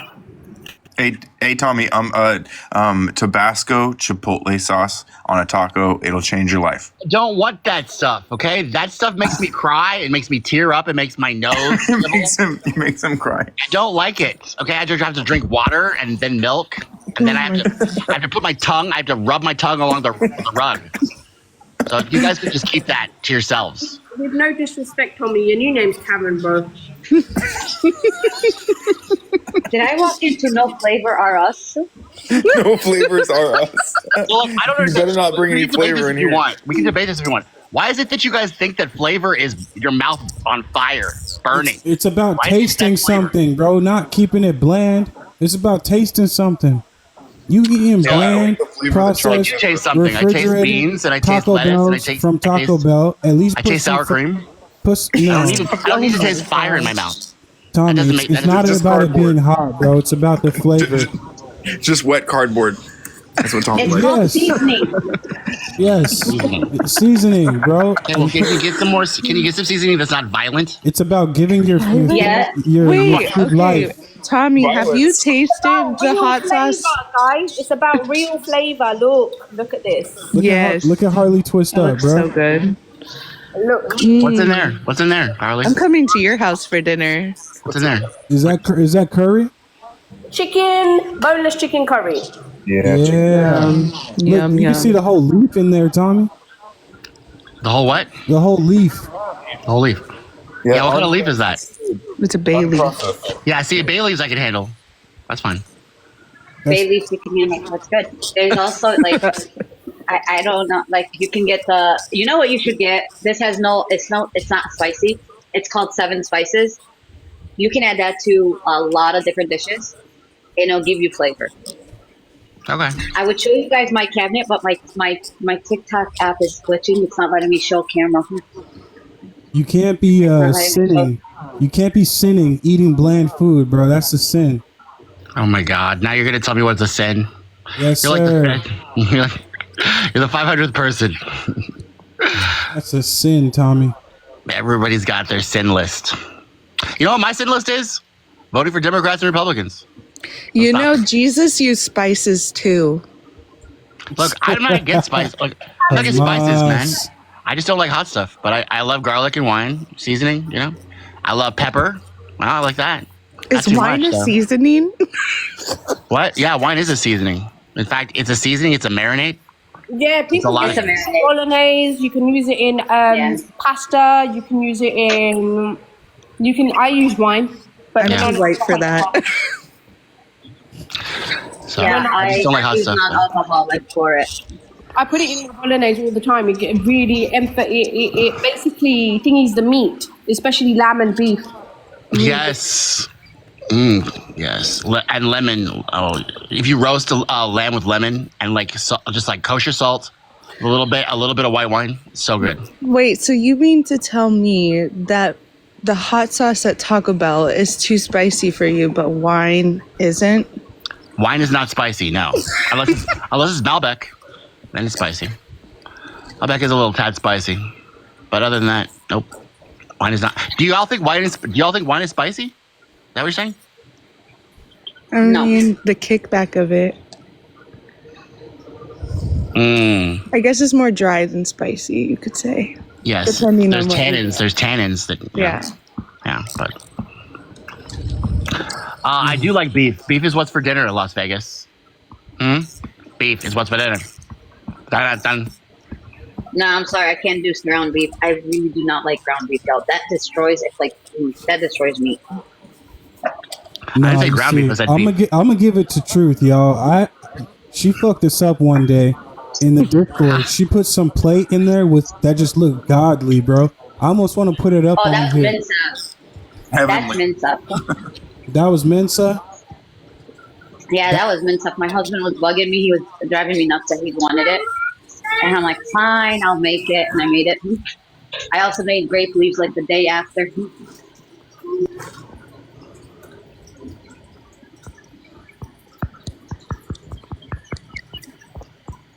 Did y'all see the? No, y'all hold on. Now y'all have to see this. Now, it's worth the source. Get what I'm saying? It is worth the source. Truth says she can't bring it up right now because it's not working. I'm not sure why. For some reason, TikTok will not let me bring up my camera to show you what's live. Yeah.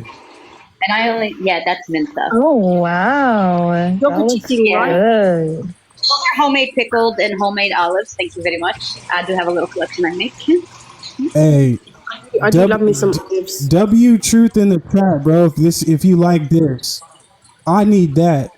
Send me that. Run me That that. meat was so freaking tender. Tell I me. literally put that meat on the stove for about 5 hours. By the time it was time to put it and dish it up, it was like butter. We need that in mass. You know, we need that right there. That's where it's at. Oh, it disappeared. Oh my God, you guys! I'm just having fucking lunch. Oh my God, it's like a weekday in the middle of the week, and I just got out of work. Do you want me to cook something? You want me to cook something? Let me spend 2 hours cooking? I just got out of work. For God's sake, just let me eat my taco. 30 minutes to make a good curry. Or you could meal prep. My usual regular dish will only take maybe 30, 40 minutes tops. So. You know what? And that's I can rustle up Unless you're a bad cook. Are you bad I can rustle up 3 dishes in an hour. I'm not a bad cook, but it takes a long time to do things right. You know, follow recipes. It takes a long time.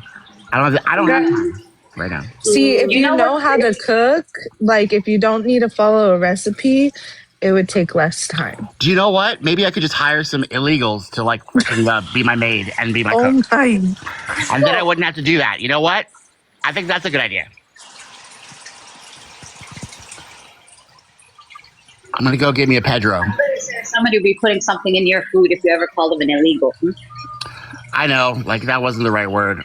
It was more like an undocumented, Sorry, right? but Most verbiage. Pedros don't cook. It would be a Maria or something like that. It would No, be a I've seen a female. Pedro. I mean, No, my kitchen Pedro will be manager your pool boy, is Tommy. his name's Stereotyping is Pedro. crazy. Like My kitchen manager's name's Pedro. Watch out. Pedro will be your Oh, yeah, pool boy. Maria. What'd you say, Marissa. Vegas? I said Pedro would be his pool boy. No, For real. that would be Juan. That would be Juan. Juan would be my pool boy. Okay, Juan. Thank you, Juan Solano. Juan. Juan, could you stand over here? Yeah, Andrea's wild, Juan. bro. Andrew, do y'all see Andrea's comment? Andrea's wild. I never pay illegals to clean my house. I have to pay more, but I pay citizens. Andrea, clean your own house. For real. What you doing? Andrea, you don't clean your house? You don't clean up after yourself, Andrea? She don't even. Please, that girl don't have the money to do that. Why She is she can't begging even on wash her like face. I like it. At least she's America first. Homegirl can't even wash her face. Let's be for real. Andrea, Andrea, you're America first. I love it. you're a fan of Andrea? You got to be careful now, Tommy. Oh, I'm just being fun. I'm just being funny right now. Like, You being are we talking facetious? about anything serious right now? You being facetious? I'm being a Pharisee. Oh shit! You know what they did, man? You know what they did, You know right? what I've been watching? TikTok. What happened? Are you guys paying attention to what's going on TikTok lately? Like what the No. new algorithms have been? Nope. They're very interesting. Let's just say the pushing of Islamophobia is going insane. Oh, they've been doing this. they're really pushing Islamophobia now. It's like in schools when they ban parents from being allowed on the school premises because they asked a question. This whole thing could be about Madame. Dude, like literally, there was a movie that was back in the 80s, with Sally Fields in it. I don't know if you guys know the movie, and it was about how she married an Iranian. He took her to the country, and then he became abusive POS. And the whole thing is showing her in a hijab and her getting beat. And literally, it's almost every other video on my feed. And the comments are wild. The comments are, this is what you want for Islam. This is what we have ready in New York. Welcome to Sharia law. They're going to allow this. It's crazy. Like, they are freaking going insane. And TikTok is like, it's literally every other video. This whole freaking platform is a cesspool of shit. Except for this live. This is like the island of like in a whirlwind of shit. But like everybody's just a big partisan idiot, like knuckle dragger. And the algorithms are just like making it go with the racism and with the Islamophobia. But Madame won, so what are you gonna do about it? How are you gonna stop that? How are you gonna stop that, guys? It's the fear that they have, bro. I'm telling you, you have to read the Project Esther document that I just put in the library on the Discord, right? Okay. Once you read that document, it's just 33 pages, and it's all in bullet points. All in bullet points. They'll explain to you what these people are doing. They have a task force, bro, with its intent is to organize and guide all willing and able partners in a coordinated effort, employing all available resources to combat and discourage the rise of anti-Semitism by the United States. Do you understand what they're doing, bro? The rise of anti-Semitism? Yes. Like that. Are they causing it? No, they're trying to fight it. I think they're causing it. They definitely are the number one cause of it, but they're also talking about where was I at in this, bro? Page number 8. Why do they call it the Esther Project? Like Esther? I'll explain what I'll tell. Okay. I'll answer that question after this. Harley, this one's for you. This is what Project Esther here in America, what the Heritage Foundation is trying to promote, is really is at the source of what you just said happened to you at the school, but this is what's happening here in America. You know what I mean? So they're calling anybody that speaks out against Israel here in America on Project Esther, they're calling anybody that speaks out against Israel the Hamas Support Network. So all of us here right now having this conversation, We are part of the Hamas support network, according to Israel and Project Esther. And they're saying this is how they define the Hamas support network. We define the Hamas support network inside of America as the people and organizations that are both directly and indirectly involved in furthering Hamas's cause in contravention of American values and the detriment of American citizens and America's national security interests. This is driven by an ideology that is decidedly anti-Semitic, anti-Israel, and anti-American. Now here, the network revolves around American Muslims for Palestine. I'm going to read that again. The Hamas support network revolves around American Muslims for Palestine. So they're calling us AMPs. If you're an American, you're a Muslim, and you're for Palestine, they have you in here labeled as an AMP. AMPs supports and motivates such national affiliated Hamas support organizations such as National Students for Justice in Palestine and Jewish Voices for Peace, among many others. This is what the fuck's going on here, y'all. You hear what I just said? They just said American Muslims for Palestine are people that are who they define as the Hamas support network. Okay, well, they can say whatever they want, but like, do you think nobody believes them? They've lost all credibility. Tommy, they've lost everything. Tommy, so. You know what Project 2025 is, right? I do. Now right? you know Heritage who made Heritage Foundation. Did they not? Are they not seeing through Project 2025 as we speak? They are. I could go to South Korea. I could go to the US. I could go to Europe. I could go to the Middle East and still have to experience the stigmatization of my skin color is directly because of Europeans. Respectfully, right? Okay, so what do you want to hear? We're responsible for every bad thing that's ever happened. I didn't say every bad thing. I named specific things. Okay. I named Is that what you want us to say? No, who stigmatized black skin, ma'am? Who stigmatized black skin around the world that every black person, regardless of religion, ethnicity, geographic location, nationality, has to deal with the stigmatization of black skin? Who was that, Harley? Was it other black people who stigmatized black skin? Or was it Western Europeans who went around creating these bullshit racialized categorizations that stigmatize my skin color? Can you answer that question again? So again, you just want to sit here and you just want to sit here and blame making your entire identity about being problem in your life.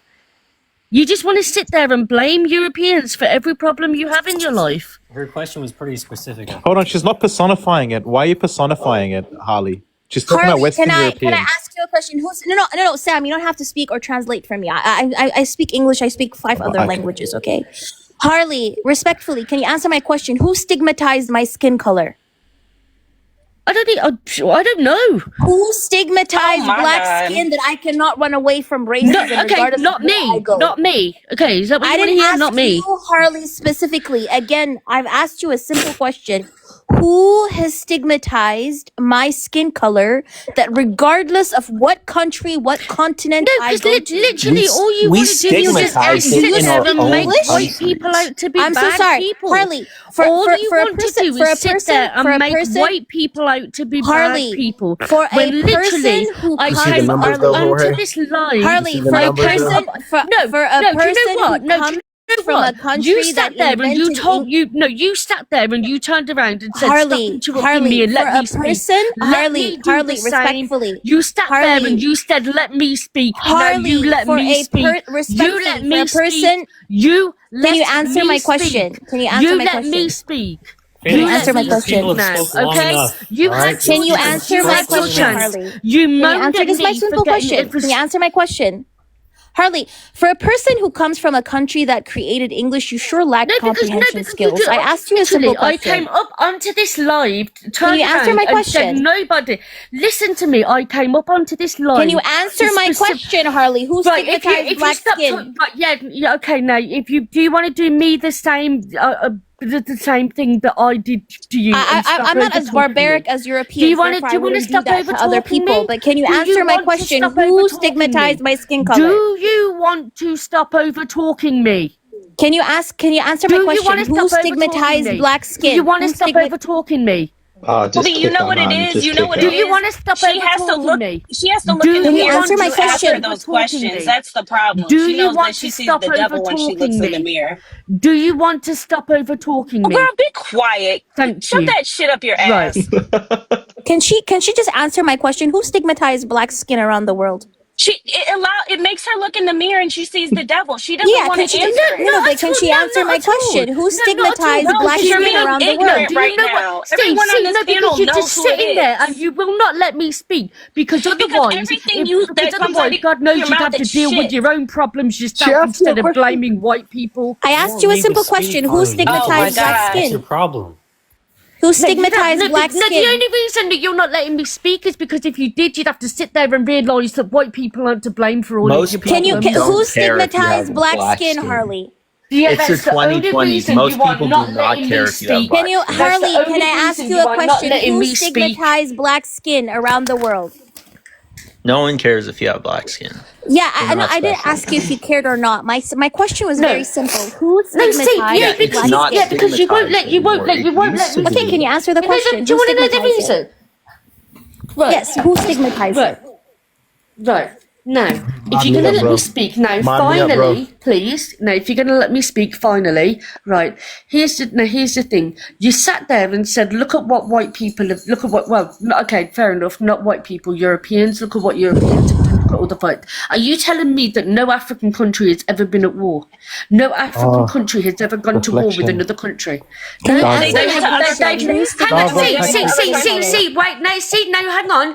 You said your point. You said your point. Ignorant. You are so ignorant. How am I ignorant? Because all you want to do is I came up onto this live and said nobody is better than anybody else.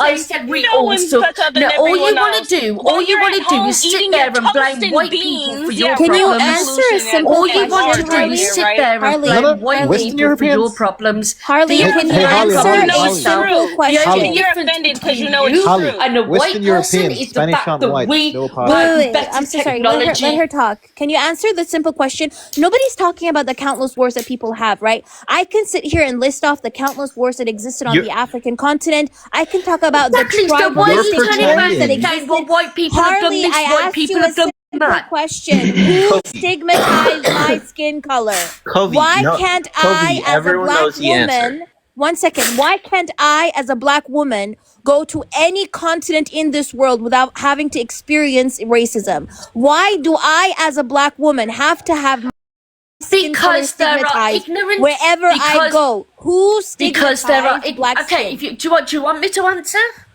Yes, I've been asking you for the past 15 minutes. Who stigmatized black skin? Because there are ignorant people in every race and every culture. No, that wasn't my question. That wasn't my... Wait, I'm so sorry. Are you telling me that no white person has ever experienced racism either? How do white people experience racism? Not one single time ever in history. Are you telling me no white person has ever How do white people experience...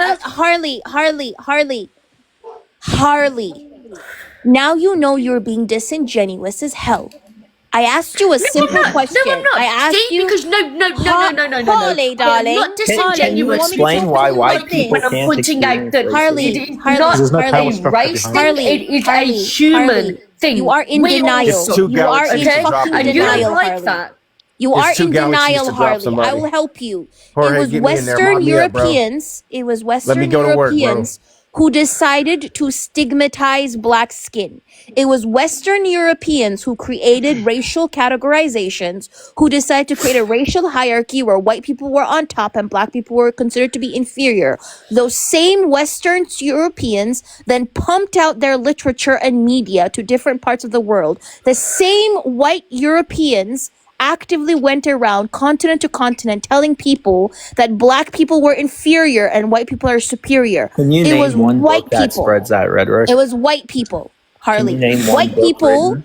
It The Willie was Lynch not laws. black How about people, that? Harley. It was not black people who went around creating whole institutions and systems that oppress other groups of people based on their race. It was white people, white Western Europeans who went around continent to continent. So creating again, these systems of hierarchy. all you want to do is sit here blaming white people for your Oh, problems. just kick her, man. Just kick You know her. what, Harley? She's Maybe trying white to people shouldn't have done educate that you. shit. She Hold on. hasn't mentioned. She's Hold trying on. to educate Hold you, on. and you're ignorant. Tap the Stay screen. ignorant. Tap the screen. There's Stay only ignorant, 23,000. Hold Harley. on. Hold on. You're There's only 20. ridiculous. Be quiet. There's only 23,000, 21,000 likes in this. There's 173 people. You don't have to agree or disagree. If you're in this space, tap the fucking screen. That is customary TikTok, customary TikTok custom. Also, superior beings should also know how to wash their ass. Nobody should have to teach them to wash their ass. Wash a ass, wash their ass. Learn English, please. I speak how I want Oh, to. your I colonized speak how I language. want Learn to. your Right. colonized language. Oh, okay, right. I still want to know how certain people claim superiority when So the you can foundation speak of well, their but you medicine. can't wash your ass. That's really interesting. Their canon of I medicine. never did. Oh, I just never kick did Harley, claim man. She doesn't superiority. understand. She doesn't understand, man. Harley. Just remove her. Here's the thing: I came upon this panel to say we as a human race, we all suck. Girl, Okay? we don't give a fuck what you got to say. You And are I a told liar. you they don't can't think look that in the way. fucking mirror. What do you You're actively a do, Harley, liar. to fight No, racism? listen. You are I pretty do full of think shit. I do think that we all suck. But here's the thing: I when think you're going to you sit suck. there and blame what? Self-deprecation doesn't You fix suck. problems. You Oh, suck, dear. Harley. Why? Because she's white. Yeah, of course you Harley, can think I ask you a that because question? I'm not your color. Harley, can I Girl, ask you a I question? am white. You ignorant bitch. You don't sound white. Harley, can I ask you a question? Can I ask you a question?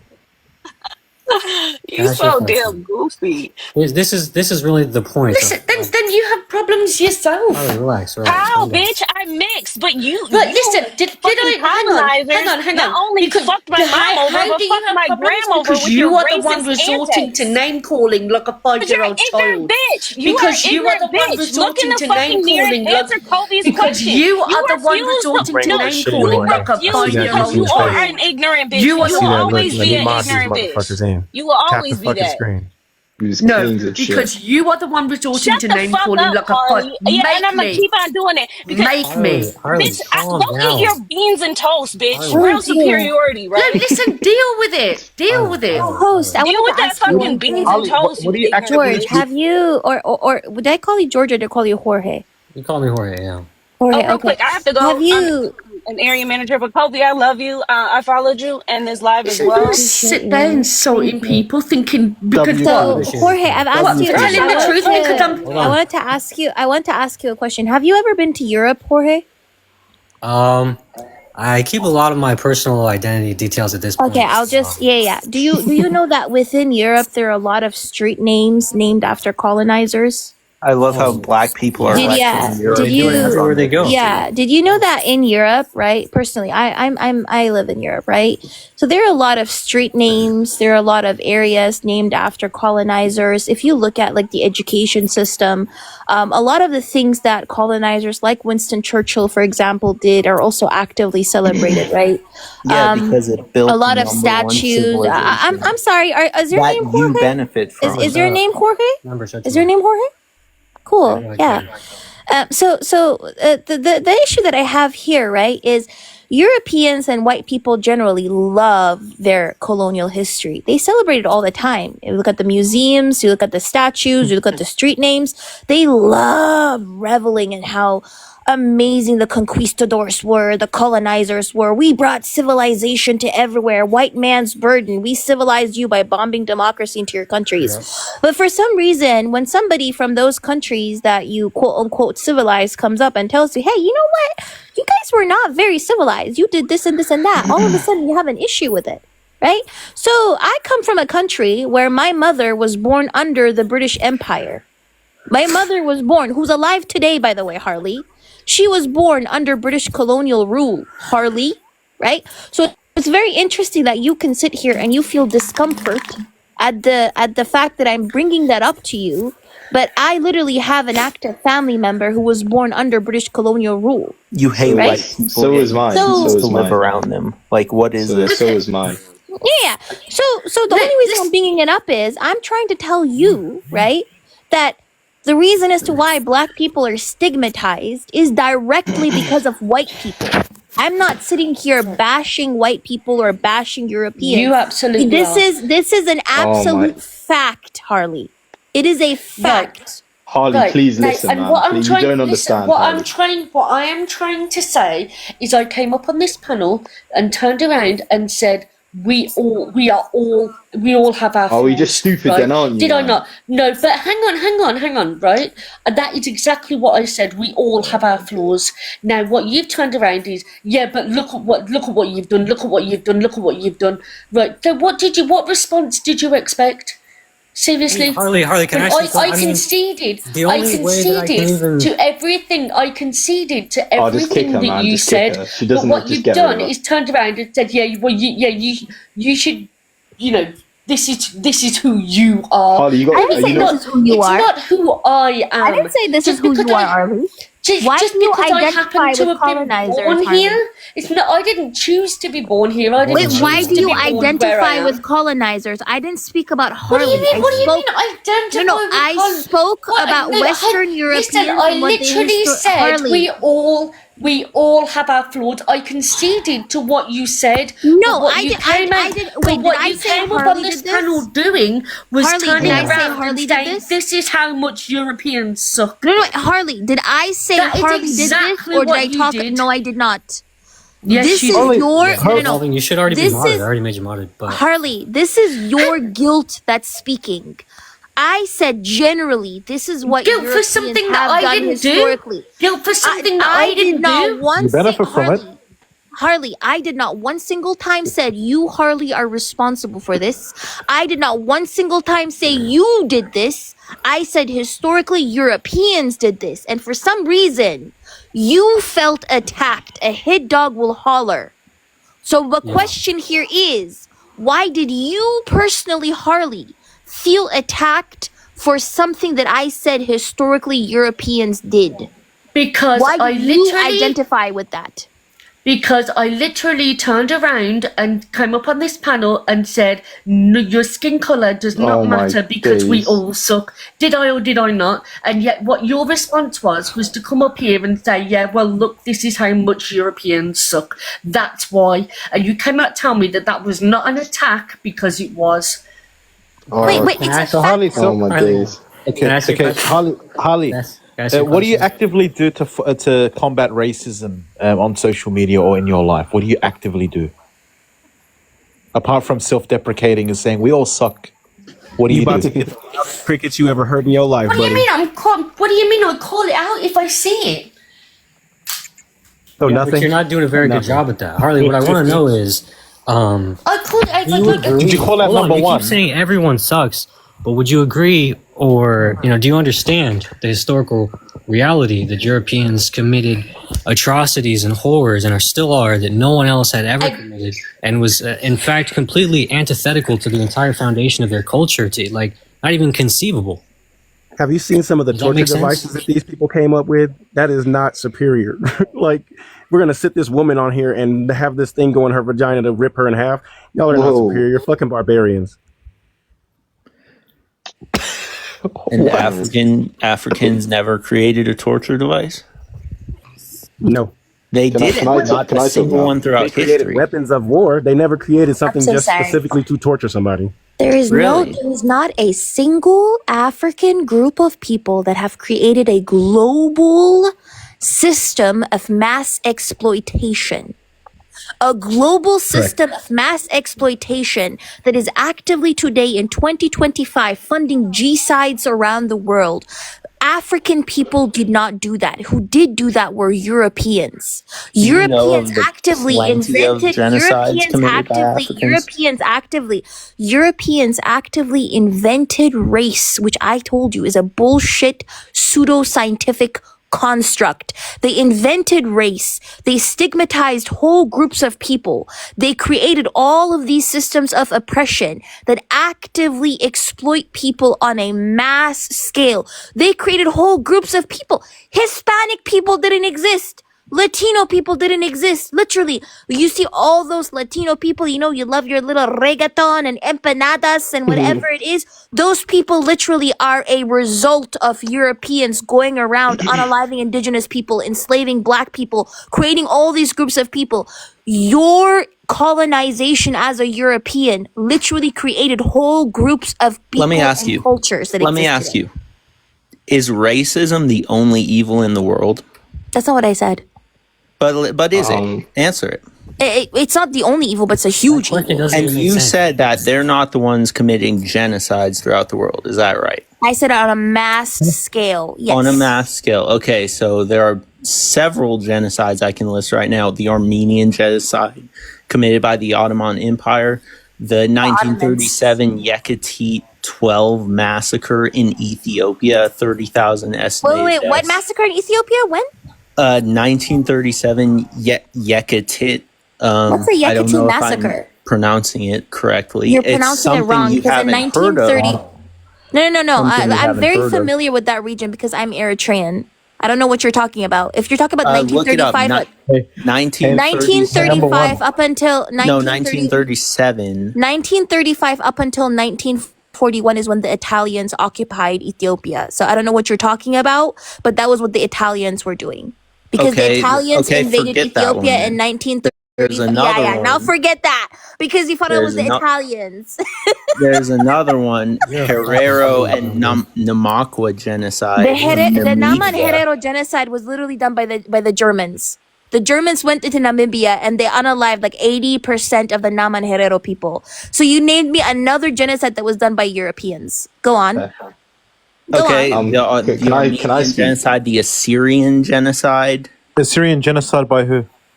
The Assyrian genocide by the Ottoman Empire. The Ottomans. Stop. To remind you also like Turks are like European, but anyways. Then they're no European. Yeah, you know who was genociding the Assyrians They in came the from early East Asia. 1900s? You So know who just was? real The quick, British. I want to The mention to creation of everyone. Iraq.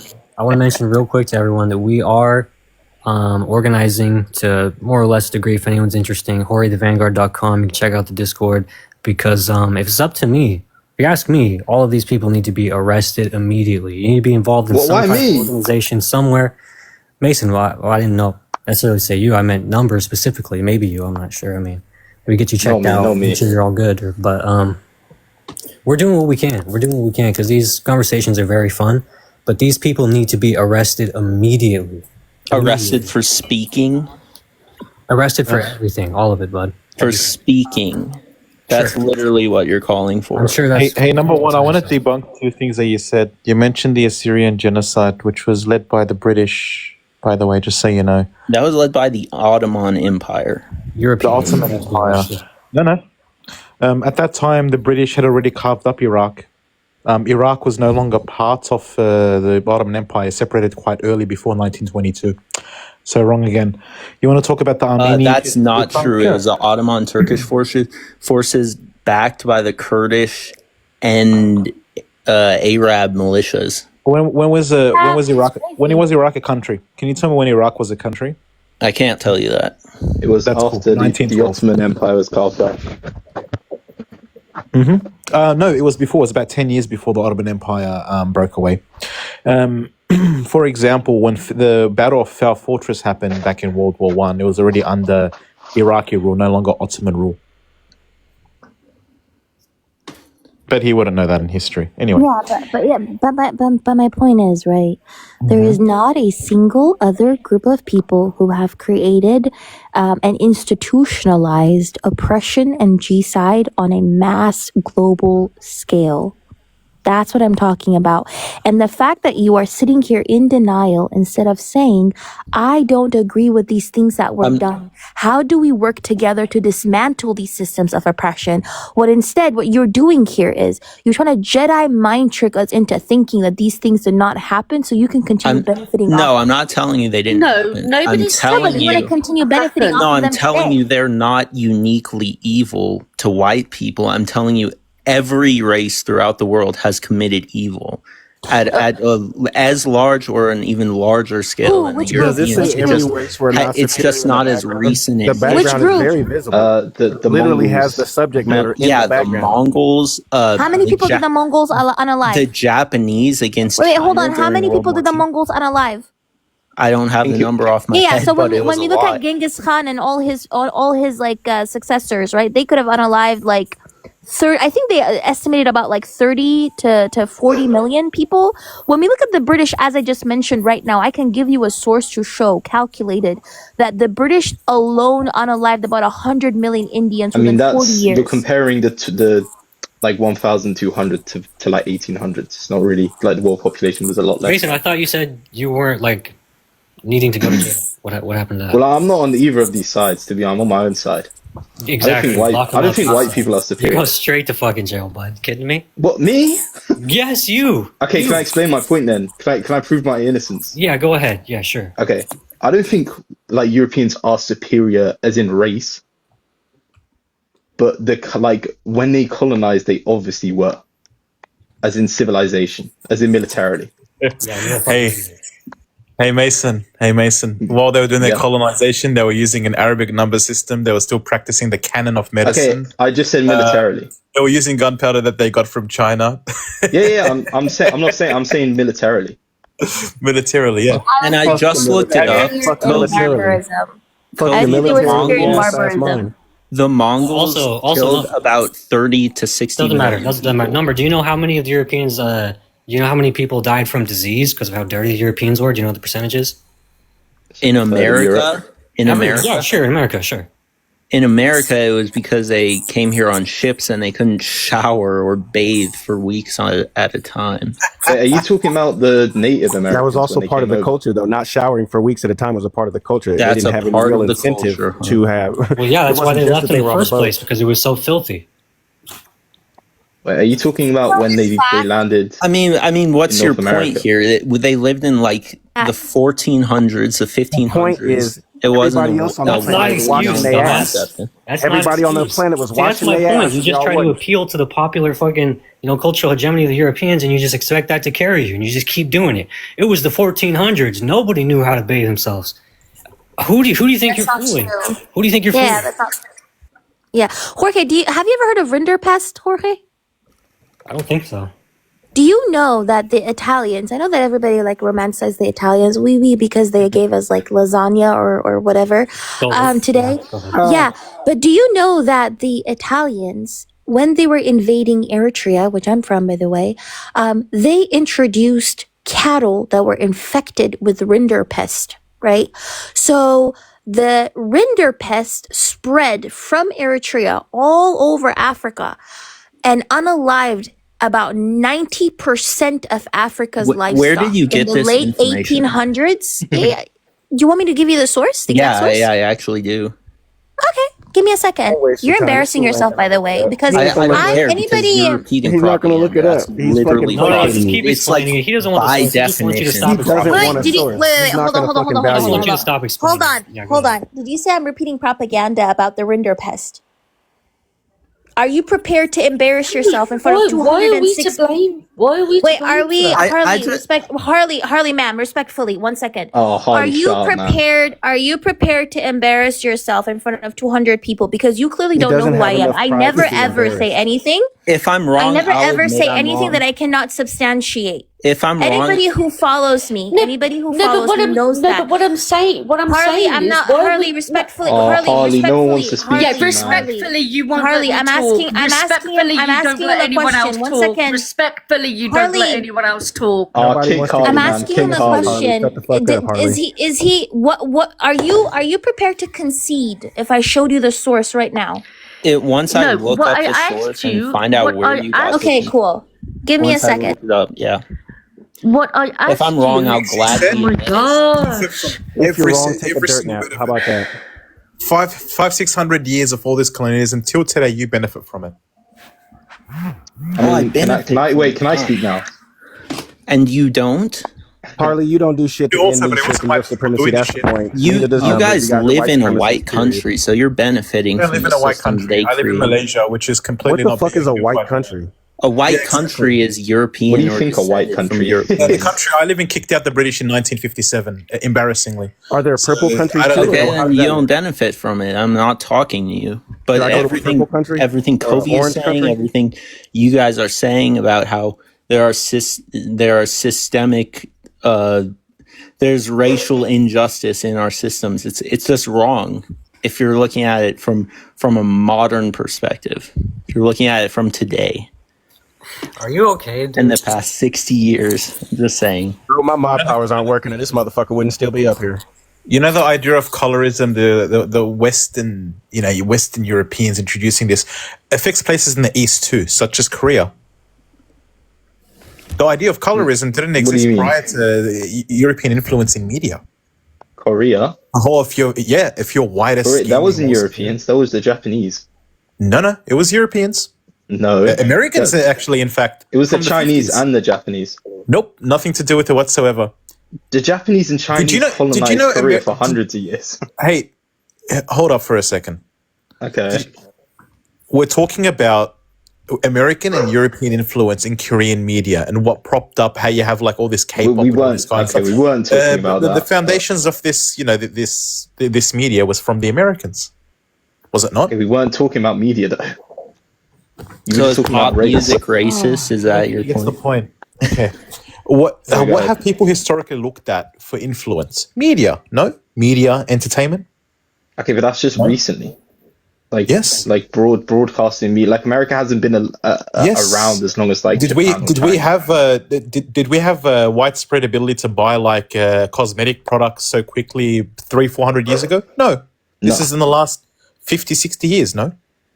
Coinciding with when American and European influence took over South Korea. Okay, so what is your point with this like Korean race? What do you mean? My point is, I'm talking about the guy from before who was saying, "Oh, how do these things affect today?" Like in the West and outside of the West. I'm talking about a country that's not even in the West that's affected by colorism. Okay, all right, that's media though. That's not really race in Korea. Are you talking about North Koreans and South Koreans like, ideologically? Hold on. There's a lot of No. There's a lot of dog whistling and racism in media that spreads worldwide. Is there not? Look, like all these ads from America in recent times. All these clothing ads and stuff. That Sydney Sweeney one. Remember that stuff like that? Yeah, that's worldwide. That's observed worldwide. That's subliminal worldwide. People consume that media worldwide. Can I just say I don't think white people are like superior to any other race. I was just saying, like back when they were colonizing, they would have had to been superior militarily and like economically to been able to colonize. But I was looking at the were in not superior, but that doesn't really make sense because you can't really. The British couldn't colonize India by not being superior, like military or economically. It just wouldn't have worked. Okay. They were outnumbered. They didn't have as many resources. It just being disease ridden is not the same as actually conquering somebody. That doesn't even make sense. They didn't bring disease to India. They brought disease everywhere. They brought disease to their own homes, their own fucking huts, their own fucking little castles, their own their own kids. Motherfuckers don't even know how to have babies. They still bring diseases everywhere. What do you mean? They're still dirty. What are you talking about? That part. What are you talking about? Do you know where they legit caused the bubonic plague. Do you guys know where the bubonic plague is from? Which country had the most people die from the COVID-19? America? I don't know, China? European colony. Yeah, European colony. Yeah. Oh, but it originated in China, so China is responsible for it. I mean, COVID-19 and bubonic plague originated in China. Okay. Chinese people have been wearing masks for literally over 4 decades, and somehow it made it out of there, and masks were sold to us as the end-all be-all of fucking things when China's been wearing it since before it even hit, and it didn't help at all. Interesting. Also, it sounds like propaganda to me because when I don't even know if I can say it, when the HIV, when they came out, oh, it was the Africans, they was fucking monkeys. Y'all do this shit to everybody. Anything to take responsibility for what you do. So, You're nasty. okay, so Just say that. You fuck your mothers and your brothers. Please, host. What was that? do you? Could you make me bigger, please, host? Sure. I'm confused. Are you saying Check on my mod powers, COVID-19? 'cause he's Are you saying like COVID-19 was? No, 1 second. Let's look at this, right? So let's go to. You said you'd concede, right? Give me a second. Where is it? So, what does it say here? Rinderpest killed over 90% of African cattle. Okay. Now, if you go into how it was introduced, the Great Rinderpest Epizootic of 1896 and 1898. What does it say here? The rinderpest was a cattle epizootic which ravaged the entire African continent between 1896 and 1898. It says here the trajectory, the rinder pests devastating trajectory in Africa began in Eritrea. I don't know why you're interrupting, Harley. This person has a hard time acting civilized. You interrupt everybody. Because you missed out the line in that was Africa most began important. in It wasn't Eritrea. Europeans, Hold on. It was Asian. The opening months of can I finish? Can I finish?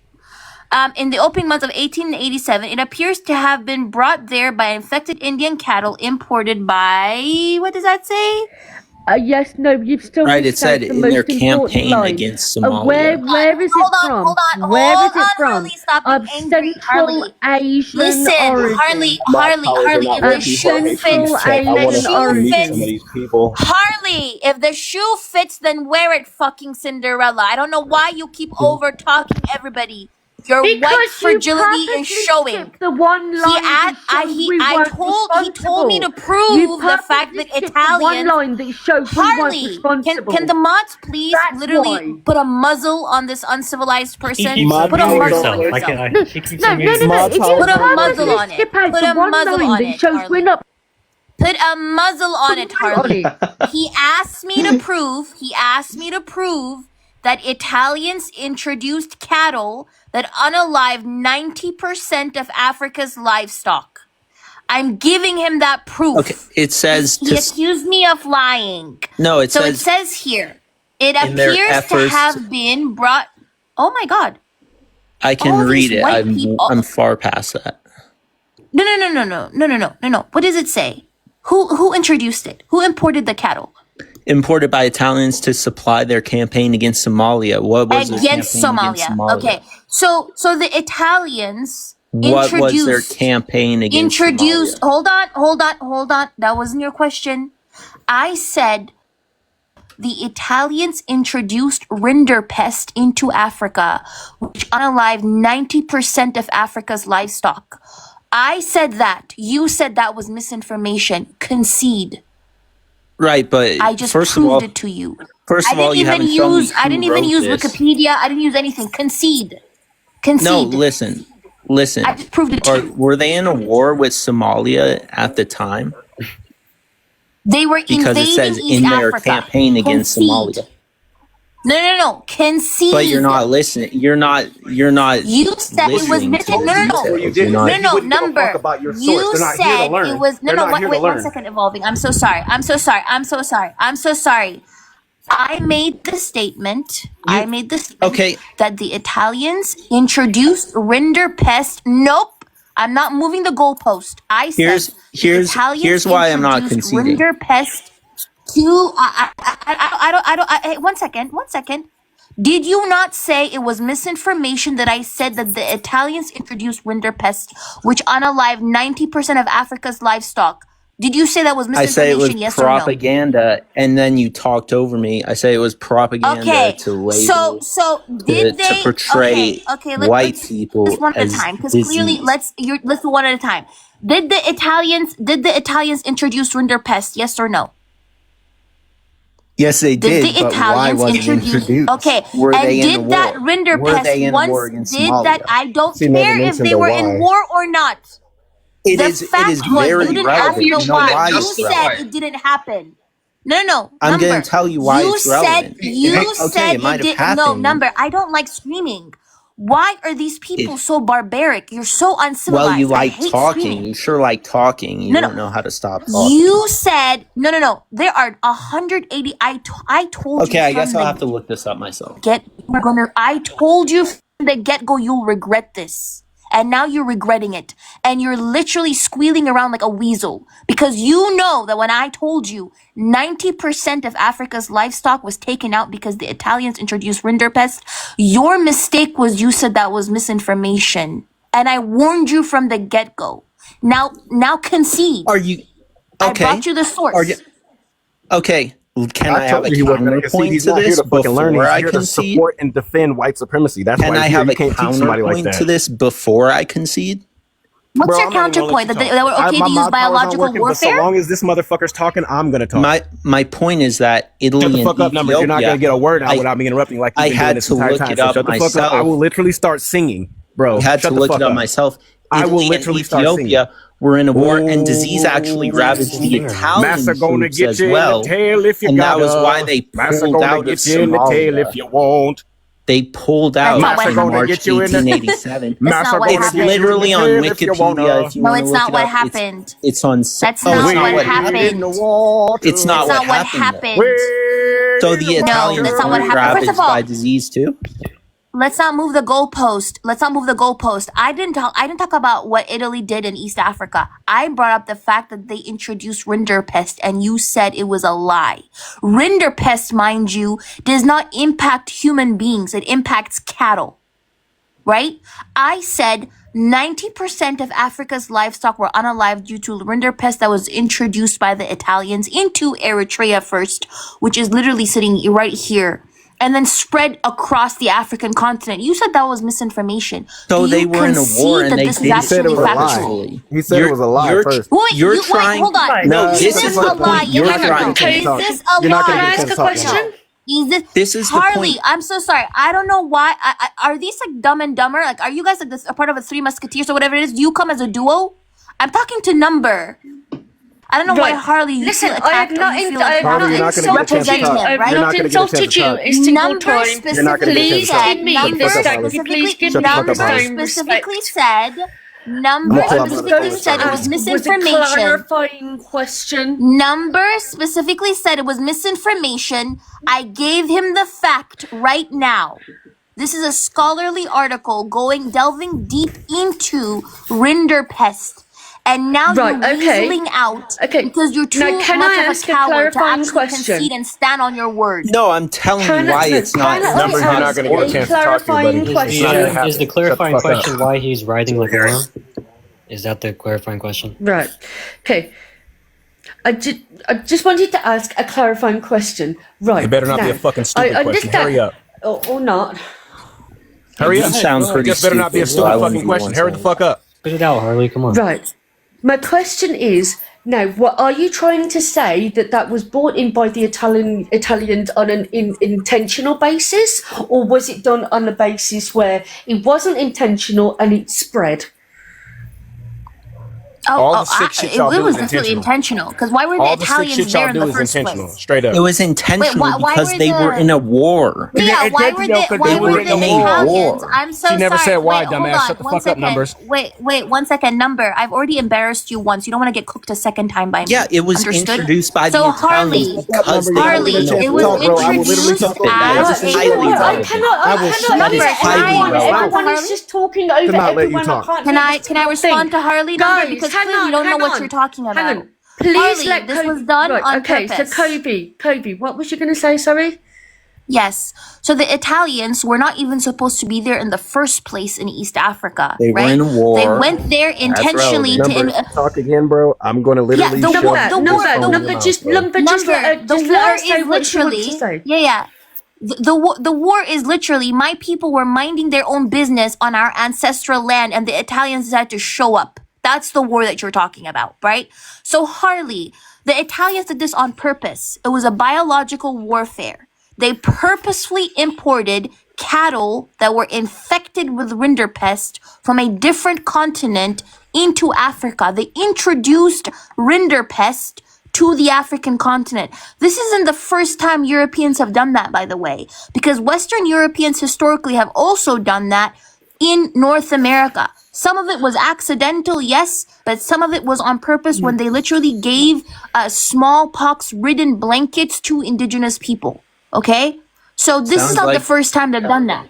Sounds like something an inferior military would do. Shut the fuck up, number.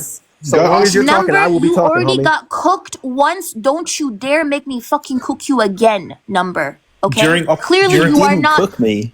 Clearly you you're are baked not and actually fucking capable barbecue, to bro. engage in this You're fucking conversation, cooked. number. During Operation Legacy, they also went around poisoning different people's crops, burning fields and everything when the British were leaving as part of Operation Legacy. It was between military, 1957 but it was a military. But Yeah, but, Harley, but, the point but, is, but, I'm Eritrean, right? I'm Eritrean.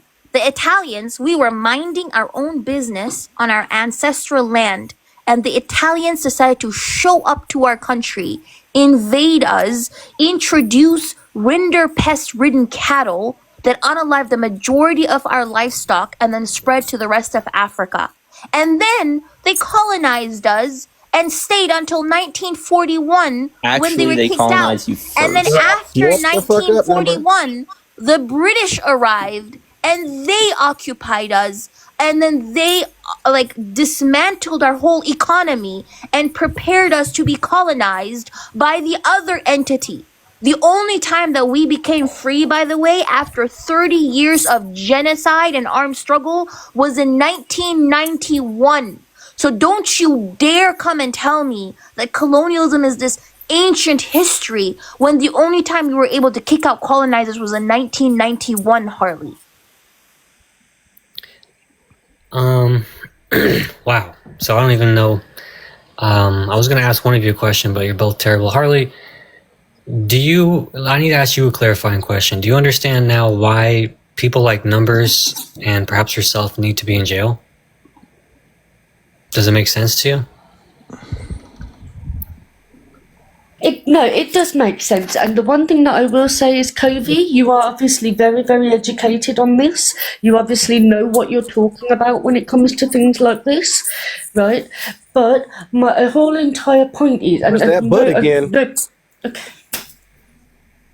But you need to take the butt out of your fucking mouth, because that's what makes you people so fucking harmful and dangerous. It's the but excuse after justification after excuse. Freedom Shut of the speech, fuck buddy. up. Freedom of speech.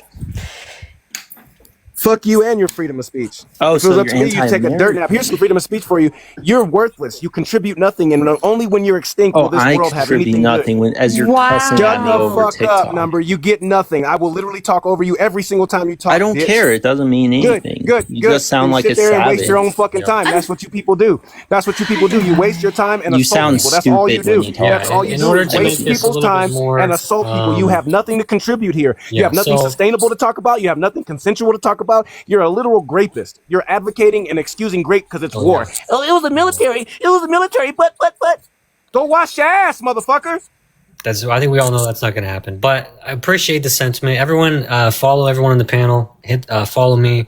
Appreciate everyone. We'll be doing this again sometime soon, shortly. So it's been a whole lot of fun. Thank you, Kobe, Sammy, Baldwin. Yeah, I don't usually like screaming, mind you. Yeah, I don't like screaming. I usually am a very calm speaker. So the fact that they had to force me to scream, I hate their guts even more. But I appreciate you for letting me up, Jorge, and I hope you have a good evening. Sorry about that. You have a good evening. Yeah. Have a good evening, bro. Take care, man. Good evening, bro. Take care, man. It's by the USDA. All right, listen here. $2.2 billion. All right, listen here, Devil. This $2.2 property- all right, billion got you. So how was wealth passed down in America, Devil? You're not going to answer that because this is literally. I'm asking you a question. How was wealth for passed black down farmers. in America? If we You lost brought our up black land, farmers. if we lost, wait, listen. You brought up black farmers. Listen to me. Be intelligent. Be quiet. 1 second. If wealth is passed down through real estate in America, and our means of production, our farms, have been stolen from us systematically 90% from 1910 to 1997 in less than 100 years, and they're giving cash fucking payments. What if you can give somebody a fish or a fishing pole? Which one was more important? You didn't even We don't want fish. We want fishing poles. We want rights to the water. That's can I say something? What if you don't know what a fish You is? literally just said you want can I say something? $1.5 What if million you don't know what a in fish is? reparations. What if I give you a fish and you don't know what a fish is? But we taught y'all how to farm, bitch ass nigga. Can I say something? What if you don't know what a fish is, bro? But we know how. But we know what farming what use is. of a fish Grits, is. We know you what want farming reparations, is. and then I If you just have no idea what a fish you, is. Grits, You don't. You're disingenuous as fuck. Because I It's just looked it facts. up. I just looked It's it up. literally By the way. facts. The 22. 1 second. The 2022 payments, but that you said was not specifically for black farmers. It was for anyone who was discriminated against, and it happened to be disproportionately black farmers. Casey. So No, that was specifically. not It even was proving a specifically. point. Yes, it That's was. not proving a point at all. Yes, it fucking There are was. still payments being issued to This black is. farmers. This is. No. The law. I don't know why everybody's over talking when I was quiet this whole fucking time. Y'all Go people don't ahead. know how to let women finish. Go ahead, lady. So as I was saying, right, I'd Casey, let Casey go first. this is why I have like a genuine issue with people like you, Casey. The black farmer People settlement like Hey, let her you, speak, man. Just be people quiet. like you pretend like you care about dismantling racism, but you're disingenuous as fuck. How am I Casey. disingenuous? I gave you Because facts that and you don't like particular it. It's what was it factual. for? What was it It's for? literally factual. What was it for? What was it for? What was what for? You're not asking a question. What were the payouts for? For people who were discriminated by the USDA. Okay. Which included so black what is that farmers. supposed to illustrate? What was that supposed to illustrate? Like, I don't know what you don't understand. That's reparations for people who didn't get who were Right? No, discriminated Casey, against that's not with the my point. USDA farm. That's not reparations. Yes, it is. Getting That's paid. not how reparations works. There was a No. lawsuit. That Is a reparation not how reparations work? What is a reparation? Are reparations for? Do we use that term for lawsuits? No, lady. No, That was for reparations the to them is money in their USDA. pocket. If they don't have money in their pocket, it's not reparations.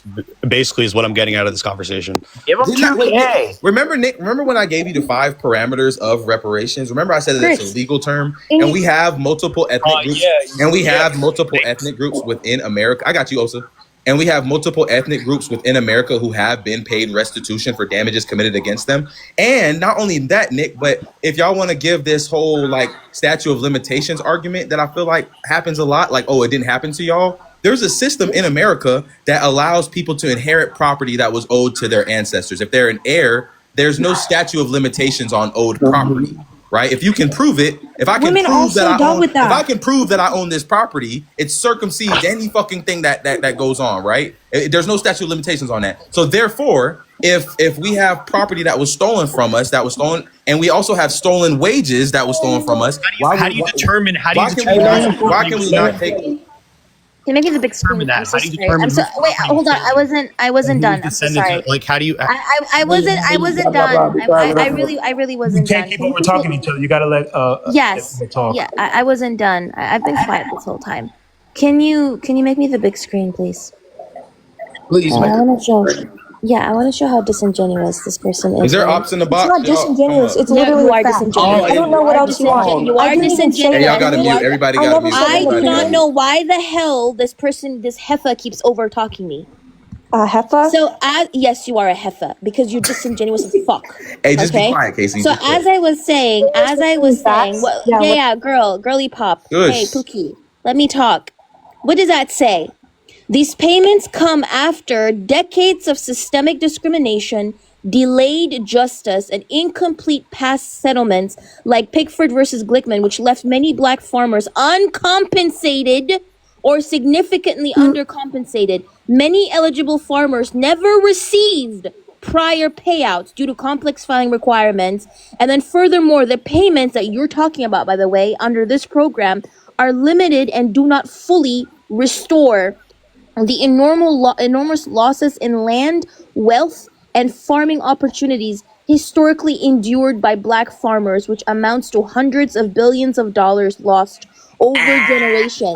How do you determine This that? How do you person, determine? one second. This is why I'm telling you. This is why I am telling you. People like Casey, people like Nick are disingenuous as fuck. They always go around saying they're not their ancestors, but they talk, they act, and they speak like their ancestors, Casey. You came up My here, ancestors tried didn't come to here till say, I about don't care, 1914. But good try. Good try though. Good I try. don't care. You have to understand that slavery was not the only way that white people oppressed black people. You have to understand that the transatlantic slave trade existed. Western. Shut the fuck Can up, Nick. Can I finish? Can I finish? Can I finish? Can I Literally finish? Nick, being a Nick, steamroller. Nick, Shut up, Nick. Bro, just be quiet, bro. Or I'm gonna Nick, kick you. I don't Nick, need your do head. Nick, do I have permission to finish, Massa? Do I have permission to finish, Massa? Can you please, I beg you, Nick, Keep going can you with your please, gift galloping. you talk one more fucking time, I will drop you from this disgusting panel, bro. I will drop you from this fucking panel. I am not the Colby, are you fucking black or one. white? I am not the fucking one. Colby, are you black Anyways, or white? as I was saying, yes, I'm a black woman. What about it? I'm just wondering. What the fuck about it? I'm a black woman. What are you gonna do about it? You're not like a person that anyone can take seriously. I don't care. Listen. I don't know why you think I would care about the opinions of a blonde bimbo. Okay. Devil. I don't know why you think I would care about the opinions of a blonde bimbo. Did she say she was leaving? Yet you does not even reparations know from what people like me. reparations. You want to be I do not know why you think I would need. Can you wait your turn, or are you just so talking uncivilized? about stuff that doesn't matter anymore. Hey, hold up, You brought this up. I told you a fact and you just Hold up, Hold up, 1 second, Athena. 1 second. I'm sorry. 1 second. You Hey, sound Nick. triggered. Hey, hold up, y'all. Hold up, 1 second. We're gonna do this real quick. Nick, I feel like I haven't given you a fair chance to speak, brother, and I want to give you the floor. I'm gonna give you 2 minutes uninterrupted. Just speak your truths, bro, and then we're gonna get you, and then we'll go to the next person. Go ahead, man. To the cat fight. Okay, so what? So, Shut the fuck up, bitch. Nobody want to hear that shit, nigga. You just been yapping, bro. I needed a space, so you was my Thank tribute. you. Yeah. So again, so as I said, right, the reason as to why the payments in 2022 are not considered reparations, okay, is because they were considered to be financial acknowledgments or steps towards justice. It was not direct compensation. You want to know why it's not direct compensation? Wait, can you keep me on the big screen? By the Oh, my way? fault. I'm so sorry. Yeah. So let me explain this to Casey, right? Because this blonde bimbo doesn't understand what reparations means, but she thinks that she has the audacity to speak, right? My fault, So, as I just mentioned, the reason as to why they're not reparations is number one, you could literally read on my background that they did not fully restore the enormous losses in land, wealth, and farming opportunities that were endured by those black farmers. In order for it to be considered reparations, it would have to be a compensation for the losses or pain endured, okay? This thing that you're talking about, the payments under the USDA, were considered to be some type of financial acknowledgement, recognition, or a step towards achieving justice for those farmers who were systemically discriminated against for simply being black. That is not what reparations means, Casey. Before you bring up any examples, I beg you, for the love of God, make those last 2 brain cells you have in that bimbo ass head of yours clap and know the difference between compensation, reparations, and financial acknowledgement. What was that then? I thought Casey said she was gonna drop after she. I just said financial acknowledgement. He's sitting here telling me I need to listen to this, but how would you explain the $2.2 billion? What would you call that? Did I not say financial my mouth on acknowledgement? the ground. Financial Hey, go ahead, acknowledgement. hot. So, isn't that a good thing though? Do you know the difference between financial acknowledgement? We got to go to Czar next, though. We do got to go to Czar. I thought I was next. This is your problem though. Do you know the difference? No, you guys both speak with emotion. Grit said that white people should be unalived. I'm the devil just because I'm white. No, you can't coexist with Nobody people asked you. and Nobody say that said they you should be unalived. Grit's literally said that white people should be unalived. He literally said it. Wait, you took what I said out of context. Sorry, you're not saying anything meaningful. This is my closing statement. Okay, be quiet. If you can't coexist and you have to call white people a devil just to somehow try to make a point, you are going nowhere in life. You are not getting any benefits or any respect from white people. Why are you deflecting from the fact that you did not know what reparations was? You gave me an example of financial acknowledgement because your ass did not know what reparations was. Get up out of here, Casey. So you are the weakest link. Hey, go ahead, Czar. Welcome to the live, man. You over 18? Yes, sir. I'm 31 years old. All right, and what state do you vote in? The great state of White Tennessee. All right, now go ahead, man. What's your take? Okay, my thing is, man, what you were saying is, with the reparations and how they feel about it and the excuses and the shit that they say, it was like, I think y'all should just go ahead and, go up down the middle and just say y'all, I forgot exactly what you said, but, me, I think they need to go ahead and say their true feelings. They don't want us to have it because they don't want us to have it. They don't care for us to have it. And then they try to say shit like, I'm not trying to cuss, but they try to say stuff like, well, it didn't happen to y'all, right? Okay, it didn't happen to us. So you're just talking about the slavery aspect of the reparations that we're due, because after slavery, it was a bunch of atrocities going on against us. We were getting lynched. We were getting ran out of town. They were literally taking our properties. I just read up on this reverend. I forgot his name, but he had over 100 acres of property that they wanted from him. And you know how they got it from him, right? They unalived him and took it. And them people, them people still ain't got no reparations in Tulsa. No, they still ain't got reparations for Tulsa. Like, get the fuck up out of here. This shit is so crazy to me. Like, y'all blew up a whole city because y'all was racist, and you want to say that? Realistically, if they were to give reparations, about everybody who want reparations will only get down on like $10. I ain't gonna lie to you. Wait. Sorry. I'm sorry. We gave how much money to Israel? We gave $430 billion from 1943 to now in aid, just aid alone. Not weapons, not weapon systems, not none of that. Just aid alone. $430 billion alone, bro. And how much you think those individuals got? Why You think they got? wait. Niggas can't get 430 billion. Nigga, I'll take that shit, cuz. Let me get Do you think a F-35 is 250 million fucking dollars, bro. Do you think those individuals got like $5,000 F-22 is like $1 billion or some shit, dog. Do you think each of those individuals got $5,000 in their bank account? Realistically, you're going to get around like $10 to $15. No, dog, you wrong. You're wrong as fuck. And the way that you're missing it. Hold on 1 second, sir. 1 second, sir. What you're missing is that reparations is 5 parts. So yes, monetary repayment is very important. We have to get paid. There has to be a compensation for the damages against us. That has to happen. But we also need to have things like tax. We need to have our schools not funded by our taxes, right? We need to have a reform on our prison system, right? We need to make sure that race needs to be abolished. Race needs to be completely illegal. How do you abolish racial race? Classifications need to be illegal. Oh, France you talking doesn't about have racial classifications. You talking about where you put your race on like the application? Yes, and bro. everything? Yes. Race needs to be abolished. Okay. Hey, Grits. What's up, man? Okay, am I cool to keep going? Yeah, finish up what you were saying. Okay. One thing I think the guy that named Sorry for the Wait, I think he one of them. I I'm don't not think white. No, I ain't say you were white, but I think What you one is? of them. What you is, bro? Hispanic and black. Hispanic isn't a race. No. Whatever you say. Well, it's not, but okay. I mean, it's not whatever I say. No, I ain't saying that I think he white or nothing, but I think he ain't for us. Coon, brother. Just say he's a coon. We know it already. I'm not a coon. Like I said, I'm not forgiving. I said I'm not forgiving y'all money, but That's cool. Yeah. I said I'm not giving y'all money. Didn't you just say you was Listen. I said I'm not forgiving people money, but I'm all for like giving y'all reparations in some type of way. Like I said, what if y'all get like tax breaks or something like that? Like where you don't pay like income tax. Like would you be fine if you didn't have to pay income tax? Hey, finish what you saying, Zara. Go ahead, G. I said I'm not giving. Not you, bro. He didn't say you.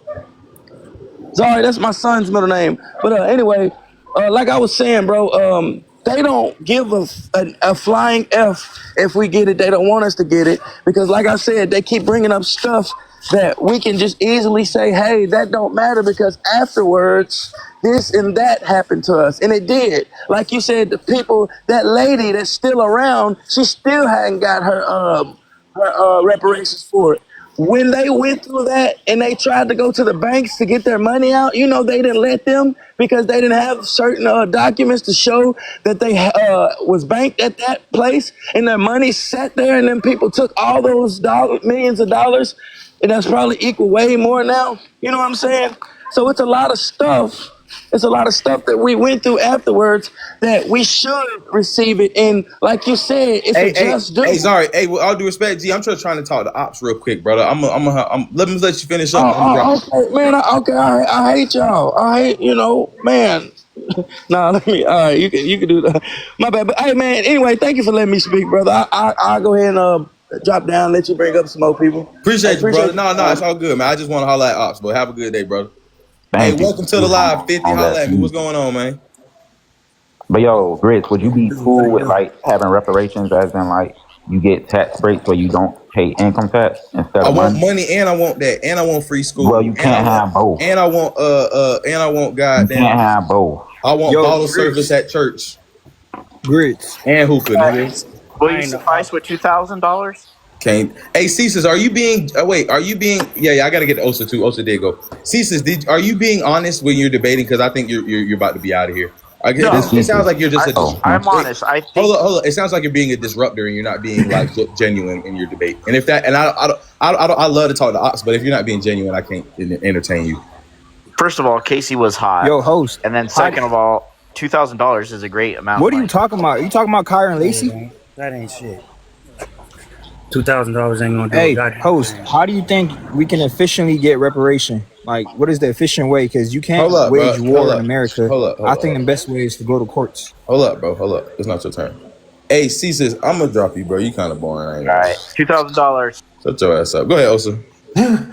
No, look. So, like I said, me personally, I think the reparations thing it's a waste of energy, man. If you really want to be successful, you have to play the capitalist game, my friend. There is no way around it. You have to. Because why? Why do I say this? The Democrats are playing it. The Republicans are playing it. Multinational corporations are playing it. They're all playing the game. But yet, African Americans, for whatever the reason is, Osa, let him finish speaking. Just let him finish. Did you know that? Just let him finish speaking, bro. Just real quick. So everyone else is playing the game because that's the way it's set up. If you want to get ahead, you have to play the capitalist game to your advantage. And like I said, waiting for the government to give out reparations, again, it's not happening. Politicians use it as a talking point every 4 years to get elected. That's how it works. How you feel about it? How you feel about them calling us coon? I don't care. I don't care. That's my. You can't get mad at what you are, nigga. How am I a coon? Wait, Osa, brother. So you're a capitalist, right? I'm a capitalist all fucking day. All right, so brother, you have to be a capitalist in this society. Understand. You have no choice. Look, to be a capitalist. I love it. Reparation. Look, a capitalist, a smart capitalist who's African American, capitalizing the shit out of capitalism itself. You got to capitalize, Grits. You have no choice. Well, I gotta gather my resources. I gotta gather my resources until I can build the infrastructure to promote political violence against my opponents. But we're getting there. You want political violence against? No, that's what I said. No, Grits. We don't even. You don't need political violence. Even a little bit. You know how crazy that sounds? That's not even necessary. I mean, that's what you don't need. It sounds crazy. It sounds crazy to you because you starting to drink the Kool-Aid. You've been pacified. You know, you don't understand that the system is inherently set up for us to fail. The system is inherently set up for us to fail. Grits, go ahead. Grits, you got a smart idea, but that execution is not smart. That's why I was saying Osa is a capitalist. In America, we're in a capitalist country. We can use capitalism itself to take the American government to court and then seek reparation. Right now, they taking Trump to court, a president, to reverse tariffs, which is 1.5 trillion. How is it working? Loses in court. America pays 1.5 trillion. Working? So you really have to take America to court. ISG, how is that working? Nobody tried to take America to court for reparation. The court told Trump. Nobody has tried to take America. Hey! The courts told Trump. The courts told Trump that you need to pay SNAP, and that nigga said, "Nah, I ain't finna pay it." You said we had to take the courts. We had to take America to courts. We don't have an organization as Black people that we're allowed to do that. We don't have an organization that will allow us to do that because we're a stateless nation. We're occupied. nation, right? Black people in America are one of the only represented groups that don't have their own country. We've never been afforded our own nation, right? We've never had the opportunity to have We're American citizens. wait. We have the What Supreme do we Court, call? bro. What do they call it in Israel? We never had the right to self determination.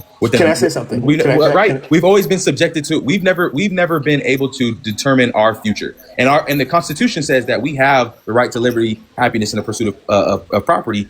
If that is the case, and we've been continually limited by the systems that are put into place, then why is it not, like Thomas Jefferson said, our right as citizens to fertilize the tree of liberty with both blood of patriots and dissenters? For instance, right? Why that's what Thomas Jefferson said I should be able to do, right? We literally had Obama. Bro, this nigga Obama bombed Syria. This nigga bombed Lebanon. This nigga was putting children in cages. What do you think? And Libya, don't forget Libya, my friend. Obama was a capitalist, bro. He What's wrong with that? military industrial complex. What are you talking about? I love Obama. This nigga can shoot. Hey, this nigga got a wet ass jumper. This nigga look good in the suit, and he could talk his ass off. But this nigga's a war criminal. Like, what the fuck you want to give me some Obama, bro? All presidents war criminals. Trump literally fucked up Libya. Bad, imagine if Trump literally bombed a cargo boat. They beat Gaddafi ass just to kill him, bro. Trump literally bombed a cargo boat. Trump literally bombed a cargo boat because they wanted to bring white over there. We know Obama was corrupt, but a president like Obama is all it takes for blacks to get reparation. But at the same time, blacks shouldn't seek violence to get reparation. They should just play the capitalist game, take them to court. Black people. Well, we gotta be blacks. Yeah. What you mean? I'm black myself, but that's how these white people speak. They generalize us. It don't matter if you're African. It don't matter what race you are. If you're black, they're gonna just put you in that genre of a blacks. That's how it is. It's a fact. In America, they say blacks. Then you need to punch niggas in the mouth for that. I'm telling you, violence is the answer. We've tried bureaucracy. No, we've tried legislation. We've tried taking it to courts. You said nobody taking it to courts. What are you talking about? Whatever. Do you not understand the Black Panther Party was representing themselves? Host, I'm gonna give you an example. Wait. You not understand the Black Panther Party was putting people to law school so they could represent themselves in court and take these niggas to court? Do you not understand that, bro? Like, what the fuck are you talking about? The Black Panther Party was full of drug addicts too. Host. And so was the American government. Bro. In real life, you can be a drug addict. Host, in real life. Host. Go ahead. Look, in real life, I got a business. And then we got to swap over this. I got a business in Texas in real life, and I got a Jewish landlord who I got 4 police cases against, and I beat him in a lawsuit October 17th, and I'm suing him again. He's nearly 60 years old. I'm black, African American. I'm really glad for you, bro. I'm really fucking glad for you. I'm not using violence. I'm really glad. Bro, what's crazy is I'm not using violence. He tried to use violence. I got 4 police cases against him. 60-year-old white man, rich, Jewish. I ain't gonna lie, that made me kind of happy. That made me feel good inside. I ain't gonna lie. Bro, you got that warm fuzzy feeling inside, my friend. But you know, bro, in front of my business, he pulled up one day. He was like, "Ade, you're not gonna do nothing. You a bitch." Cause he wanted a reaction out of me, bro. I met him when I was 23. I'm 24 right now. And of course, they think young black people, we crash outs. I didn't crash out. I just waited my time. Took him to court, sued him. I won a lawsuit. But you gotta remember that I said, wait. I said political violence. So not just violence for violence sake.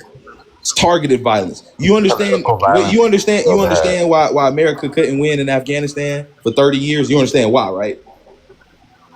Because Afghani people was willing to blow up the violence. Niggas was willing to blow up niggas shit, right? And when if you look, if you come and fuck with my shit and I blow you up, even if you're a mightier power, you like, damn, them niggas crazy as fuck. Them niggas blowing shit up, cuz you do realize you're a minority, right? But the problem right? is black Americans during the 60s tried armed revolution and we got pacified. They assassinated all of our leaders and we got pacified. So what I'm saying is, it needs to be targeted violence. It needs to be targeted violence. It needs to not just be violence. Look, bro, violence with us, they want to. Okay, yeah, I got it. Yeah, listen, hold on. Hold on. I gotta hop in now. So Grace, I hear what you're saying, but the thing right? of it is that it's not really. You say that violence is necessary, but it really isn't.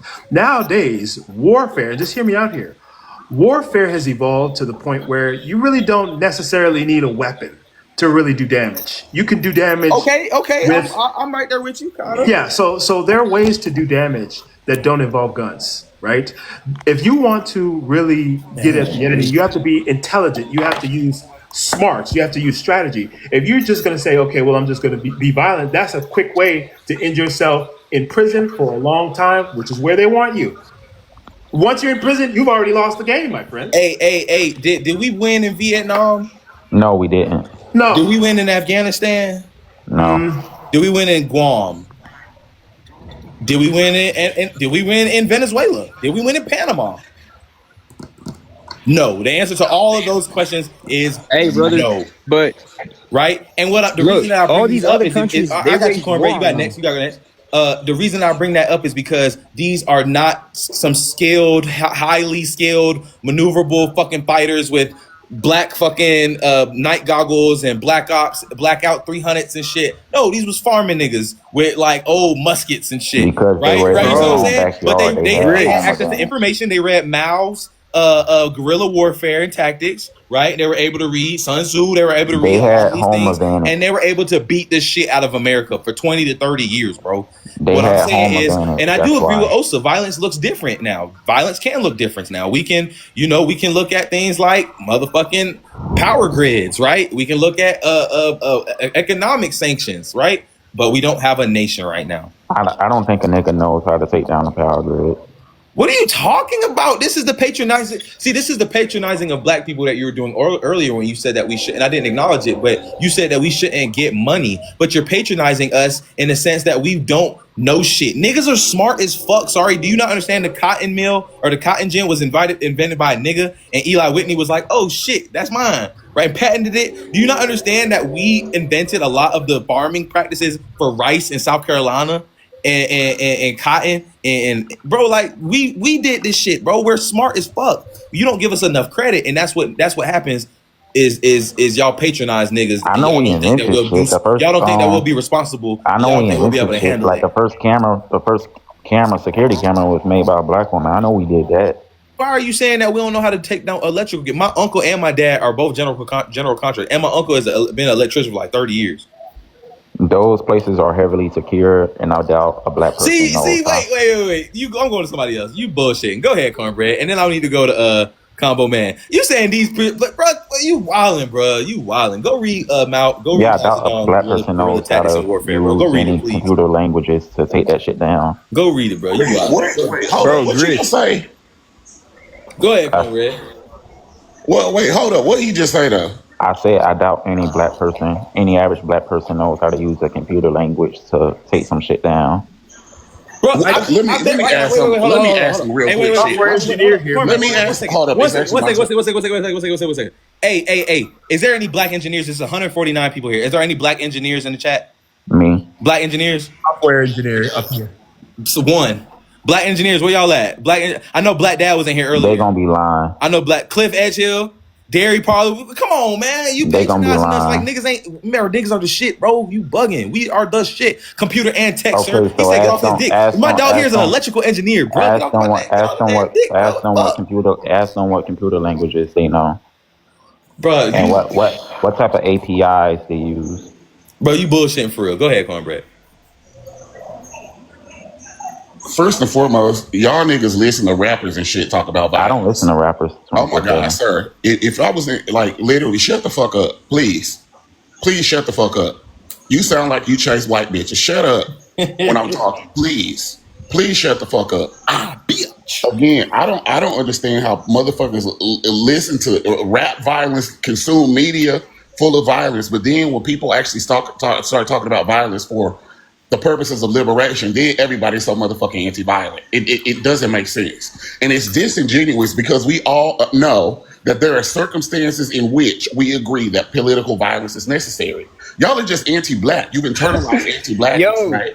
You've internalized anti-blackness because, again, if you recognize that violence will be necessary to defend, so let's just say our country, you don't think that violence will be necessary to defend your people?